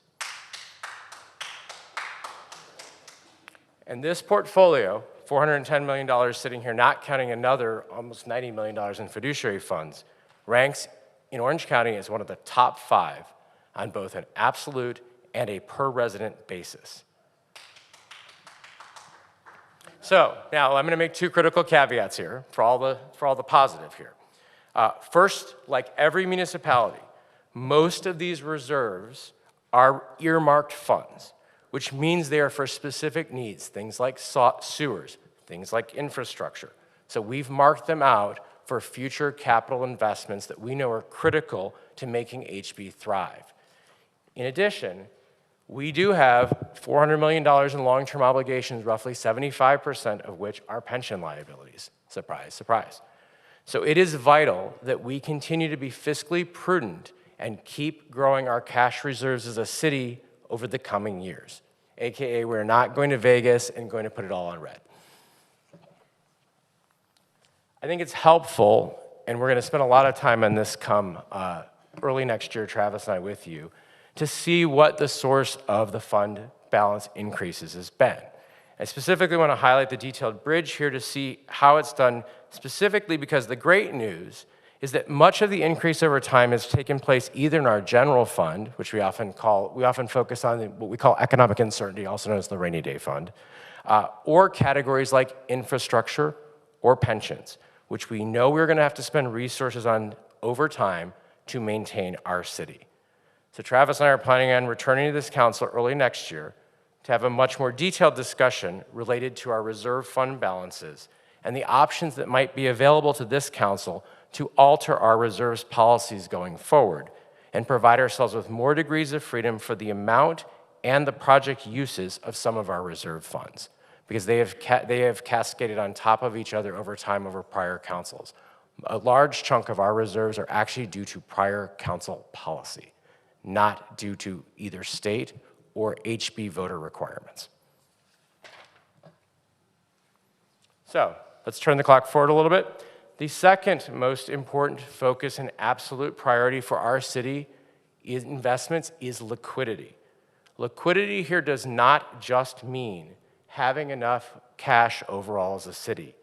What it means is having enough cash at any given point in time to pay our ongoing expenses like the payroll that supports our 1,200 employees in our city, payments related to capital projects, and extra funds for emergencies like a pandemic.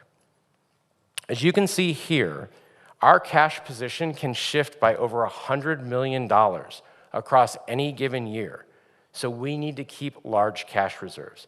That's why we maintain over $150 million in investments that mature over the next 12 months, and we carry a pure cash and money market cushion of $60 million. To improve our accuracy even more, our team is currently in the process of building a detailed 5-year monthly cash flow model by department across this entire city. That process is going to allow us to maximize our returns by increasing the amount of funds that we place in longer maturing investments that have higher yields, so that we can stretch every single tax dollar that we have been entrusted by our voters with further.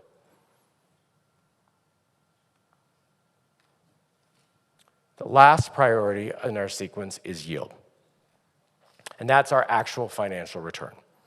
Huntington Beach has been extraordinarily fortunate to see our investment returns increase from a historical average of 1% to 2% to 3% to 4% over the last 2 to 3 years, as long-term interest rates have returned to their historical levels post-pandemic.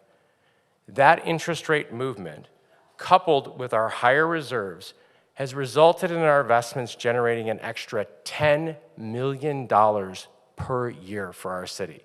And for Casey, I'll repeat that one more time, $10 million per year. Let's go to Vegas. Let's talk about a macroeconomic perspective for a second.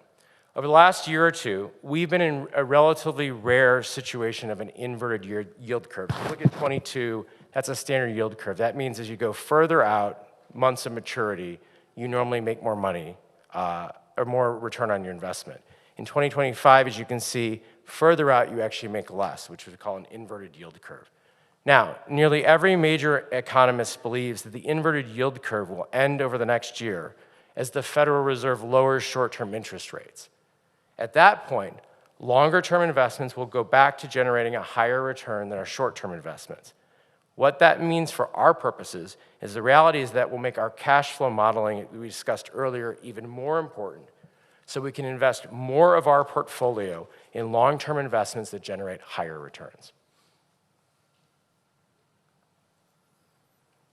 Historically, sorry about that. I think I flipped it out of presentation mode. Let's see, slide 9.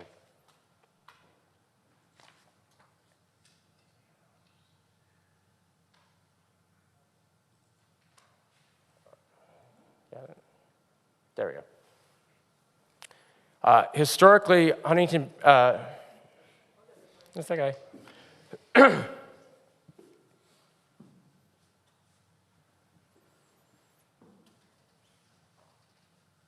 Historically, Huntington Beach has ran its investment portfolio at roughly 2 to 2.5 years to maturity, and then we smartly shortened that window to under 2 years during the pandemic to have cash on hand, not knowing how long the emergency would last. As we exited that period, we have an opportunity to extend our portfolio back to 2.5 years to capture some incremental financial upside for longer-term investments as our short-term interest rates drop and the yield curve returns to normal. However, that approach only makes sense for this council and for as a city if we do not want to do any of the following things. If we do not plan to make any very sizable, I'll define that as $50 million or more, land acquisitions, capital improvements, or if we desire to pay our pension bonds off early, something else we'll talk about in Q1. The other place where we have an opportunity to capture upside is from non-treasury investment assets. So on the right side, you're going to see our corporate rates. So things like corporate bonds and municipal bonds, as they generally pay a premium spread over treasury bills, although right now it is a much tighter spread than we historically see. So we'd want to see that spread expand before we would take the risk. While theoretically these are riskier on paper, there has not been a single default of any AAA rated asset, which is the only things we're allowed to invest in the corporate or municipal class since the financial crisis of 2008. And the only one that went under in that one was Lehman Brothers. If we decide to expand our exposure here, it is going to be critical to be highly diversified in whatever individual securities we purchase and watch closely for any downgrades. The investment policy you have sitting in front of you provides us with the flexibility to sell in a downgrade situation. It's always been our policy. And we will use that flexibility if we see a default risk materialize. So in terms of investment performance, this is going to be the first of a couple slides you're going to see, which will be our go-forward presentations will look like. For the quarter itself, we returned 3.6%. That happens to be a record high return for the last decade.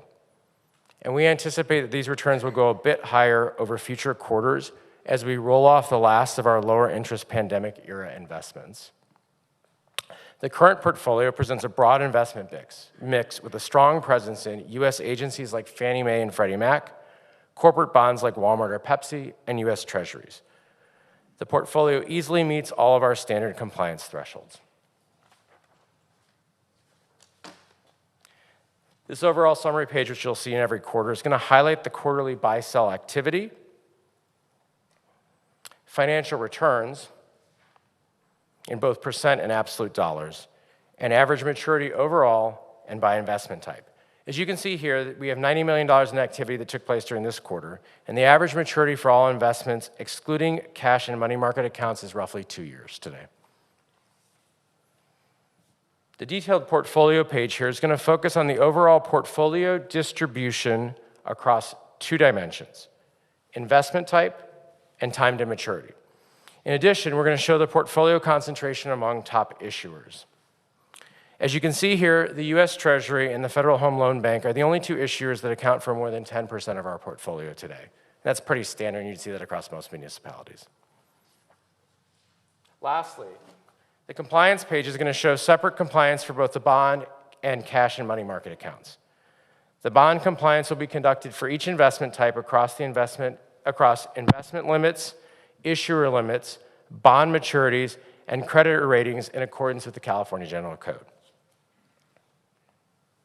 So finally, I just want to really quickly highlight some other major initiatives that our Treasurer's Office is focused on.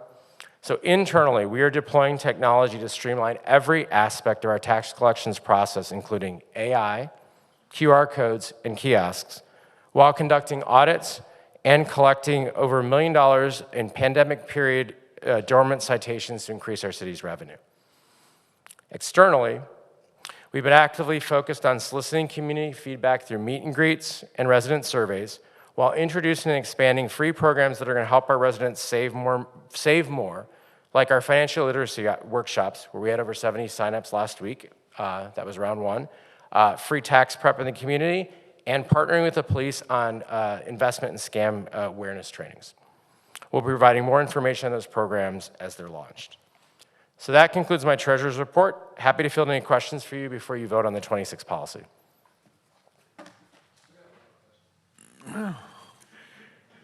Don, Butch. How do you see bond yields evolving over the next year or so? So I think their first piece is going to be what happens in December. I would have told you I thought Powell would drop rates another quarter point. I don't think, given what we're seeing in terms of potential recession risk right now, that that's likely to happen. Now, the big place that we will turn the clock is when Powell's most likely will no longer be the Fed chair come early next year. My guess is we'll see 2 rate cuts kind of over the next while. That'll probably be about 50 bips. The good news for us in terms of the short-term securities that we're hosting right now, so things like CAMP, which is our kind of called pooled money market account that is done across the state of California, it re-rates slowly So right now, if you were to look at a bond rate on something like a US bank account, we run about 3.8%.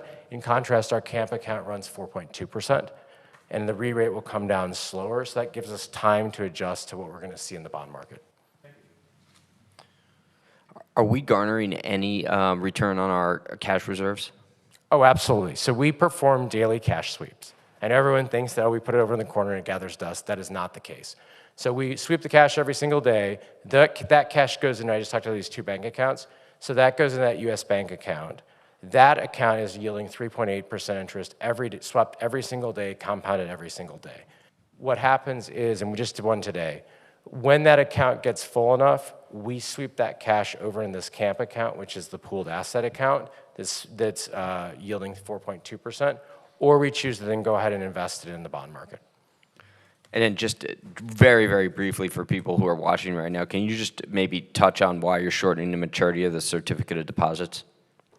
We just shorten the maturity because we don't use them a lot. They're not a heavily trafficked instrument here, and I would rather have us be on the short side of that. There's not a strong incentive, and in fact, if anything, you actually have a little bit of default risk if you put CDs out to a 5-year mark. Perfect. Thank you. All right. Just a quick comment. I just want to say thank you for an incredible report. Great information. The format's easy to digest, so I look forward for the publishing on the city website. And just to give you some accolades, it's this kind of thought, this kind of process, this kind of delivery, and this kind of results that make me proud to be one of 7 that was a unanimous confirmation of your appointment. Thank you. Thank you very much. Also, it's just to counter the narrative that we're in like poor financial health. And so I appreciate you highlighting that we're not, and we'll continue to have these reports going forward to really, bring it to the forefront so the community understands that. So thank you. I'd like to move it as recommended. Second. All right, we got a first and a second. Clerk, when you're ready.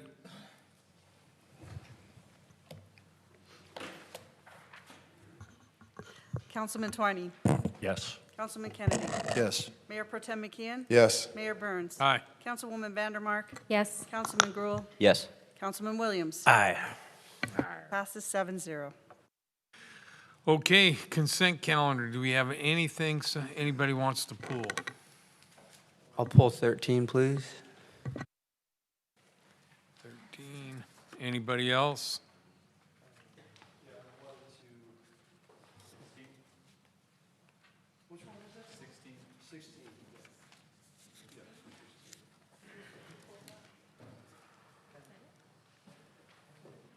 Okay, then I'll move to do 10, 11, 12, 14, 15, 17 through, I believe it's 23. Second. Got a first and a second when you're ready.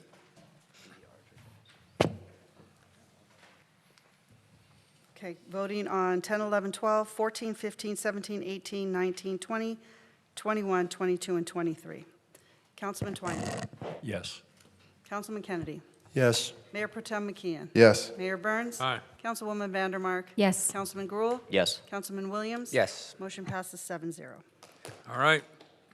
Chad, 13. All right, this one's pretty simple. I just wanted to pull number 13 because we've heard from a number of citizens, I think over the course of the past weeks and months, and then from a couple of them today that have referenced that there's a little over 500 community members that have signed a petition where they say they don't like the RGM conceptual plan and they would like to move forward with a different plan. So the Edison Park Master Plan right now, the way that it is, it assumes and it carries forward that RGM conceptual plan. And I think just to kind of save us from putting forward any kind of administrative inertia into it, because I know that the conceptual plan still creates like a directional momentum. That momentum now makes future reversal harder. Unseen plan gains legitimacy if approved.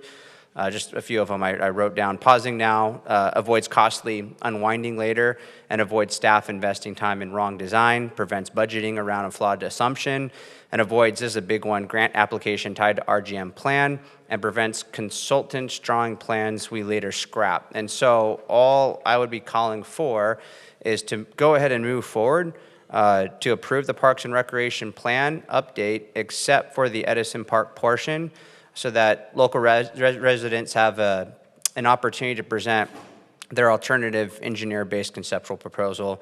I believe their voices deserve full and fair consideration. And so therefore, I move to continue the Edison Park portion to a future meeting after staff evaluates the alternative neighborhood plan and return with options for council review following additional community input.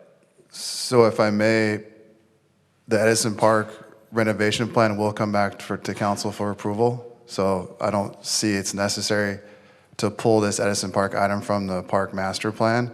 And to your point about the community being involved, the Edison Park renovation plan has been kicked around for 7 years. The community has had tons of input. There's been online surveys. There's been an Edison community group with hundreds of people that have organized over the last 5 years.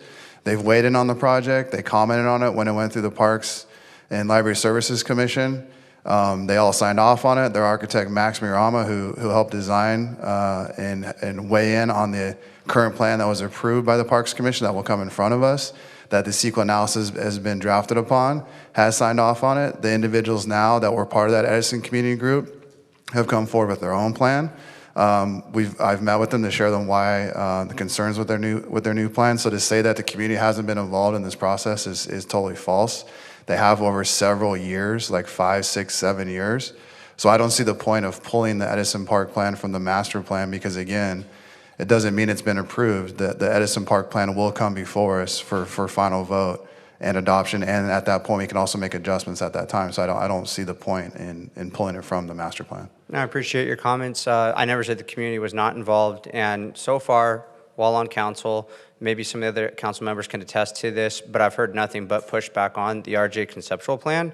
And so the way that the plan is right now, if we move forward with this master plan, what it has baked into it basically is that conceptual plan. And so I'm just concerned that we're getting this administrative inertia, like moving forward into drawing up more plans or going for grants with the conceptual analysis put together that maybe later we have to unwind. So I'm just trying to prevent us from having to unwind something or spend a lot of energy in a direction where I can't predict exactly where it's going to go, but I would say it's probably not going in the direction of that RGM conceptual plan, and I just don't want to. So I disagree on that because, again, the Edison Community Group, who's been around for 5, 6 years with hundreds of people who have weighed in on the RGM plan, it's just conceptual. The CEQA analysis based off of that conceptual plan, it still has to come back for us for final vote and adoption. So that inertia is already in process.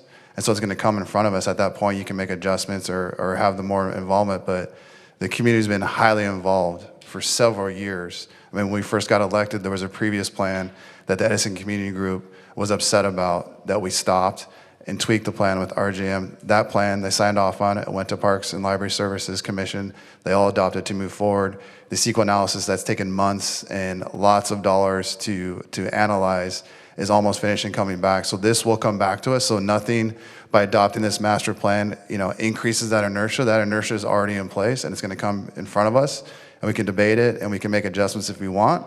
But removing it from this parks master plan, to me, it makes no sense. Well, as I said, it actually does. It creates this inertia going in an administrative direction, and their inertia is already there. It's already been voted on by the Parks Commission. There's already been a CEQA analysis that's been kicked off. That's almost done. Like, it's done. It's coming back in front of us, and then we can make adjustments then. So removing it is not going to give it any more like input or stop the inertia. Like, the inertia is already there. It's already been processed, and CEQA is almost done. So it will come before us. The residents can come and talk and provide input at council. But removing it from the master plan, it doesn't solve anything. It doesn't provide what you're looking for. Again, I just want to give the residents an opportunity to present this other plan. I've heard nothing but, pushback on this RGM plan. I haven't heard anything in support of it. I'm not saying there aren't people out there that exist that would support it. And I checked with Travis, our city manager, to see if this changes anything as far as CEQA, the EIR goes. And what I was told is that EIR would still cover not only the RGM plan, but it would also cover the other conceptual plan that they've put together. That's not my understanding. The plan that the CEQA is based off of based on this new plan that Mr. Trauser brought forward, that new plan creates significant alterations that will require new CEQA analysis. Is that true, Ashley? No, we've actually, we were early on in the CEQA process. Mr. Trazo informed us of his Okay. other plan, and so we've worked with our CEQA consultant to be able to contemplate semblances of both options, primarily the pickleball courts, which would be the relocation in the RJM plan. We're contemplating both the current RJM location and then the proposed location by the Edison Park Group, Right. right behind the fire station. Yeah, so, which is great. So again, that CEQA analysis is almost done, but in meeting with the Trauser family, like we show them, they have real issue with that hybrid pickleball court. And in meeting with them, they said we can move it potentially by the fire station and still have line of sight from public safety. They seemed on board with it, but yet they're out here, saying there's this new plan. So this process is already baked essentially, where removing it from this master plan update won't do anything. Because again, you're gonna have an opportunity to have them come up, have them weigh in at a public meeting, have them provide comments. We have different options that can still fold under the CEQA analysis, which their plan does. So I just don't see the point of pulling it from this master plan Ashley, update. are they gonna still have a lot of input? So- The residents around there?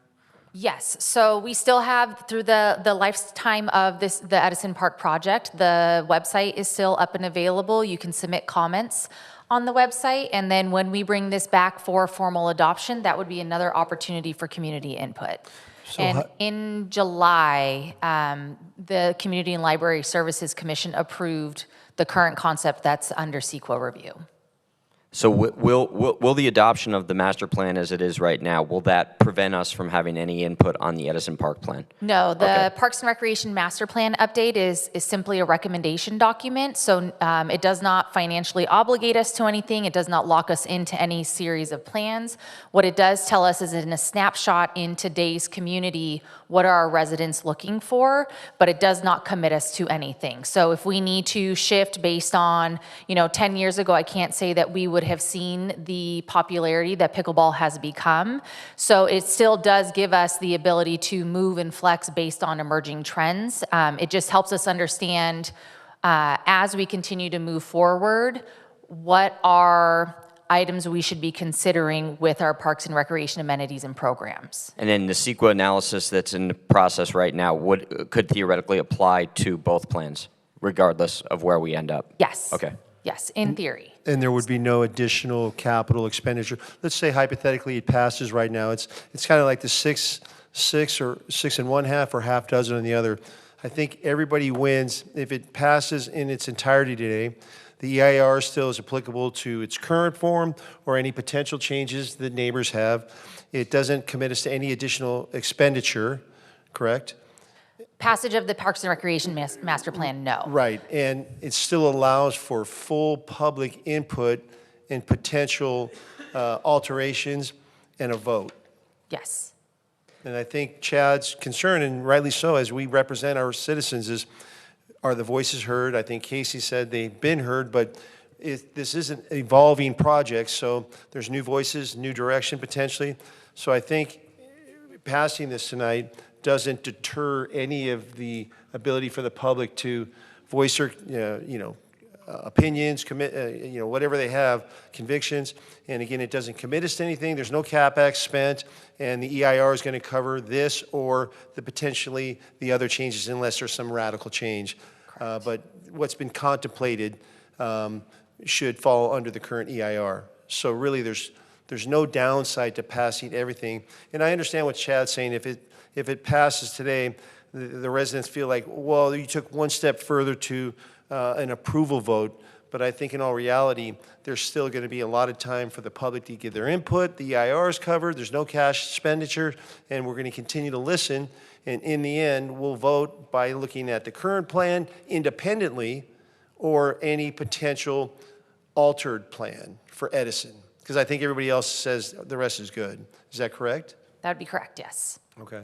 And if I could just ask some questions then, I guess with the plan the way that it is now, if it did vote and go through the way that it is now, that would be another step forward, basically with the RJM conceptual plan baked into it, right? Is it possible that any grants get applied for based off of this RGM conceptual plan that maybe have to be retracted back because we don't end up going with that conceptual plan? Like, what's the next steps after approving this strategic plan? Are we committing any staff resources? Are we committing ourselves to going in a direction that we might later have to unwind? All I'm trying to do is save the trouble of possibly having to unwind that, and let's give these citizens an opportunity to be heard and to present. Maybe they presented, maybe past councils have been okay with this, RJM plan.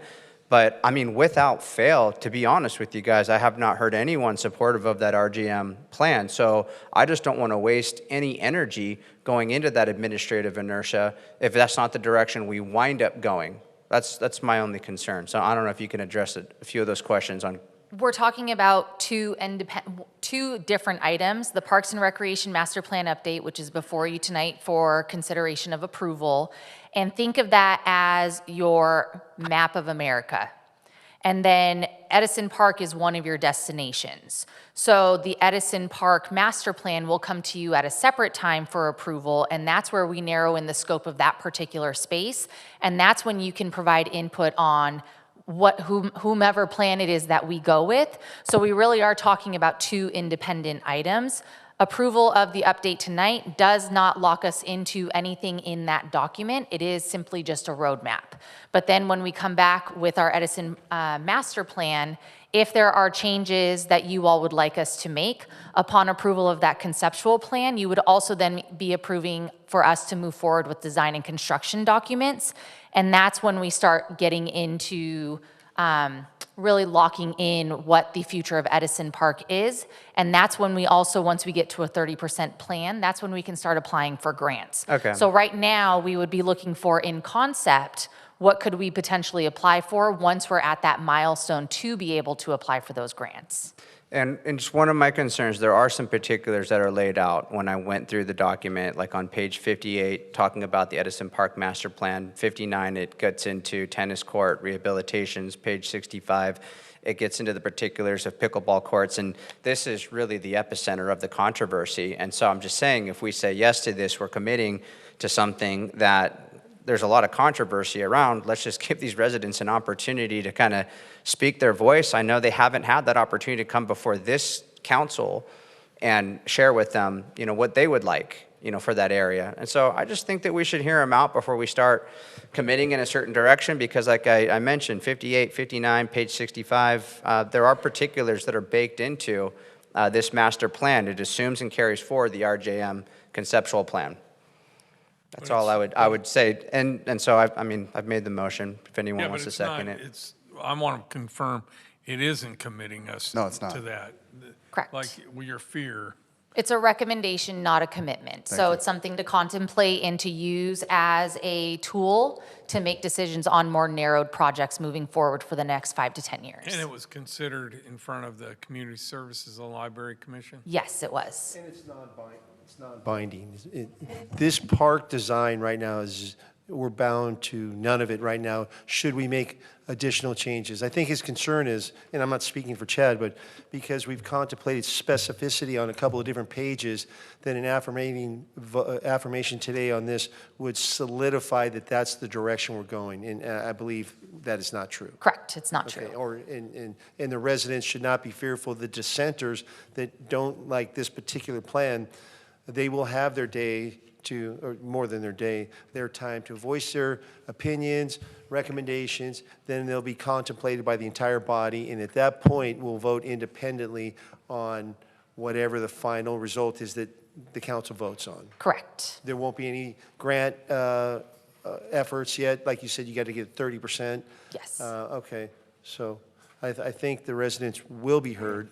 And if we were approving this in concept tonight, does not diminish their ability to express concern to open ears. Correct. Okay. And I hope I made that clear. I fully realize that we can unwind this really at any point, because you've really impressed upon us when we met that the conceptual plan is the conceptual plan, and it's been a concept for what, more than a decade, right? It's like a living document. Yes, the Parks and Recreation Right. Master Plan is a living document that gets updated every 10 to 15 years. Yeah, I guess, so all I'm trying to do is save us a little bit of trouble of committing into a certain direction, because I would say that when we approve it the way that it is right now, it is another little step in the direction of approving the RJM conceptual plan, because it's baked in. I'm just trying to save us a little bit of trouble, but it's totally fine, and everyone's entitled to their opinion. Made the motion? I don't know. There is no second. Okay. Yeah, and then I'll make the motion to move as recommended. Second. Just one thing. Oh, Butch has I got something to I just, all I want to say is that our Mayor Pro Tem has really dedicated a big part of his public life, especially living down in southeast Huntington Beach. He spent an enormous amount of time on this Edison Park, and I take what Ashley said is that, you know, it's been going on a long time and things have evolved. And so I actually took this option 3 into Casey. I go, God, I really like this thing. And he looked at it and he goes, I don't know. I said, I think we need to play this out, and we're going to find some hybrid at some point in time. For so sure. There's no real need to take a vote. Definitely. And Chad, just so you know, I was on the library's Community and Library Services Commission 3 years ago, and this is what we were talking about. This has gone nowhere. Time to land the plane. Yeah. Land the plane. All right. Motion and a second. Motion in a second. Oh, yeah, you were on there. Yeah. It has gone nowhere. Let's have a roll call, please. Councilman Twining, Yes. Councilman Kennedy, Yes. Mayor Pro Tem, Yes. Mayor Burns. Aye. Councilman Vandermark, Yes. Councilman Grohl, Yes. Councilman Williams. No. Motion passes 6-1. Okay, Don, number 16. I just wanted to pull this again, you know, one of my ethos is transparency. This report has a lot of good stuff in it. You know, we ended with a surplus. We're going to continue to be conservative. And when you pass things on the consent calendar, it doesn't give certain things any light, just like our treasurer's report brought a lot of light and vibrancy to our you know, financial health. So I just thought maybe our city manager could just give us a couple of quick comments on a summary of the report, because it was a lot of good positive stuff in there. And when you pass it on the consent calendar, the public does not get to hear anything. So just a couple quick comments, that's all. Yes, thank you, Councilmember Kennedy. As you pointed out, we ended up last fiscal year with a $7.4 million surplus, and I would like to thank all of our departments, and we have Zach from our finance department here and Bob from our finance department to thank for that. Some of that funds was the increased money we had invested and the increased returns on those investments, as well as other revenues that were increased during that time. And with the report today, we're going to continue to strengthen our city by, we're recommending to strengthen our reserves for our workers' comp fund and continue to fund that reserve, as well as our equipment replacement fund. There are two other items that we're adjusting is on minor amounts by our Bella Terra Parking Structure Fund, where appropriation increases that we're requesting for expenditures that were incurred, as well as the CDBG and home funds adjusting for actual expenditures within the budget. And we're available for any additional questions you had. I have no questions. Anybody have questions? Just want to shine a little light on it. All right, no questions, so I make a motion to move the item. Second. As is.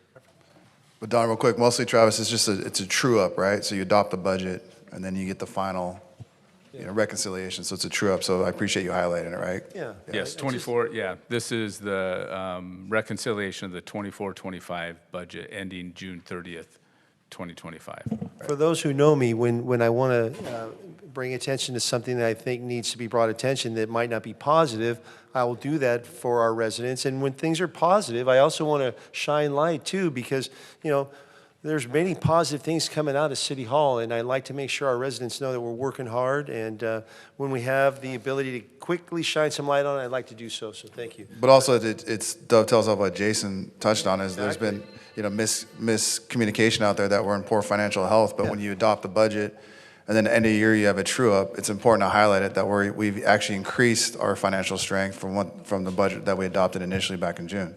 Thank you, Casey. Exactly why I pulled it. Thank you. Yep. I think we have a second. Yep. Okay.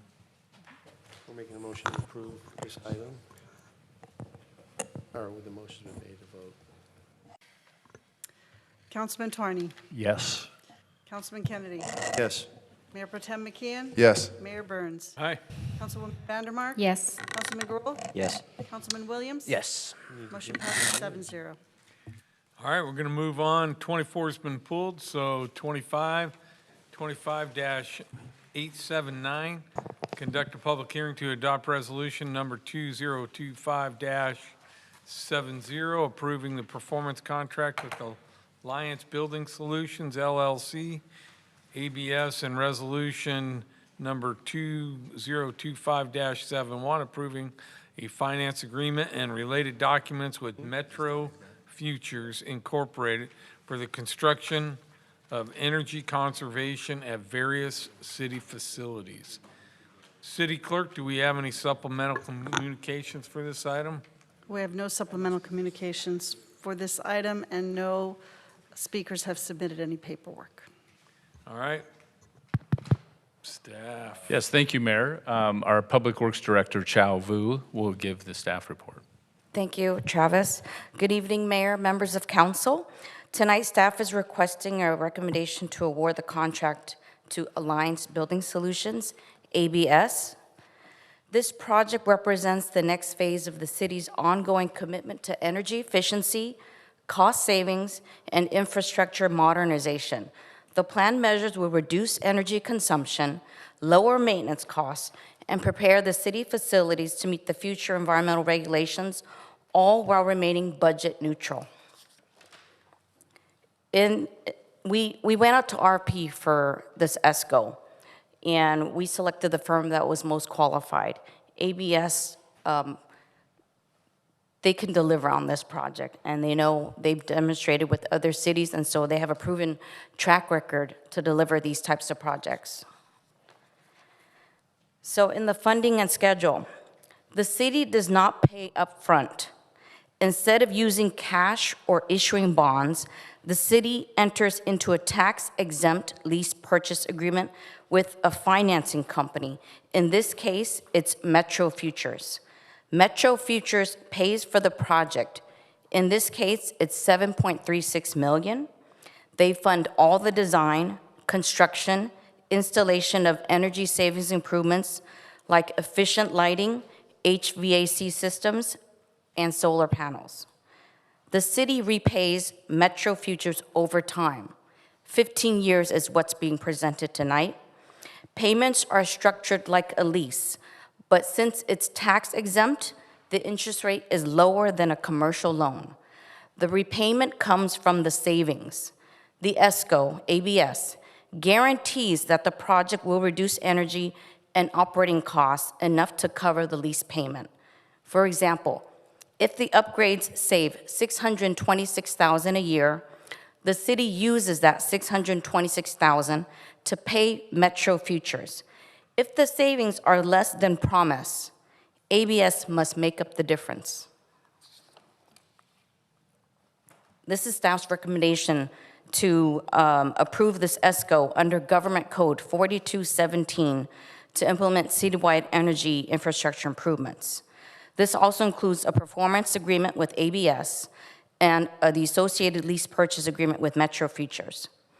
The cost for the improvement will be less than the anticipated energy savings, therefore satisfying the statutory requirements of the Government Code. There are multiple project benefits to this ESCO. no upfront capital required, 23 million lifetime avoided costs, reducing deferred maintenance, improving comfort, safety, reliability, guaranteed savings, leveraging Government Code 4217, being able to shift all the potential risk, timelines, and responsibility onto the contractor. The contractor is responsible for everything related to this project. Once again, design, engineering, funding, implementation, and verification. This is a self-funding and budget-neutral project. The model is backed by a performance and savings guarantee from the contractor. So here we have the performance model. We get a bill from Edison every month, and we know it's going to continue to go up. The cost of labor and materials, construction, they all go up. We will reduce the city's current utility bill and operations and maintenance costs through this project. We take the net savings from this project, which we use to pay for the cost of the project. So here's our energy costs. This is just the first slide. There's more. ABS looked at all our utility bills from Edison and developed a baseline. The ABS team identified the top energy users, focusing on infrastructure upgrades within those sites to reduce consumption. In addition to reduction in energy consumption, the team also focused on what measures can self-fund through energy savings, along with addressing major equipment needs that have been communicated by staff. In total, the city spends $2.1 million in electricity every year. Here is a scope of the matrix of the work that they're going to perform. There's 30 different facilities that were evaluated. Not all of them had recommendations.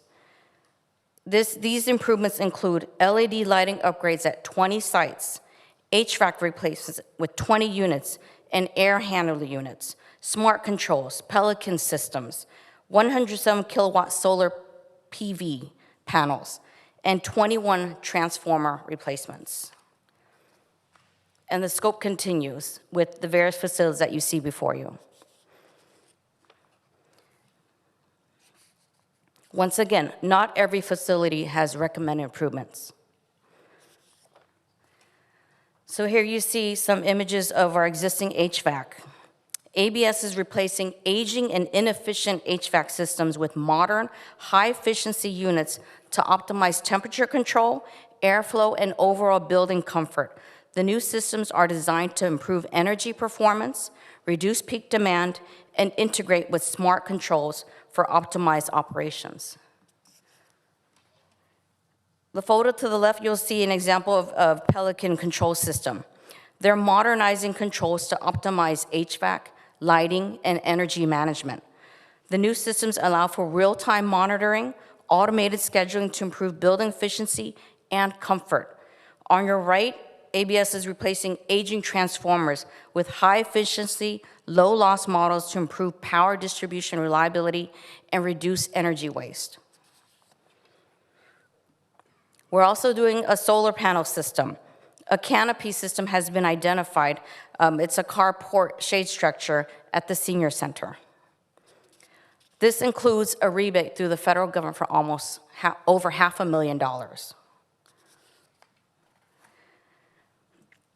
The $23 million in project savings accounts for the growing utility savings over 30 years, operations and maintenance savings for 20 years, $2.2 million in capital avoidance, and $528,000 in federal rebates. So we did our homework. We did pros and cons with the financing. And we, to the left you'll see alliance financing, to the right you'll see traditional bonds. While bond financing offers a roughly 0.6% lower interest rate, the administrative delays and process requirements could cause the city to lose over $500,000 in energy rebates and credits. That loss would offset nearly all the financial savings. The alliance option Though slightly higher in interest rate, delivers immediate access to incentives and construction start, guaranteed energy savings, which removes the risk of underperformance. They offer simplified financing, faster execution, and flexibility for early payoff. There is a cost to doing nothing. If we keep delaying these improvements, energy costs will continue to rise. Our equipment become more inefficient.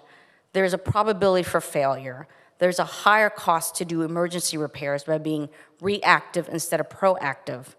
And there's a lost potential rebates and incentives. And also, supply shortages, supply chain issues, those costs continue to rise, as well as uncertainties with the global market. That concludes staff's report. We can answer any questions this time. ABS team is here as well. You got is it a 15 or a 30-year contract? 15-year financing. And at the end, do we keep the equipment? Yes, we own it. After 15? We own it. We don't actually, we just save money and kind of break even throughout that 15 years. It's after that we start making all the savings through energy, right? We save right away. But doesn't it all go to the company? Pays it down. Pays it down? Yes. Okay. All right, sounds cool. I already lost my train of thought. But is there an early payoff discount? Is there an early payoff discount? Yes. What is that? I'm looking at my finance officer right now. Is it 8%? 8? Yes, there's that early payoff provision.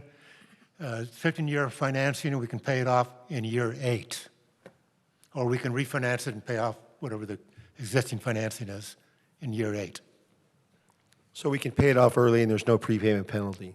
There's not a discount for paying off the balance, but there's no prepayment penalty and there's nothing that prohibits the 15-year payback cycle, right? Can you speak in the microphone? I didn't hear you. There's no prepayment Yeah, penalty. that's what I was saying. Yeah. But there's, to Andrew's question, there's not a discount on the balance if we pay off early, other than the interest we save over the term. Correct. There's not a discount on the balance. But one option the city would have, you could either pay it off with cash or you could refinance the other 7 years at a lower interest rate, potentially. And this is 100% fixed cost at this number right now, right? There's no wiggle room if costs go up, or you mentioned tariffs as one of the risks there, but There's perhaps... no risk on us. There's no change order. Yep. They Got take it. on all Okay. that risk. Okay, perfect. And then how quickly will this be executed? How quickly before we start to see equipment switching out? The contract schedule is for from December through next year, within a year of the full completion. And then this obviously contributes to our green and sustainability commitment as Correct. well in regards is. to energy. We reduce greenhouse gas emissions. Yep. I feel it already. Thank you. So within a year of this being adopted, all of the equipment will be changed and savings will start? Correct. Within a year or before that? It should start right away. Okay. What I love about this, and when we first met with the providers, like, okay, it's too good to be true. You know, it sounds almost too good. What I love about this, it gives us the ability to shrink the timeline on, future capital improvements. Like instead of, year 2 and year 3, we're consolidating all of it because now we have the funds provided by this agreement, and then the payback over 15 years. We're going to be getting equipment that has a much longer functional lifespan. So once the debt service is, extinguished, not only do we accelerate the improvements, but we're replacing the equipment that's going to continue to provide us those savings. And also, one of the things that I believe is, the rebates on solar are expiring at the end of this year. Is that correct? So, timing is of the essence. So the fact that we're going to be able to, garner those solar rebates is very important to the savings component. And, I want to commend you, Chow. I've been watching, city council meetings for a long time. And with all the positive presentations with our treasurer and the city manager, I saw a real shift when maybe this is a little self-praise. When the Fab Four took over, I saw government start to shape itself with a more business mindset and not so much governmental. And then when the HB3 came on, I think, I'm seeing a lot of change in how you deliver the information, how you vet the sources, not just you, but all the departments. And I'm really happy to be part of that. And everybody who presented tonight, and we're going to have Marissa on the state of the strategic plan. We wanted to share that with the public. There's a lot of positive things happening. And, to be part of this team and really see the truth come out, it's impressive. But back to this is an incredible opportunity for the city. I think we're all going to benefit. It's really what I call symbiotic. Both parties benefit, nobody's harmed. So I'll be in support of this. Oh, Butch. Nice presentation, Chow. Thank you very much. Thank you. Oh, that $528,000 rebate for the solar, does that come right away? And is that money to the city, or does that go to?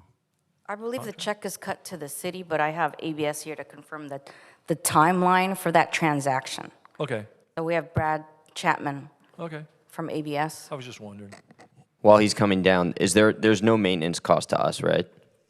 That they cover, ABS covers the maintenance? Everything. They cover everything. So actually, it's better than a net zero. In theory, we're saving on the maintenance, so therefore we could be. We will maintain it once it's completed. Once the project is completed? We'll own everything. Yeah, once we own the asset at that point. Yes. Okay, got it. Thank you. Yeah. Mayor Burns, members of council, thanks for having us. So to your question, so it's actually after the system is completely installed and the interconnect agreement is done with Edison, then through your regular accounting, the IRS, then they will process all that, and then you'll get a check, and it's unencumbered funds. The city can do with the money whatever they want. So quick question, you said that not every facility was included in that. Is that because we don't need it at every facility, or are we restricted to like the 20? Well, one of the initial proposals was solar panels at every single roof. We did not want to install solar panels at every single roof. So we did trim the project down, which is, you'll see some projects up there with blanks. And so we omitted that from our scope. We try and prioritize, like with the strategy the ABS said, it's the heavy energy users. That's what they're focused on.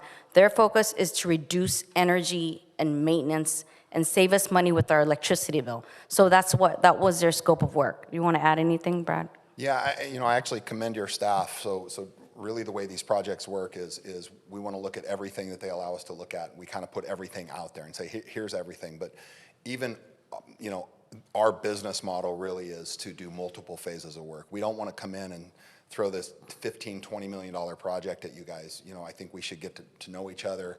Not everybody's a fit. You bite off a smaller project, you see how everybody works together, and we want to do a bang-up job so we can come back to Chow and say, okay, look at what you're really saving. We exceeded our savings. Now let's talk about a phase 2. We'll come back with a phase 2. It's kind of easier for everybody to digest, including your constituents.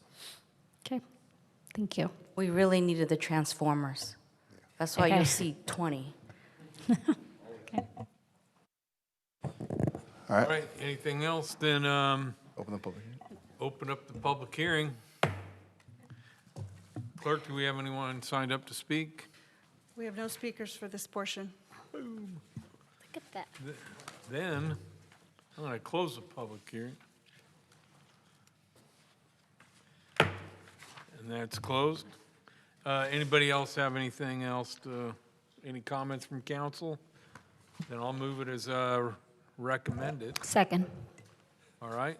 City Clerk, please call the roll. Councilman Yes.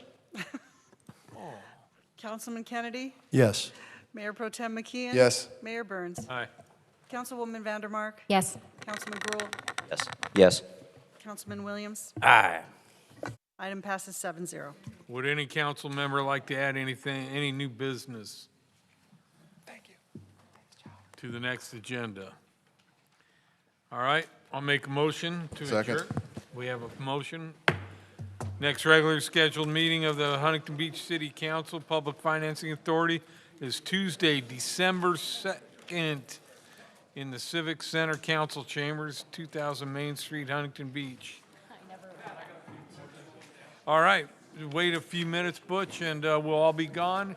You can talk all you want.